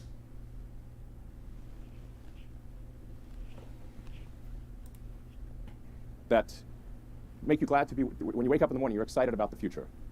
Again, the problem is your future is shit, Elon. It's horrible. It's one where we're all touched by kitty diddlers because you all associate with them, you know? Jesus Christ. And going out there and being a multi-planet species and being a spacefaring civilization and making science fiction not fiction forever, I think that's one of those things. You know, I think that's what fires me up the most. Is like, let's go out there and find out what this universe is all about. You know, are there other species out there? Maybe. You know, hopefully it's. I mean, we want to go find out what the heck's going on. What is going on? I mean, you know, how do we get here? What's the meaning of life? This guy is 42, so boring. But what's the question? You know, if we go out there and we explore the galaxy, I'm just going to keep going. We can find out some questions. 0.36% of the federal budget, and in fact, of the national GDP, it's less than a tenth of a percentage point. I don't care, So Elon. What's this? If it does come in too fast and shear off the arms, then I guess we'll be a farewell to arms. Oh my God, this guy's a loser. But the dad jokes, you know, I just have to warn you, they're only going to get worse. Yeah, so here I'd really just like to congratulate the SpaceX team. I don't care. And also thank NASA, the FAA, the Space Force, and everyone, and all of our customers that have helped us get to this point. It's insanely hard to get a rocket to orbit. Insanely difficult. I have huge respect for anyone who's gotten a rocket to orbit. It's so hard. And we've had 144 successful launches, 106 landings. Yeah, I mean, actually, these days I have to look on the internet and say, how many landings have we had? I'll have to ask the internet. 83 flight-proven launches. I don't want to make a bingo card because I kind of preemptively made one before this came out, but yeah. Yeah, the problem is this guy, everyone's going to try to use like history as an example for like why we should go into space. The problem is, one, read history, learn it. And it's so much easier to go from England to, you know, Jamestown Colony on Earth than it is to go from Earth to the moon or Mars. It's so insane. It's just these guys. It's because they all read a steady diet of science fiction that didn't understand this either. So that's the big problem. Elon is bad, yes. Although I have to say, I still have like launch PTSD every time the rocket takes off. I'm like, you know. I just see all the ways that it could fail. Like, you know, and then this year we're actually aiming to have around 50 launches, so it's about a launch per week on average. I don't care. And, yeah, so it's. How many of those are actual commercial customers versus Starlink? I have to look that up. In terms of mass to orbit, if you look at like tonnage. That is the stupidest metric. I hate this. This is the stupidest metric. Oh, good. Of course. Because we all know that this is what we need to care about. Jesus Christ.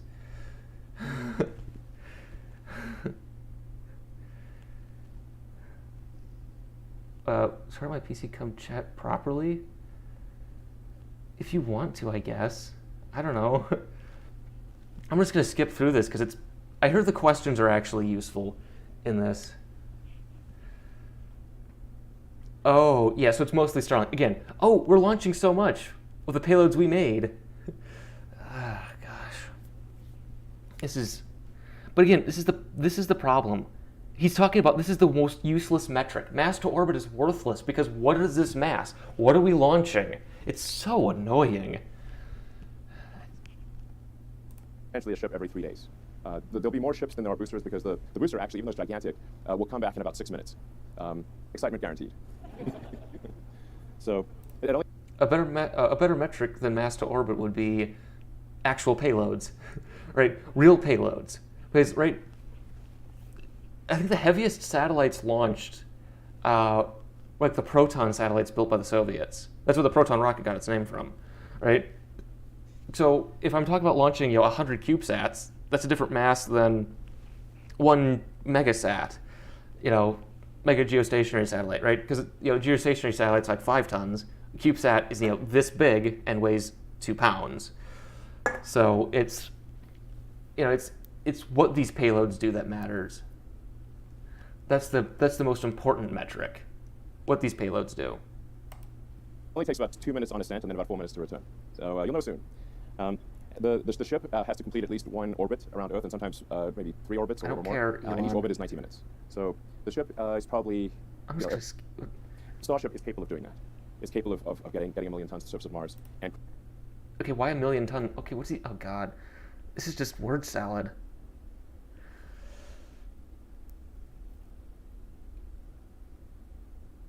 Yeah.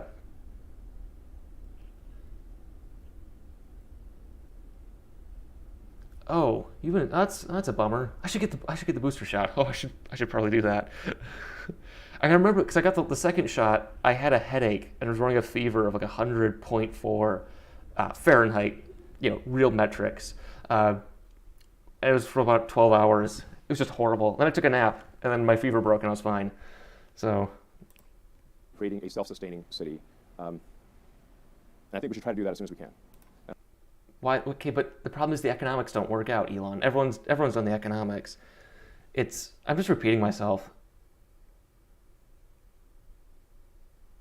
Oh, they updated the numbers.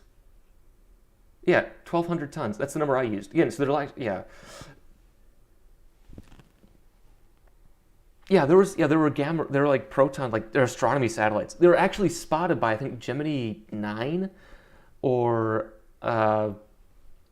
one of the Gemini missions actually saw one of them and got a picture of it. And like up close, but it's like, oh, that's that bright thing. That's a Proton satellite. It was like a gamma ray observatory or something.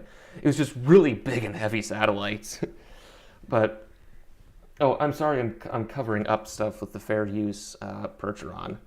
But I want to make sure I don't get sued by SpaceX. That would be bad.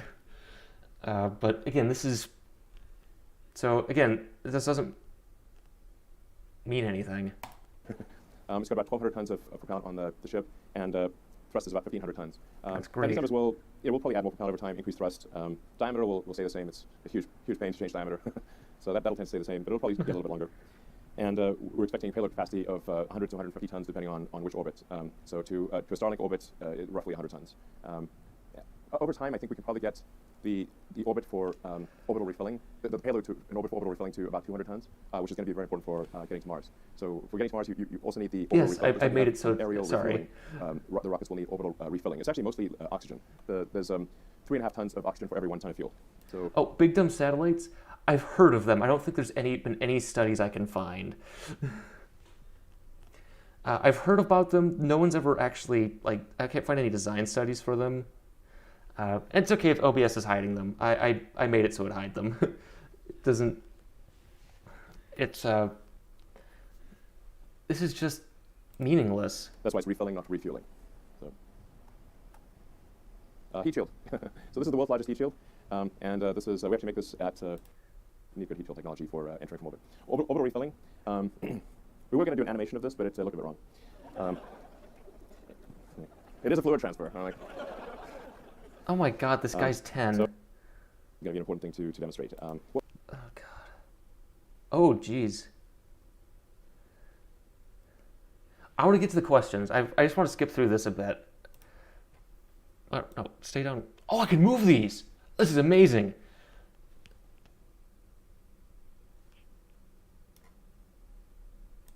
Won't be necessary in the near term for Starlink launches, but it will be necessary for Mars and the Moon. So let's see, the super heavy booster. So Yes. it was 70 meters, but then there was an extra half barrel section that the team deleted, and totally accidentally, it's 69 meters. No, he made it so that would happen. I know he did. He's that much of a what's this? That's escape full screen. He's that much of a child to make it 69.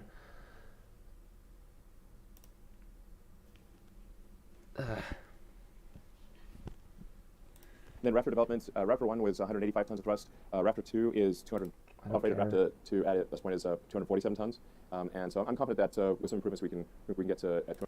Jesus Trying to Christ. disrupt the Cape activity, the operational launches, with sort of the advanced R&D of Starship. So it was important to decouple the operational launches from the R&D launches, and that's why we're at this location. And what's The thing is, I think Mexico is like right over there. If I'm looking at this right.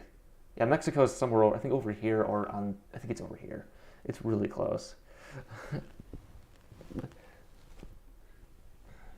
Again, I'd just like to thank Cameron County and the Brownsville South Padre and the remaining residents of Boca Chica Village. I actually do know a guy who had a place over here, like over in Brownsville, but yeah, it's, again, protected wetlands, all of this. It's insane.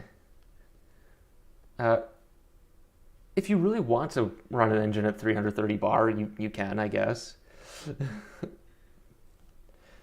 Yeah, again, it just depends on what you want to do. Where I live, by the way, it's my primary residence is that little village over there.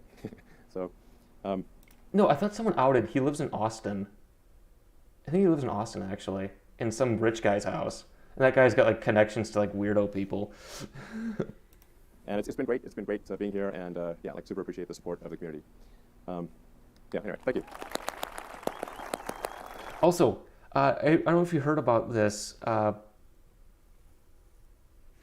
Yeah, that's the thing. He's doing it here because he wants to do his dumb stuff. But the other thing is, you heard about the anti-trans bill that came out this week. Elon hasn't commented on it, and it's quite clear that I think Elon holds some objectionable views on these people. So it's. Yeah. So I think we've got a video to show what we hope will happen. Ooh, I like videos. Okay, no. Oh wait, sorry. We have some upcoming Starship missions. Okay. Orbital flight is really just the beginning. So we're going to have a number of Starlink missions that will launch Starlink satellite version 2. But even more exciting than that is the NASA It is space boring. flight mission. We're incredibly honored that NASA has selected Starship to I'm take so astronauts bored back to the with moon this guy. for the first time in. What's this? What the fuck is this? These won't survive a launch. What is he? This is insane and dumb. Jesus Christ.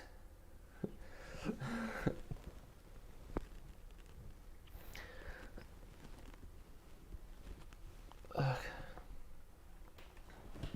gonna wait for you all to catch up. You're like 30 seconds behind me. Oh, it's the R buddies. Yeah. It's weird that there's a bunch. The problem is, I'm going to say this. A lot of people who are big spaceflight enthusiasts, a lot of science fiction writers, your Robert Heinleins, your Larry Nivens, Jerry Purnells, there's a lot of right-wingers, like insane right-wingers who wrote a lot of science fiction about this subject, and they all infected these views, right? If you read like Lucifer's Hammer, for example, it's very right-wing, and it talks. There's a guy who has an author rant about how climate change is fake, and like it's insane. It's just. Wait, we'll change the speed back? Okay, I'll put it back to 1.5 because it's. Oh, 1.25. But it's. Oh, I gotta move the fair use Percheron. Excuse me. 1 second. Move you over. There you go.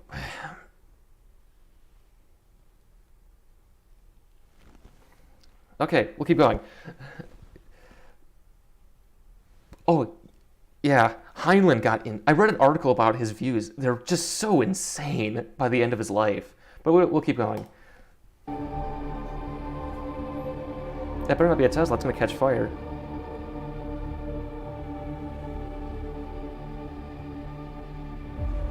Oh, they're still doing this. Oops.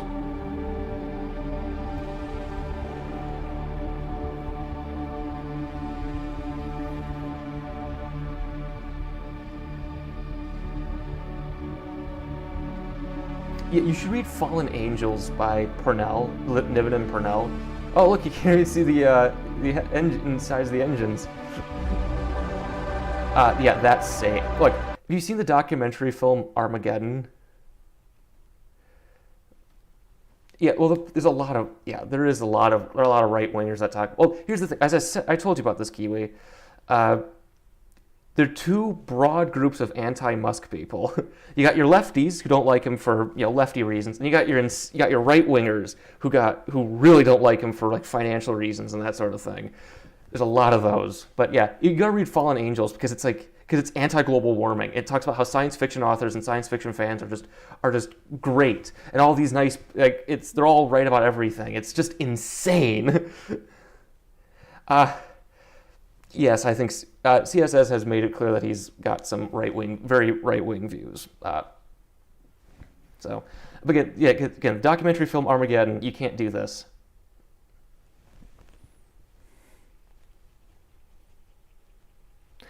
Well, CSS's Twitter is run by a right-winger, but we're not going to talk about that. We're going to talk about why Starhopper looks like it's wearing a veil.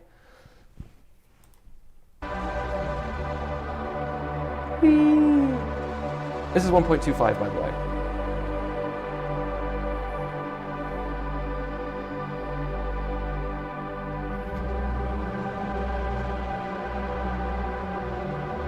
Okay, again, doing the religious music again.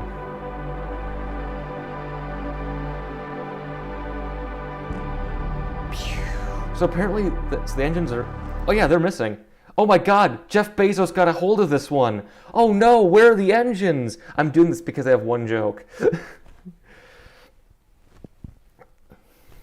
This is just dumb.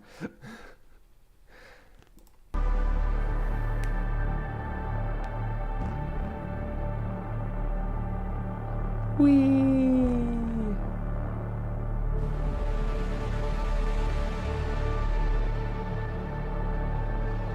Two Starhoppers. And then the GSC tank farm explodes.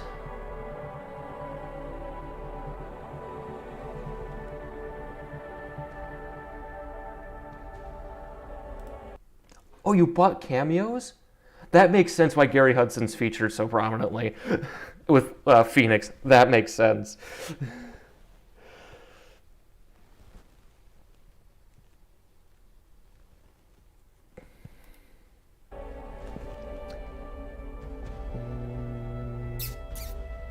And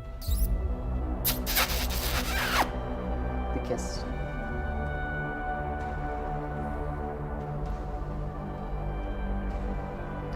Whee! Look at all this religious music.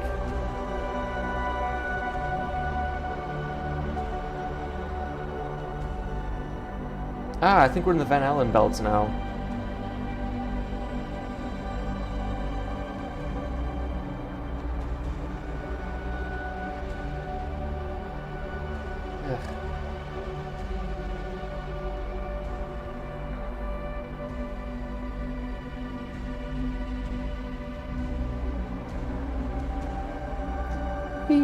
Oh my gosh, it's empty. Look, it's empty. It's all fake. Just like Capricorn 1. That movie was right. I knew it. I knew OJ couldn't go to Mars. I'm being racist.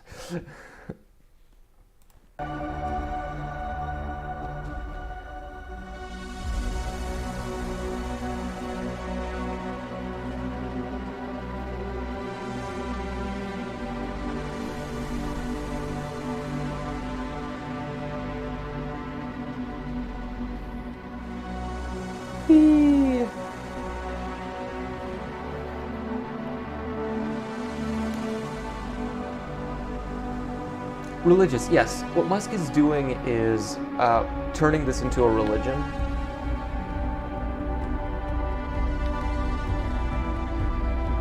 Look, a dome. We're being attacked by aliens. Oh no.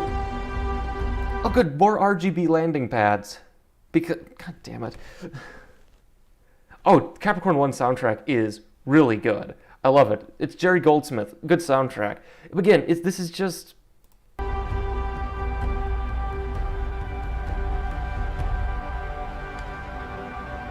Again... Oh, no. Oh, no. Oh, no. Yeah, go work in the turbinium mines or whatever. Cohagen, you know.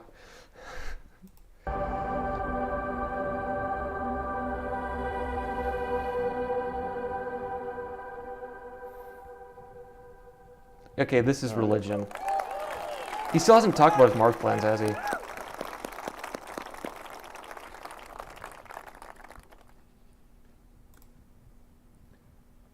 Let's make this real. No, let's not. Any questions? Let's make this real. Cool.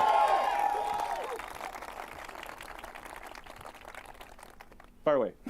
Anyone? I can't see you, so you probably just have to yell it out or something. Yes, there's 6 Raptors on Starship. Currently 3 with the vacuum nozzle, 3 sea level. Sorry. Yes. I think if I would say we'll probably end up adding another 3 vacuum engines to kind of fill in the gaps. And are any of the questions interesting? It's going to make a lot of sense. You'll have to yell, unfortunately. We are building a launch site, a Starship launch tower at 39A at Cape Kennedy. And we're also building a Starship production facility at the Cape, so we'll have production facility and launch site here, and a production facility and launch site at the Cape as well. It's important to have redundancy. Yeah. Hi, Sure. John. It's Irene Klotz with Aviation Week over here. I've got lights in my eyes, so unfortunately I can't see. Okay, well, I'm blinded. So I can hear where the speaker's coming from. Okay. But, You should. I believe you're expecting to hear in a couple weeks about the possible finding of no significant impact from the FAA. Have you gotten any indications if that's going to come through, and what Ooh, is your the important timeframe part. for the orbital flight test? Thanks. well, we don't have a ton of insight into where things stand with the FAA. We have gotten sort of a rough indication that there may be an approval in March, but that's all we know. So, hi, Elon. Marcus Harvey. Can you talk about the point-to-point capability? Is there a possibility? Oh no, point-to-point. Oh, well, yeah, I guess technically yes. So, I mean, depending on how good things get with Starship, there are some scenarios where it might actually be the lowest cost means of transporting cargo long distances. So the interesting thing is Not that for the insurance capital purposes, efficiency it's not. of a rocket is much better than the capital efficiency of a plane for long distance flights. No! Now, this It's is not a really plane, you for, moron! If you're going like, I don't know, a quarter or a third or halfway around the world, where, if you went from, I don't know, say here to Singapore or something, like that's a long flight. So, I mean, I don't know how long that is. I'm not sure you can even go there nonstop, but it's probably like 20 hours plus. And but in a rocket, it would be less than an hour. So like 45 minutes or thereabouts. So that means you'd be able to use the rocket 20 times more often than an aircraft. So it's 20 times the capital efficiency. But fine. No, people won't like that though. Again, what cargo? What cargo do you need? We're already destroying the planet for our need for same-day shipping. We don't need to do more of it. We need to do less of it.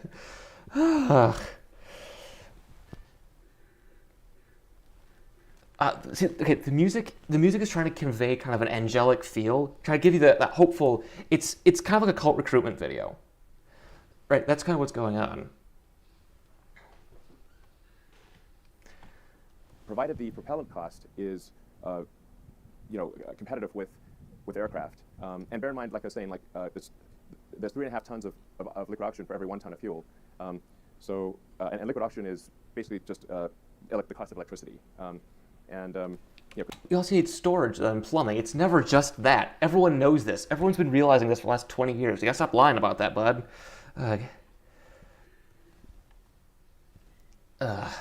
It's just... It's in the air, basically. There is a scenario where it's economically compelling to do long-distance cargo and people transport with Starship. That'd be very cool. And I think that'd be great for getting a high flight rate and a business case for supporting a lot of Starships operating. basically nothing's faster than an ICBM. Which is also why it'll never work. It's an ICBM. Oh, jeez. We got a question right here, Elon, right in the middle, right here, right, hands up in the. I mean, I literally have lights in my eyes, and it's pitch dark in front of me. It's fine. Hi, Elon. Michael Sheets with CNBC. You opened this him. presentation by addressing a little bit of the criticism that's been aimed at space travel being seen as maybe a pet project or not really valuable to folks who have problems here on Earth. I was wondering if you could get a little more into the specifics on. I thought they were building their own site. I thought it was building it. They're building their own launch site, LC-49, I think. I thought they were doing it at 49. They're building their own. Because that's what it's the most realistic thing for them to do. Everything, not just the U.S. government spending that's happening on space travel versus other things, but maybe in terms of SpaceX itself, how you and private investment on a dollar value compares to the taxpayer-funded projects or contracts that SpaceX has won over the years. But I think objectively the cost efficiency of SpaceX is the best in history, I think, for any rocket development. And we are talking about a rocket that's more than twice the mass and thrust of Saturn V, and also designed to be fully reusable, which is obviously also much better from an environmental standpoint to have a fully reusable rocket, for a development cost that is, I don't know, between 5 and 10% of Saturn V. So that's pretty good. Because we need to make it work, so it's not worked yet, but it will work. Might be a few bumps along the road, but it'll work. I feel, at this point, highly confident that we'll get to orbit this year. Yeah, that's unlikely. We're making a lot of rockets, making a lot of engines. We're close to achieving one Raptor 2 every day production rate. So I don't care about Raptor production. Which is tough for a complex engine. Wait, he hasn't talked about the frivolous part though. That's the question. And I think by the end of this year we'll be able to produce a ship and a booster per month. So this is I don't know, at least an order of magnitude, maybe 2 orders of magnitude more efficient than anything in the past. Yeah. So. Hey, Elon, this is your life for supercluster. Just wondering, what does SpaceX's plan and timeline look like if the FAA ultimately decides to do a deeper environmental review? Isn't supercluster like Elon slobberers? What are the real questions?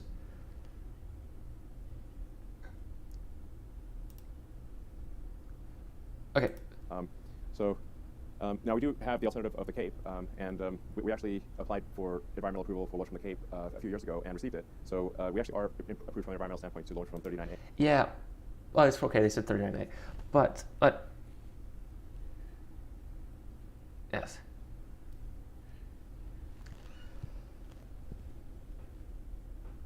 Oh God. The problem is though. The problem is the environmental assessment for the day of the Cape, I think, was more complete than this.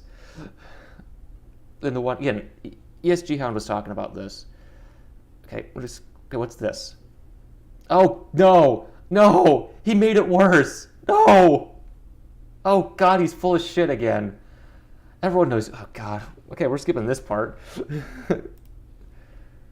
Become multiplanetary. That's what this design, I'm confident, is capable of that. It's just a question of how long it will take to refine that and have it really dialed. Hi. Hi. Sorry, this is Andrea Leinfelder of the Houston Chronicle. I wanted to know, when and how do you plan to test Starship refueling in space? And also, aside from NASA, Dear Moon, and Starlink, can you elaborate on the potential customer base for Starship? Thank you. I apologize. I actually was zoned out for a second. I was thinking about something. Could you say that question again? What? Sorry, when and... Jesus Christ. This guy's the worst public speaker. Oh my God. Maybe that's some mic issues. Okay. When and how do you plan to test Starship refueling in space? And aside from NASA, Dear Moon, and Starlink, can you elaborate on potential customers for Starship? Thank you. I think orbital refilling, and I want to emphasize it is refilling, not refueling, because it's 3.5 times as much oxygen than fuel. So we mostly are carrying oxygen up there. Optimistically, towards the end of next year, I think I'd be surprised if it's longer than 2 years for doing the refilling. And there are a lot of additional customers that will want to use Starship. I don't want to steal. There aren't any. He just admitted it. There aren't any. Ah!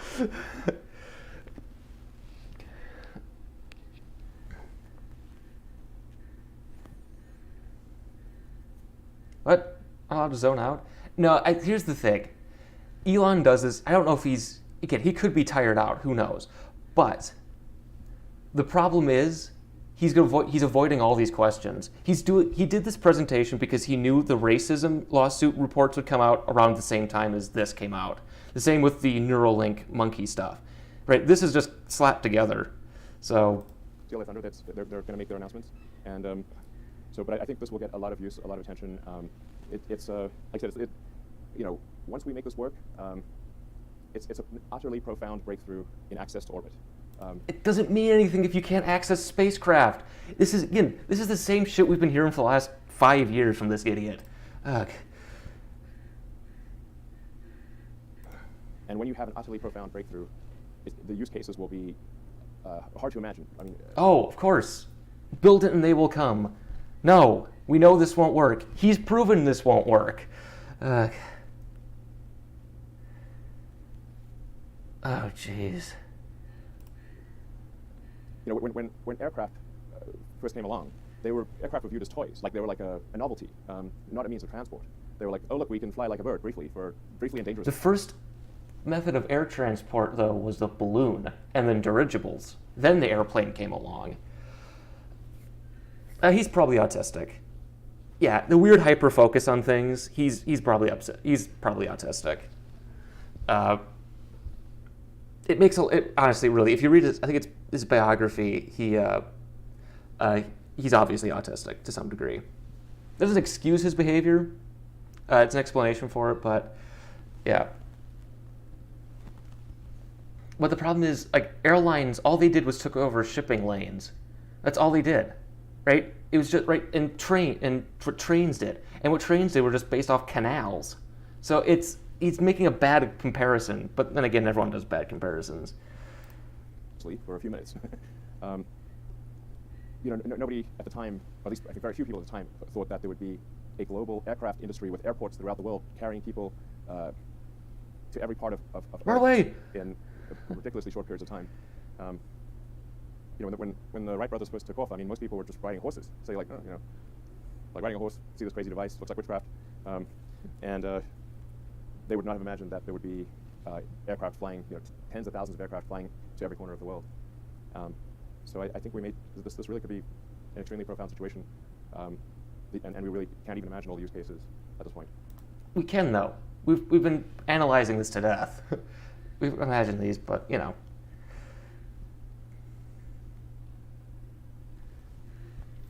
Again, he's using really bad historical analogies for this. Space is completely different than Earth, unfortunately. And it's not just Elon that does this. Everybody does it. Hi, Elon. This is Steve Clark with the Brownsville Herald. Thank you for the presentation. So if the FAA does come back and say we need an EIS, does Starbase bounce back from that at some point? Yeah, I mean, it would often set us back care. for quite some time because and have a high flight rate, but without disturbing people too much. I think people are willing to have something that's loud occasionally, but if you want to have it frequently, then it probably needs to be offshore. Okay, I don't care. What's this? So we're getting close to the point where I think Raptor will not need shrouds. So shrouds are a huge pain in the ass, like basically putting a whole shield around the engine, especially for the gimbling engines, where it's got to kind of have like a sort of a eyeball seal, like it's like rotating in a circle with a hot gas seal. I don't know what that is. Okay. Any other interesting questions? Okay. The ship can essentially fly away from the booster. Okay. Any other interesting questions in this, or should I go to the angry astronaut? I keep forgetting. You're all like. Stop talking about Elon's potential autism.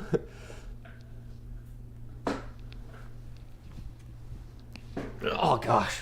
Just so we're all clear, I've been tested for autism, so I'm gonna wait for 60 seconds.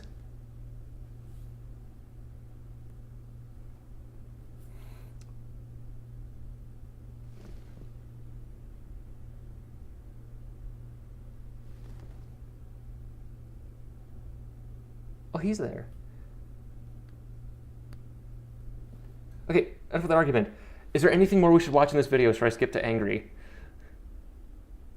Oh, I think we're on it right now, actually. Okay, so I'll go back about... Why do all these guys look the same? This guy's a programmer. Okay. Okay, so we'll do this question, and then we'll go to angry. And also on that same level, the life support systems for Starship. Where do those stand, and what are the challenges that you're finding No. with the sheer volume in Starship for that? Oh, Thank you.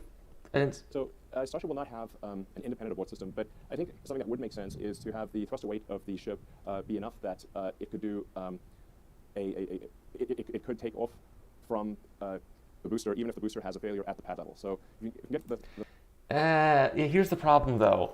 You have to have a system that can detect it in time. The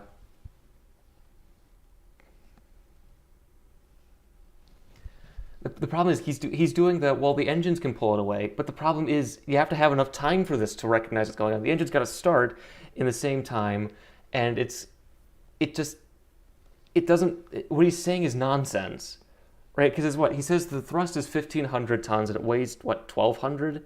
It's 1,200 tons of propellant, so it doesn't have enough thrust to take off, right? At best, it's 1.2, which I don't think is enough to pull this thing away in time. So I don't know what he's talking about.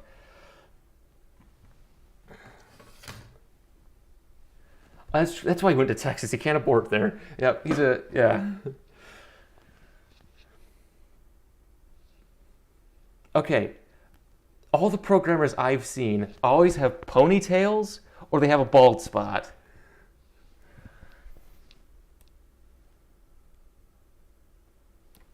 I had one who taught me C++ in college who had both.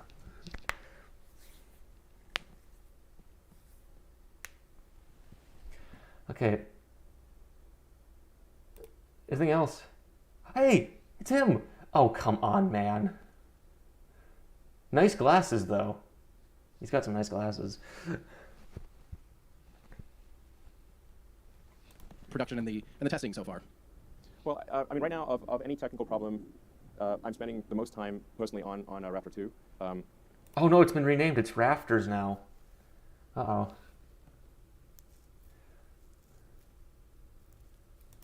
Like really, they're like the two things that occupy the most number of mental cycles are Raptor 2 and Tesla Full Self-Driving. Oh no.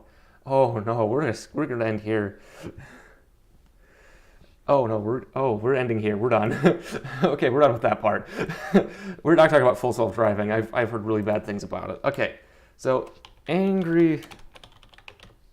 What does he just have to say? Oh no. What does Patrick Stewart piss him off?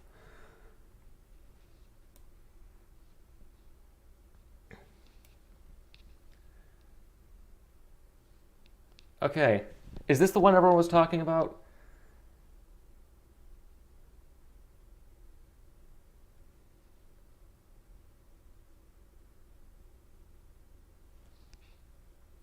Oh, stop playing. There we go.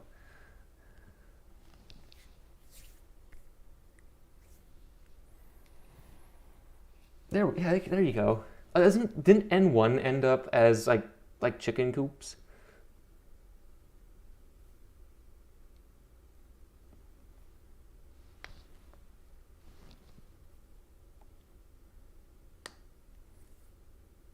I think Patrick Stewart said something about like stay here on Earth and fix problems, but so okay, we'll do this one. Oh no. Okay. Full screen. Closed captioning in English because this is America. Oh my God, it's 4:30. Okay, well 1.5 speed. I'll see if this is fast enough. Okay. Oh no, we will not talk about Roscosmos or Ukraine. Okay.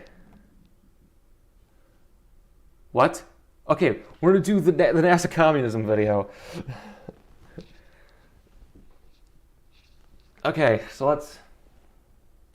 Surprisingly, my content has been significantly changed by recent events with Russia, Ukraine, and with everything associated with Roscosmos. And recently, Roscosmos and the Russian Federation made their move as far as collaborations with the ESA are concerned. All operations, as far as Roscosmos, Soyuz rockets, etc., are going to be brought to a halt in French Guiana, which means all future collaborations between the ESA and Roscosmos in the foreseeable future are now canceled. Which is afraid of Starship. The NASA's contractors are their pants over Starship. That some... They are? Oh no. Yeah.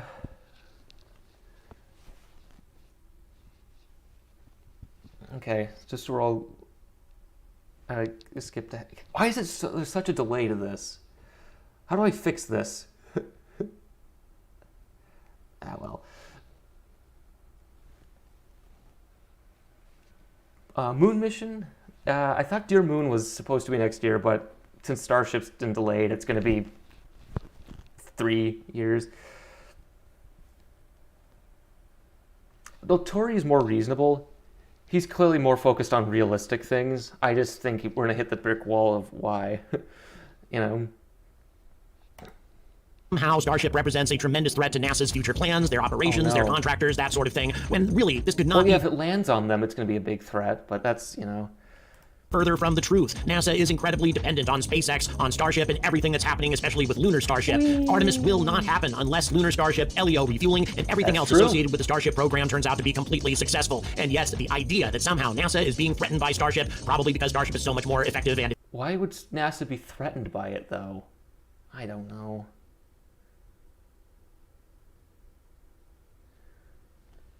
I don't know.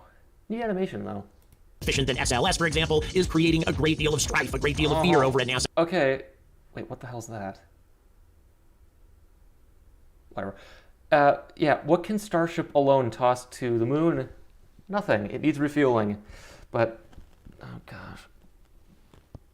Yeah, that's the one we're talking about. That's Dear Moon. Yeah. Which, oh. Oh gosh. And especially with their contractors. And although this may be the case with companies like Boeing, companies like Northrop Grumman, companies that are not embracing reusability and innovation. Oh God. Oh no, we're not gonna, I don't want to have this debate. Their future launch programs, these particular companies who have relied exclusively on government lobbyists in order to get their... SpaceX, I think, does more in lobbying than ULA does, so I don't know what he's getting at. But whatever.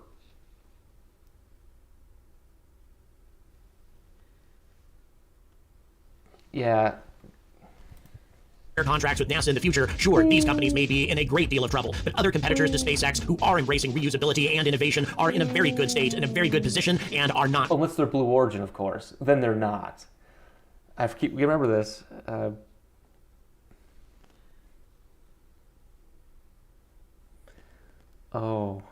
Afraid at all, and I'm going to demonstrate that to you in just a few moments.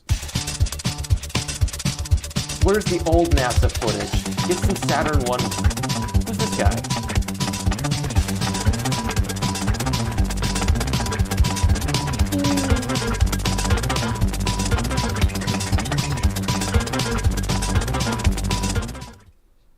So this is no, actually, no. The ULA does lobby. Everyone lobbies. When I make my rocket company, I'm gonna lobby.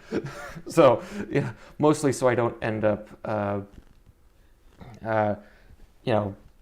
in prison. Actually, VAPEC BDB, that was proposed. That's quick reach. So. Moment that supposedly has NASA officials quaking in their boots, the moment when Starship begins making regular flights from Boca Chica or wherever Starship is allowed to fly from, that LEO refueling becomes a practical and commonplace thing, and Starship becomes a practical vessel. This is the sort of thing that's going to bring all of the rest of NASA's contractors to their knees, The problem is, though, if I'm going to launch a CubeSat, why would I use Starship for it? I'd just go with Electron. Again, it's... Oh, jeez. Plus round HLS? No, it's, again, we'd have to look at the actual designs, but,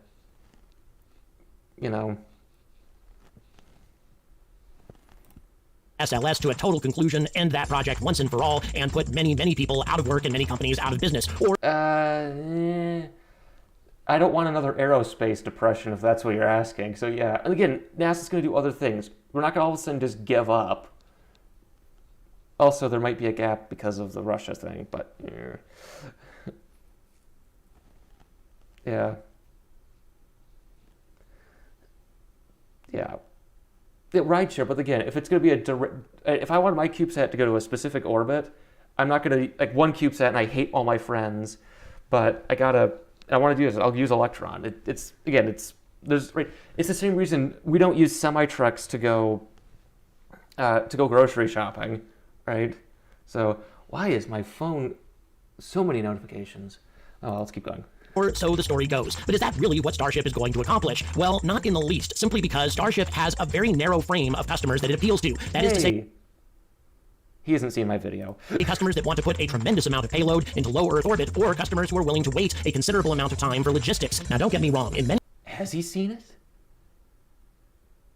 respect, Starship has capabilities that are simply second to none. More than 100 tons to low Earth orbit, 1,100 cubic meters worth of volume. Absolutely incredible capabilities, and if you're willing to wait for low Earth orbit refueling, it's capable of carrying this much volume and this much mass to pretty much anywhere in the solar system. But again, that doesn't... everyone does this. But all of this comes at a price. The Starship orbiter itself is absolutely colossal, and it weighs... Yeah, so here's the thing. There are a lot... I wonder, my real question here is, how many Jerry Bulls are in our defense industry right now? Yeah.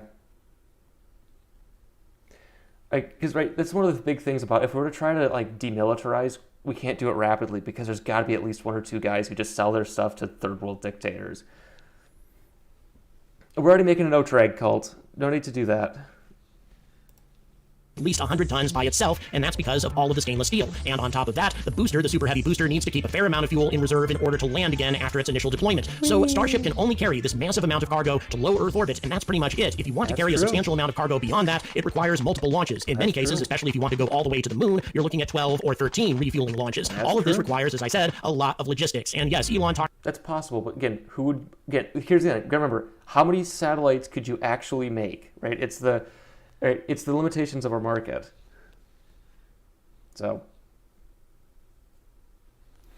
a lot about launching Starship every few hours. Honestly, unless there are star bases all over the planet, I don't see how this is going to be a feasible thing. Launching the largest rocket in history is going to require a tremendous amount of effort, a huge amount of coordination, and the ever-present possibility of launch scrubs. Falcon 9 gets scrubbed all the time, in many cases as many as 4 or 5 times. Now, in spite of that, Falcon 9 is now launching roughly every 7.2 days. That is extremely impressive. However, I think... And artificially inflated. Wait, what's in there? Oh no. Is it OJ? Maybe I was... Oh gosh.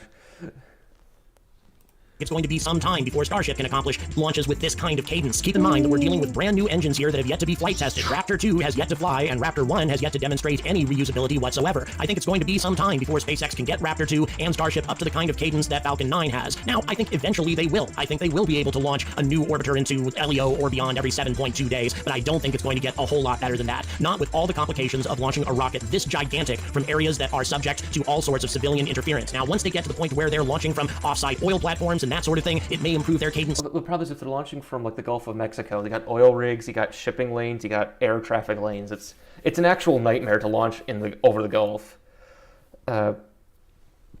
It's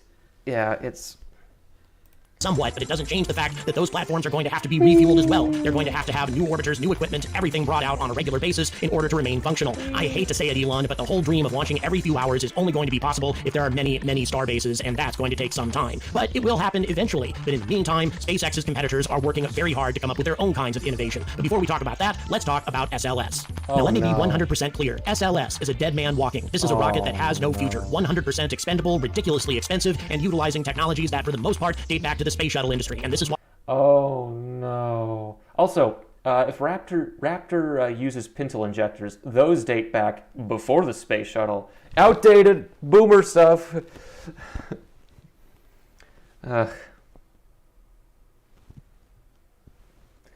Isn't this refueling? Yeah, the refueling that was a fan-made refueling video. So yes. Well, Ben Shapiro talks really fast because he's small. Why I remain so angry that this rocket has not yet flown. It's not like this is using technology that we don't understand and haven't mastered. The problem is it's not been put together, Angry. New launch vehicles are new launch vehicles, no matter how simple it may seem. This is a very basic thing if you understood this subject, but, you know... for a tremendous amount of time, and yet we still face one delay after another, and SLS will not be flying in April either according to our most recent update, but in May at the earliest, confirming the worst of our fears, and it may get even worse than that. But as far as its capabilities are concerned, it can do things that even Starship can't do. See? SLS Block 1, the most basic version of SLS, can deliver 27 tons worth of payload all the way to translunar injection with one launch. No other rocket can do that, not even Starship. And it gets even more impressive as time goes on. The SLS Block 1B crew can carry 38 tons all the way to translunar injection. Oh yeah, because it's 45, but with crew it's less. 42 tons for the SLS Block 1B cargo, and then once we get up to the SLS Block 2 cargo, it goes to 46 tons all the way to translunar injection with no refueling required. A lot simpler, a lot more straightforward, and a hell of a lot more expensive. However, until LEO refueling becomes efficient and rapid, and the cadence of refueling tankers becomes something that's happening every... Oh, space guns! There's our space gun market. There it is. few days, launching this much payload with one single deployment is still a very attractive thing. And on top of that, SLS is human-rated, and the Orion crew capsule has a life support system with capabilities far beyond that of Crew Dragon or anything else that SpaceX is currently designing. And even though I firmly believe that SLS sucks and has no long-term viability whatsoever as far as giving mankind access to the solar system is concerned... Oh, it can toss stuff to Uranus, but it's just... It's... oh, God... And it has an abort system, there we go. Orion is far more impressive. It's completely reusable, it has a life support system capable of sustaining a full crew for at least 3 weeks, as opposed to Crew Dragon, which is 5 or maybe 6 days at the outset. Not only that, you have to keep in mind that Orion is designed to survive a far more challenging re-entry than anything that comes from LEO. Something that re-enters from low Earth orbit only has to sustain a 3,000 degree Fahrenheit re-entry temperature, as opposed to 5,000 degrees for anything coming from the moon. And that's simply because low Earth return is about 17,000 miles per hour, whereas lunar return is 24,700 miles per hour. Now, thus far, we haven't subjected Crew Dragon or any heat shield that SpaceX has ever manufactured to these kinds of temperatures and these kinds of conditions. Well, hell, as far as Starship is concerned, we've never tried to have it re-enter the Earth's atmosphere at all. And until we have a system that's capable of doing this, Orion is going to remain the crew capsule for the Artemis missions. And there's really no way around that. Now, I have talked about perhaps using Falcon Heavy to transport Orion out to translunar injection, and although that is quick launch. I think they talked about firing at least once a day. So... theoretically possible, it is going to take Falcon Heavy a considerable amount of time in order to become a human-rated rocket, and also its cargo capacity out to TLI simply is not as great as SLS has, and the later blocks of SLS, the more powerful versions rather, are going to be able to deliver even larger amounts of cargo. So until we have the whole LEO refueling thing down pat, SLS is going to be Orion's propulsion is magnificent. Okay, Kiwi? It's a great propulsion system. It works. It's simple. the only thing capable of delivering Orion plus substantial amounts of cargo in a single mission. And not only that, one also has to keep in mind the whole abort capabilities of Orion that have been tested time and again already. This is a ship that's capable of not only transporting astronauts out to the moon and back, but also keeping them safe in case of some kind of disaster. Starship still does not have any sort of practical abort system, and that's something that NASA is never going to accept. So Starship may be able to deploy Orion effectively, but for Starship to deliver crew from Earth to the moon and back again is going to be something that NASA probably won't accept for some time. And so Orion, at least, is going to remain a practical and necessary component of Artemis for many years to come. And so therefore, Lockheed Martin is going to remain an important part of NASA's missions for some time to come. Boeing, they're in a hell of a lot of trouble, not only as far as SLS is concerned, but also with Starliner. They haven't embraced innovation and reusability as much as Lockheed Martin. Starliner can be reused 10 times. Haven't you seen that GIF? Ah, jeez. Oh, jeez. Oh, yeah, quick launch could have... I know Jules Verne talked about launching like 3 to 5 times a day. Like 300 days a year. I think they had to launch... I think quick launch talked about firing 500 times a year, but, you know... has, and so therefore they're in a great deal of trouble. Now Lockheed Martin will also be in trouble once Starship actually has a practical life support system and a reliable abort system built into Starship, but until But Elon doesn't believe in abort systems. He's doing the Silicon Valley thing. Remove safety features and claim innovation. It's that actually happens, Orion is still going to remain an important part of NASA's missions. But what about ULA? Well, to be completely clear, if ULA does not get the BE-4 engines from Blue Origin very, very soon, they are in... Where are the engines? My God. My God. I've heard that the factory's done. I've driven by it. I've driven by the factory. But, you know, it's just insane. Yeah, the ULA factory's, you know, about half an hour away from me, so...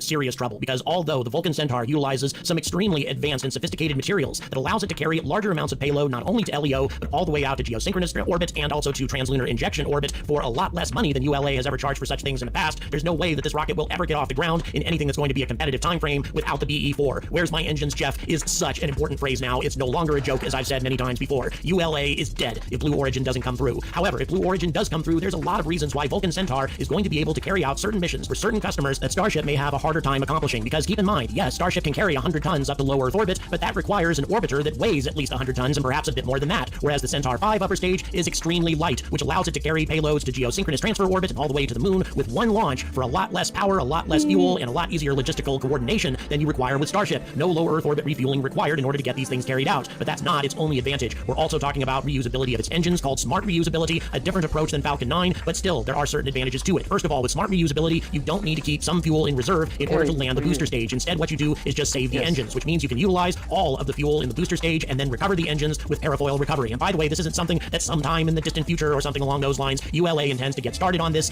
year. And by the way, everything I'm about to tell you is for a certain... integrated vehicle fluids. I wanted to use that for my senior design study before we switched over to storables. It's a really cool system they've got.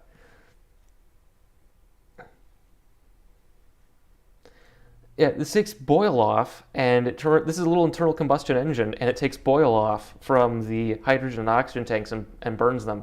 It generates power. It's a really cool system.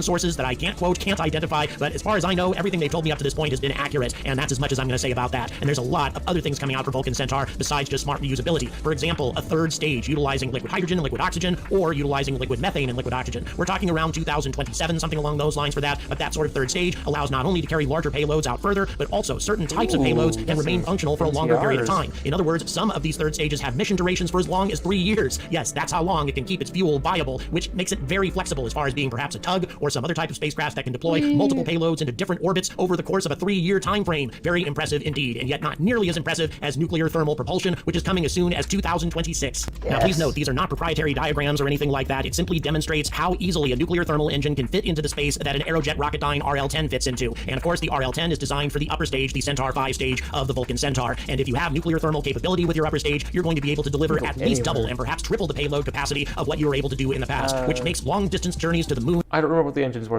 I did this back in 2017. That was 5 years ago. So it's been a while. Oh, yeah, that's nozzle area ratio 285. Ooh, that's magnificent. That's some good performance there. A much more viable possibility. And in addition to that, ULA is targeting a zero boil-off capability for the fuel tanks for this nuclear thermal engine, along with the third stage proposals that they currently have as well. If you have that low of a boil-off, that means that your fuel remains viable for years, allowing your upper stage to remain viable as a tug or just for a variety of different secondary missions. And these missions might include transporting cargoes to and from translunar injection orbit, or perhaps refueling a lunar fuel depot. That would be an extremely useful thing for future lunar landers, including Lunar Starship, which could really benefit. Ooh, look at that. Machining. From refueling in lunar orbit rather than having to come all the way back to LEO to refuel. You could have ULA and SpaceX collaborating in order to increase our presence on the lunar surface and also with the Lunar Gateway. So many missions that could be accomplished with the various types of technology that ULA is working on right now. And once again, these are not these sorts of things that are supposed to come up in 10 years or 20 years, but rather on a time frame of 4 to 5 years from now. Yes. Very, very aggressive, very innovative, and this is why companies like ULA will remain competitive with Starship. Does that mean they'll be... Okay, but who runs ULA? Angry? Who runs them? Oh, right, it's Lockheed and Boeing. Better than Starship? Absolutely not. Starship is going to be very formidable, as will SpaceX, and the reason that everything has become so competitive is because of what SpaceX has accomplished. Which is market monopolization. Monopolies are bad. Not trying to take anything away from them, but that doesn't mean that other spaceflight companies are not responding with technologies of their own. If you like this type of content, please subscribe to my channel or check out the description. There's a variety of ways to support me there. So until everybody starts to embrace new types of technologies and reusability in order to remain competitive with SpaceX instead of simply relying on their powerful allies in Congress, I urge all of you to stay angry about space. No, let's not be angry about space. I don't like this. I don't like this new font, Angry. And no offense, but I don't like this. It's kind of hard to read. Okay, so I've heard, so the SpaceX-centric, we'll do that, and then I'm going to give up. I'm hungry. It's supper time for me.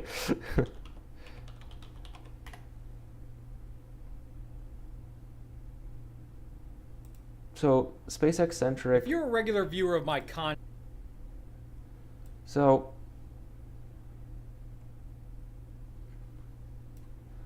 So this guy apparently made a NASA is communism video. Yes, monopolies are only good when it's the thing I like. So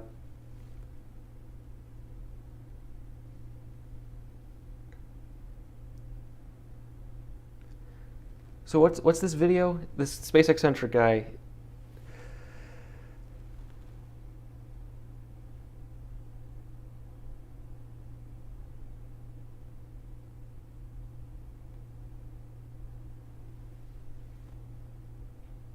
Okay.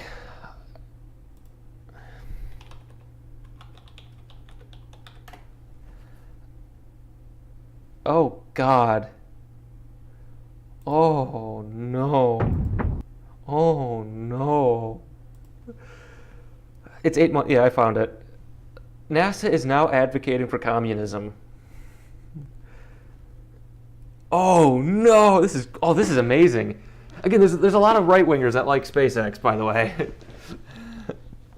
Okay, we'll do this. We'll have a few minutes to kind of close up, and then I'm going to have supper, because it's 5, so... Turn the friggin' rockets gay! Or, as I've seen, trans, which, you know... Okay, we're doing it.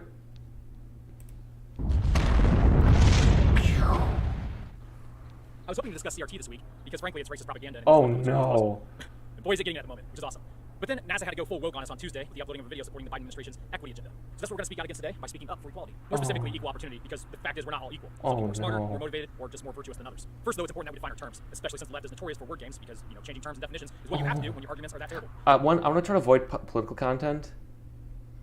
So, what I'm not going to do, we're not going to do too much of this, because I don't want to be too modern politics, obviously. But one, of course, he looks like this. So. In this video, NASA astronauts mentioned both equity and equal opportunity. We're on a mission of equity, launching opportunity. Equal opportunity to challenge and inspire. Ironically, that's both non-specific and convoluted at the same time. Equity and equal opportunity are not the same thing. Anyone informed and honest will tell you that. And since NASA's video is titled Mission Equity, it leads me to believe they don't know what they're talking about. But they were told to do this by higher ups in the administration. Who have of course, higher up. Was proven correct, as I will soon show you. Until relatively recently, most people didn't think of equity as a social construct. It was most often used purely in economics, meaning the amount of money shareholders would receive if all assets of a company were liquidated and all debts paid off. That's not what we're talking about for the purpose of this video. We're addressing equity in the context of what is this guy? This guy's insane. This guy's insane. How progressives are currently using the term to fight what they perceive as injustices or unfairness concerning careers or income. Bottom line, equity means equal outcome, not equal opportunity, as the video suggests. No. Equal outcome is the phrase the left used to use, but again, their Marxist arguments failed, so they abandoned it in exchange for the more ambiguous word equity. Oh no, he's an idiot. This guy's insane. Oh no. In its simplest form, equity means entitlements, but not for everyone. Equity is designed to protect power, to keep those with power in power. The historical data on equity. Oh no. No. Oh no. Yeah, they're against translunar injections, but they like cislunar space. Just keep that in mind. Oh, but if you're bringing up frog. Oh. The societies that have tried to aim at equity are the terrible communistic societies of the 20th century, and they were so unbelievably murderous and counterproductive that it beggars the imagination. And so I can't even believe we have a conversation about equity because it's such a pathological idea. It's completely invalidated by the historical data. Equality, however, challenges power. And more specifically than that, equal opportunity is fairness without artificial barriers or preferences, of which equity has both. Again, these terms, equity and equal opportunity, although both used in this NASA video, do not complement each other. So there's a big difference between equality and equity. Equality suggests, oh, everyone should get the same amount. The problem with that, not everybody's starting out from the same place. Equitable treatment. Oh no, I don't. Equal opportunity would have it that nobody is discriminated against because of the color of their skin or sex or whatever, and nobody is propped up and given advantages because of those things either. People are free to walk their own path or as long or as far as they want without government getting in the way by either directly throwing obstacles at them or helping out their competition. Everyone has the problem, Bucko. Again, I just go. Okay, I'm trying to. I'm not gonna. I don't want to dive. I don't want to become lefty political commenter number 850 with the bisexual lighting. But the problem is this guy's gonna ignore history. No, we're not gonna. No. I'm a spaceflight conservative. Okay, we don't abort our launches. Okay. the opportunity to become, say, an astronaut or a medical doctor, like Johnny here. He's both. Oh, and a Navy SEAL. This golden child here making the rest of us look like lazy bitches. But obviously, everyone won't be an astronaut or a doctor or a SEAL. Different people want to be different things. And not everyone is physically fit enough to be some of these things. No. Or in a functioning society, everyone do the same thing. So equal opportunity is merit based on the content of one's character, intelligence, or the skills they have acquired through the time and effort they put into achieving such aspirations. These things, not one's ethnicity or sex, is what gives them an edge over the competition. And thank God for it. I don't know about you, but I would hate to have a doctor that has a medical license just because he has more or less melanin in his skin. I prefer to have the most qualified and Oh no, this guy's an it would also idiot. be not good if some oversensitive weakling received a SEAL trident and an M4 and then was told to go defend America because the standards were lowered for them in training. And to do that would be a perfect example of equity. And by the way, I definitely don't hear any feminists who push so hard to open up these spec ops programs advocating for opening up the draft to them as well. And I think the lawyer wife told me a little bit ago that the Supreme Court just refused to hear the case this week. It remains an undeniable fact that both genders do have their own strengths and weaknesses. To deny that is to deny science. Okay, let's skip ahead. I don't. Okay, what the hell's this? Well, for example, statistics show that more women than men choose jobs that allow them to spend more time at home with family or leave the workplace entirely to raise children. Oh no, we're okay. You have to cede so much power to the authorities, to the government, in order to ensure equality of outcome that tyranny is inevitable. Advocates for modern progressive theory want this. They aim to divide our nation by labeling all whites and anyone successful as oppressors, and all others. Oh, okay. Have to use so much social force in order to make that occur that the consequences, the negative consequences, will far outweigh the benefits. But the biggest problem of equity, other than that it's racist, is that it grants government even more power than it already has. I mean, who else would determine what's fair? Bureaucrats like Biden and Harris get to decide who gets what and what mountain we're all climbing.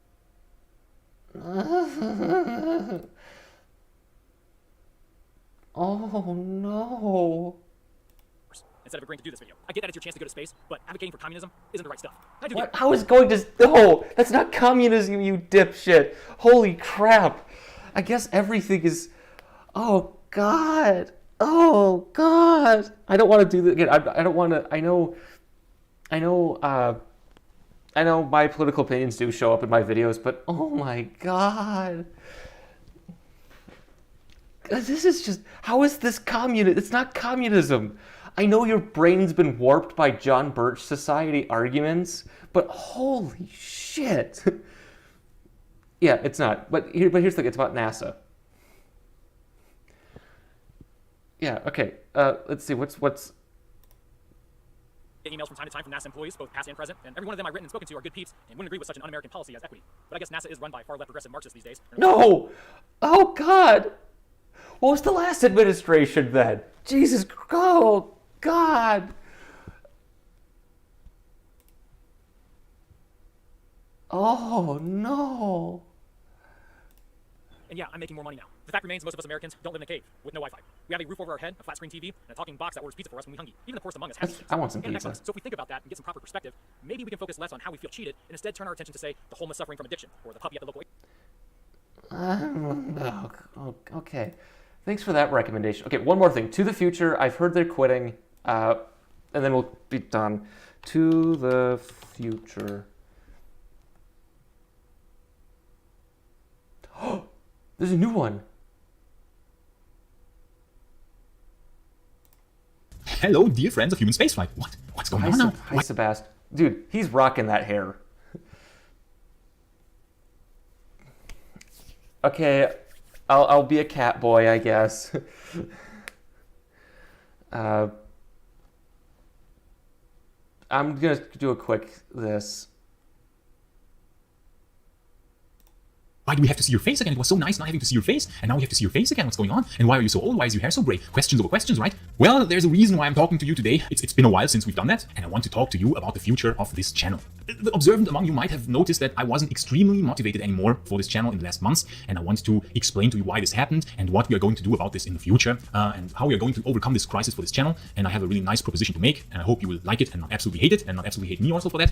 So the people among you who have been watching this channel for a longer time might remember that when we started this channel, we were talking about weird topics. We thought, okay, let's start a YouTube channel, and we are interested in technology, we are interested in movies, we are interested in science fiction. So the channel was called Sci-Fi Instinct. Then we realized nobody's watching our videos, like 5 people or something. Okay, the reason was also that our quality was complete crap, and we had no idea what we were doing. And then slowly the channel transformed to spaceflight because I was interested in those things that were happening during that time. It was the early days of SpaceX Starship, Boca Chica. It was the time when SpaceX made huge advances in human spaceflight. And I was like, man, this is some fascinating stuff. And I was watching other space channels at the time because I wanted to know what was going on. And Jisha and me were thinking, like, why not do a space channel with comedic elements? All the space channels were so serious. All the space channels were like, wow, super correct, you know.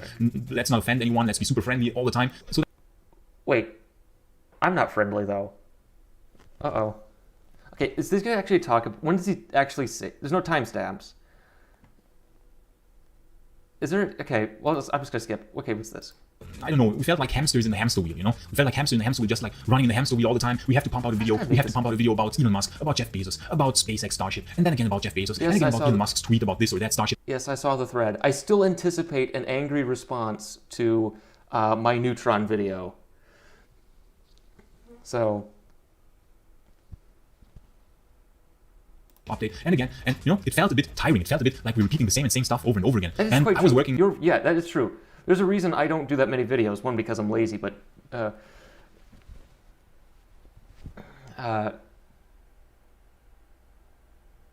I'm just gonna. I felt very, very limited, and then we felt like we are chasing news all the time. So we're like, our life is being basically influenced by what Elon Musk is tweeting at 4 a.m. in the morning or whatever. So you know, it was not a nice feeling. We started not enjoying the process anymore at some point. Hey, we started feeling that's like good for you guys. This is getting annoying. You know, this is not fun anymore.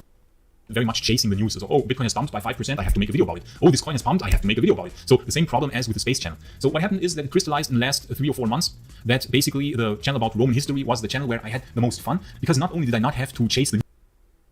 What? You're talking about Roman history? Oh no. Oh no.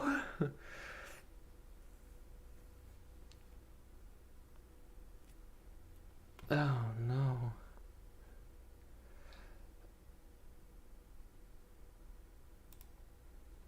And basically now the channel about Roman history has kind of become my main channel because I have this passion, because I have fun doing it, because YouTube is not constraining me so much there as with the Space channel. I can talk about hundreds or thousands of different topics, whereas on the Space channel it was only revolving about SLS, Blue Origin, SpaceX, and Artemis program. So that, well, that's because you're unimaginative, but you know. This is boring. Okay, we're done. Okay, so, okay, folks, it's 5:04, so at 5:15, we'll be done. By 5:15, I'm going to close out, be done. So, okay, this is where we get, let's move the fair use Percheron back over. There we go.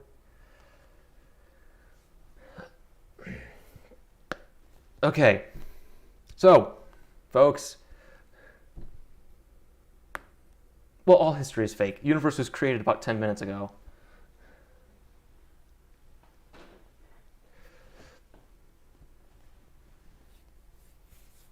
I've heard about, I know in Germany at least, there's Osterstalgie, nostalgia for the East. There's still some nostalgia for it, but yeah, there's some people have some nostalgia for these things. It kind of makes sense, but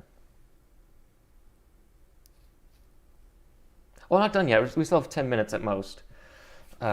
Okay, folks. So I'm doing the Conestoga video. It's gonna be by the end of the month, so like the next 3 days. We learned nothing today. Let's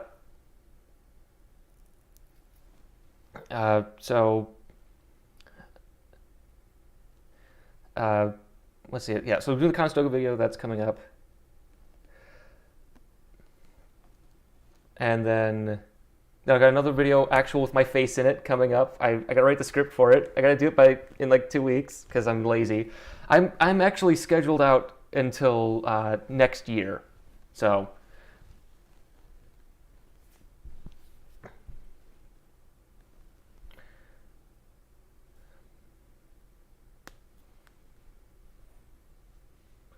okay. Also, I'm not going to do another live stream for a few months. The earliest the one I know I wanted, so this was supposed to be the Artemis 1 launch stream, but of course it didn't happen. Skylon is going to be developed. I don't know what they're at. I haven't been following them. You know what I've been reading about? Honestly, Conestoga, Amrock. I've been looking for studies on them. Yes. Anything else, class? We learned that I can't speak, that I suck at real scale, and that I should probably get cat ears, and bisexual lighting. Yeah, and we all know Black Arrow is better than Vanguard. I mean, did you see its exhaust? Well, the problem is these take a lot of time and effort to do. I've been sitting here for 5 hours. I'm gonna put frozen pizza in right after this is done. So, yeah. So I have a schedule up until this time next year. I'm not gonna tell you it because the second I do, it'll change. Do you see a place for Skylon? I don't know. It depends on how well the what was called Rapier engines work. Yeah. Yes, Voyage by Stephen Baxter, very good book, one of the best alternate histories. There's 4 mistakes in it though, Kiwi. I hope you found them. I actually started rereading Manifold Space the other night. I do love the Manifold trilogy. Kiwi, you would really like the first one, Manifold Time. So that one got me. That's what got me into all this. So I should copy Sebastian's hair. No, I'm not old enough for that yet. I'm only 26, people.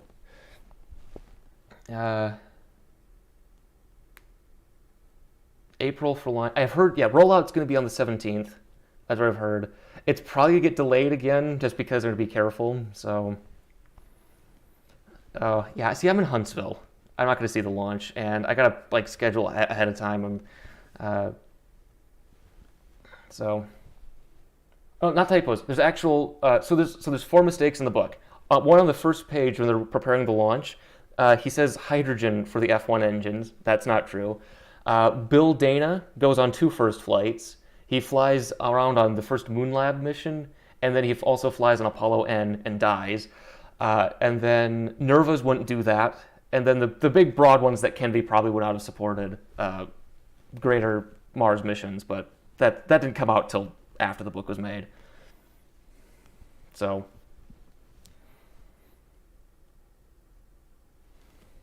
yes, I have a bookshelf of Stephen Baxter novels. So yeah, I have a schedule for the rest of the year though. It's gonna be great. Yeah, Manifold Time. Oh, you keep forgetting, you're like way back behind me. I should type in the time. So this will be 5:09. 5:09. There we go. Just to see where you're all at. Where'd the thing go? There we go. Yeah, there's a few of those mistakes like pop up. Like the Chile sequence for that. A lot of it's wrong because the science is out of date. But that's about it. Chile sequence is great though. Yeah, I'll try to make it down for Artemis 2, I think, depending on where I'm at. Artemis 3 will be a fucking nightmare though, depending on how the schedule works out.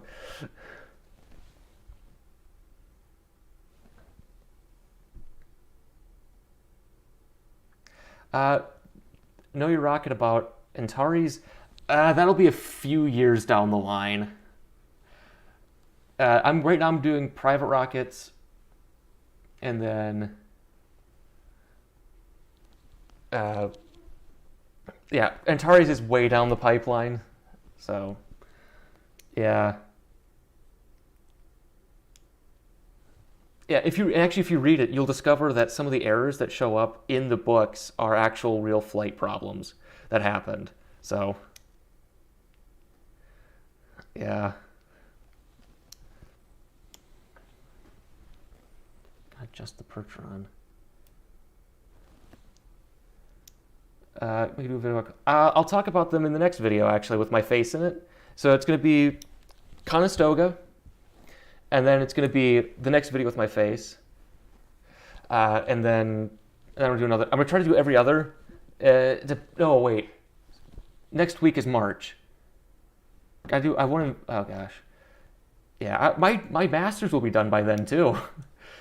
Hopefully. I gotta get back to work on that. I'm going to go back to school in the summer. I've been out of school for a year, so I got hair. So.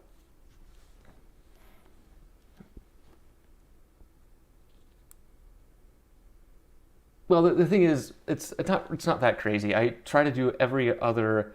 I try to do one every 3 weeks. That's about as much as I can do at peak production. That just leads to it being next year. So I don't have my funeral planned because I'm probably gonna get assassinated by the CIA.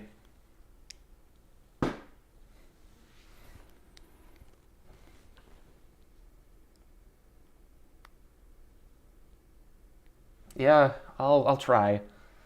Yeah, the post-humans at the end of time living in a neutrino computer will get to watch my videos and hate them. We're not done yet, Deep Sky Dude. There's 3 more minutes. Gosh. Ugh. Then I have to take this all apart. Oh, it's gonna be a nightmare.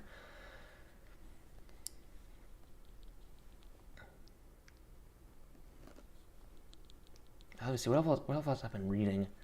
I've been reading Brian Keene, so that's, I've been reading horror fiction, so that's what I've been doing. That's a bit less technical.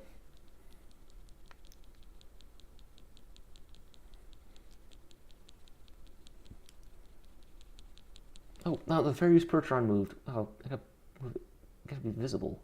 Oh, well. Okay, we have 2 minutes now. Quick! Say hateful, mean things.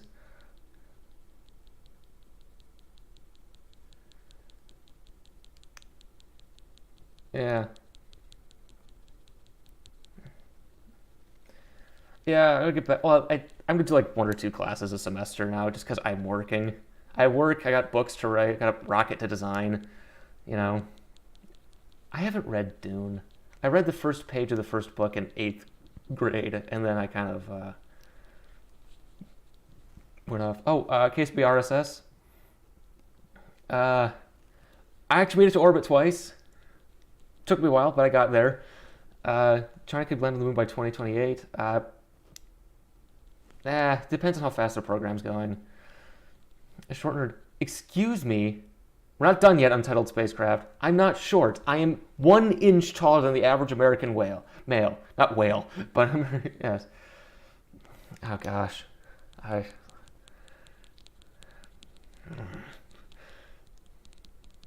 Next time you see my face, I'll hopefully have gotten a haircut.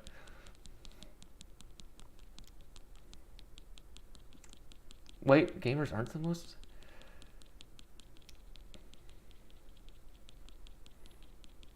Ooh, Rocket Company, that's a good one. I like that. That's a good book.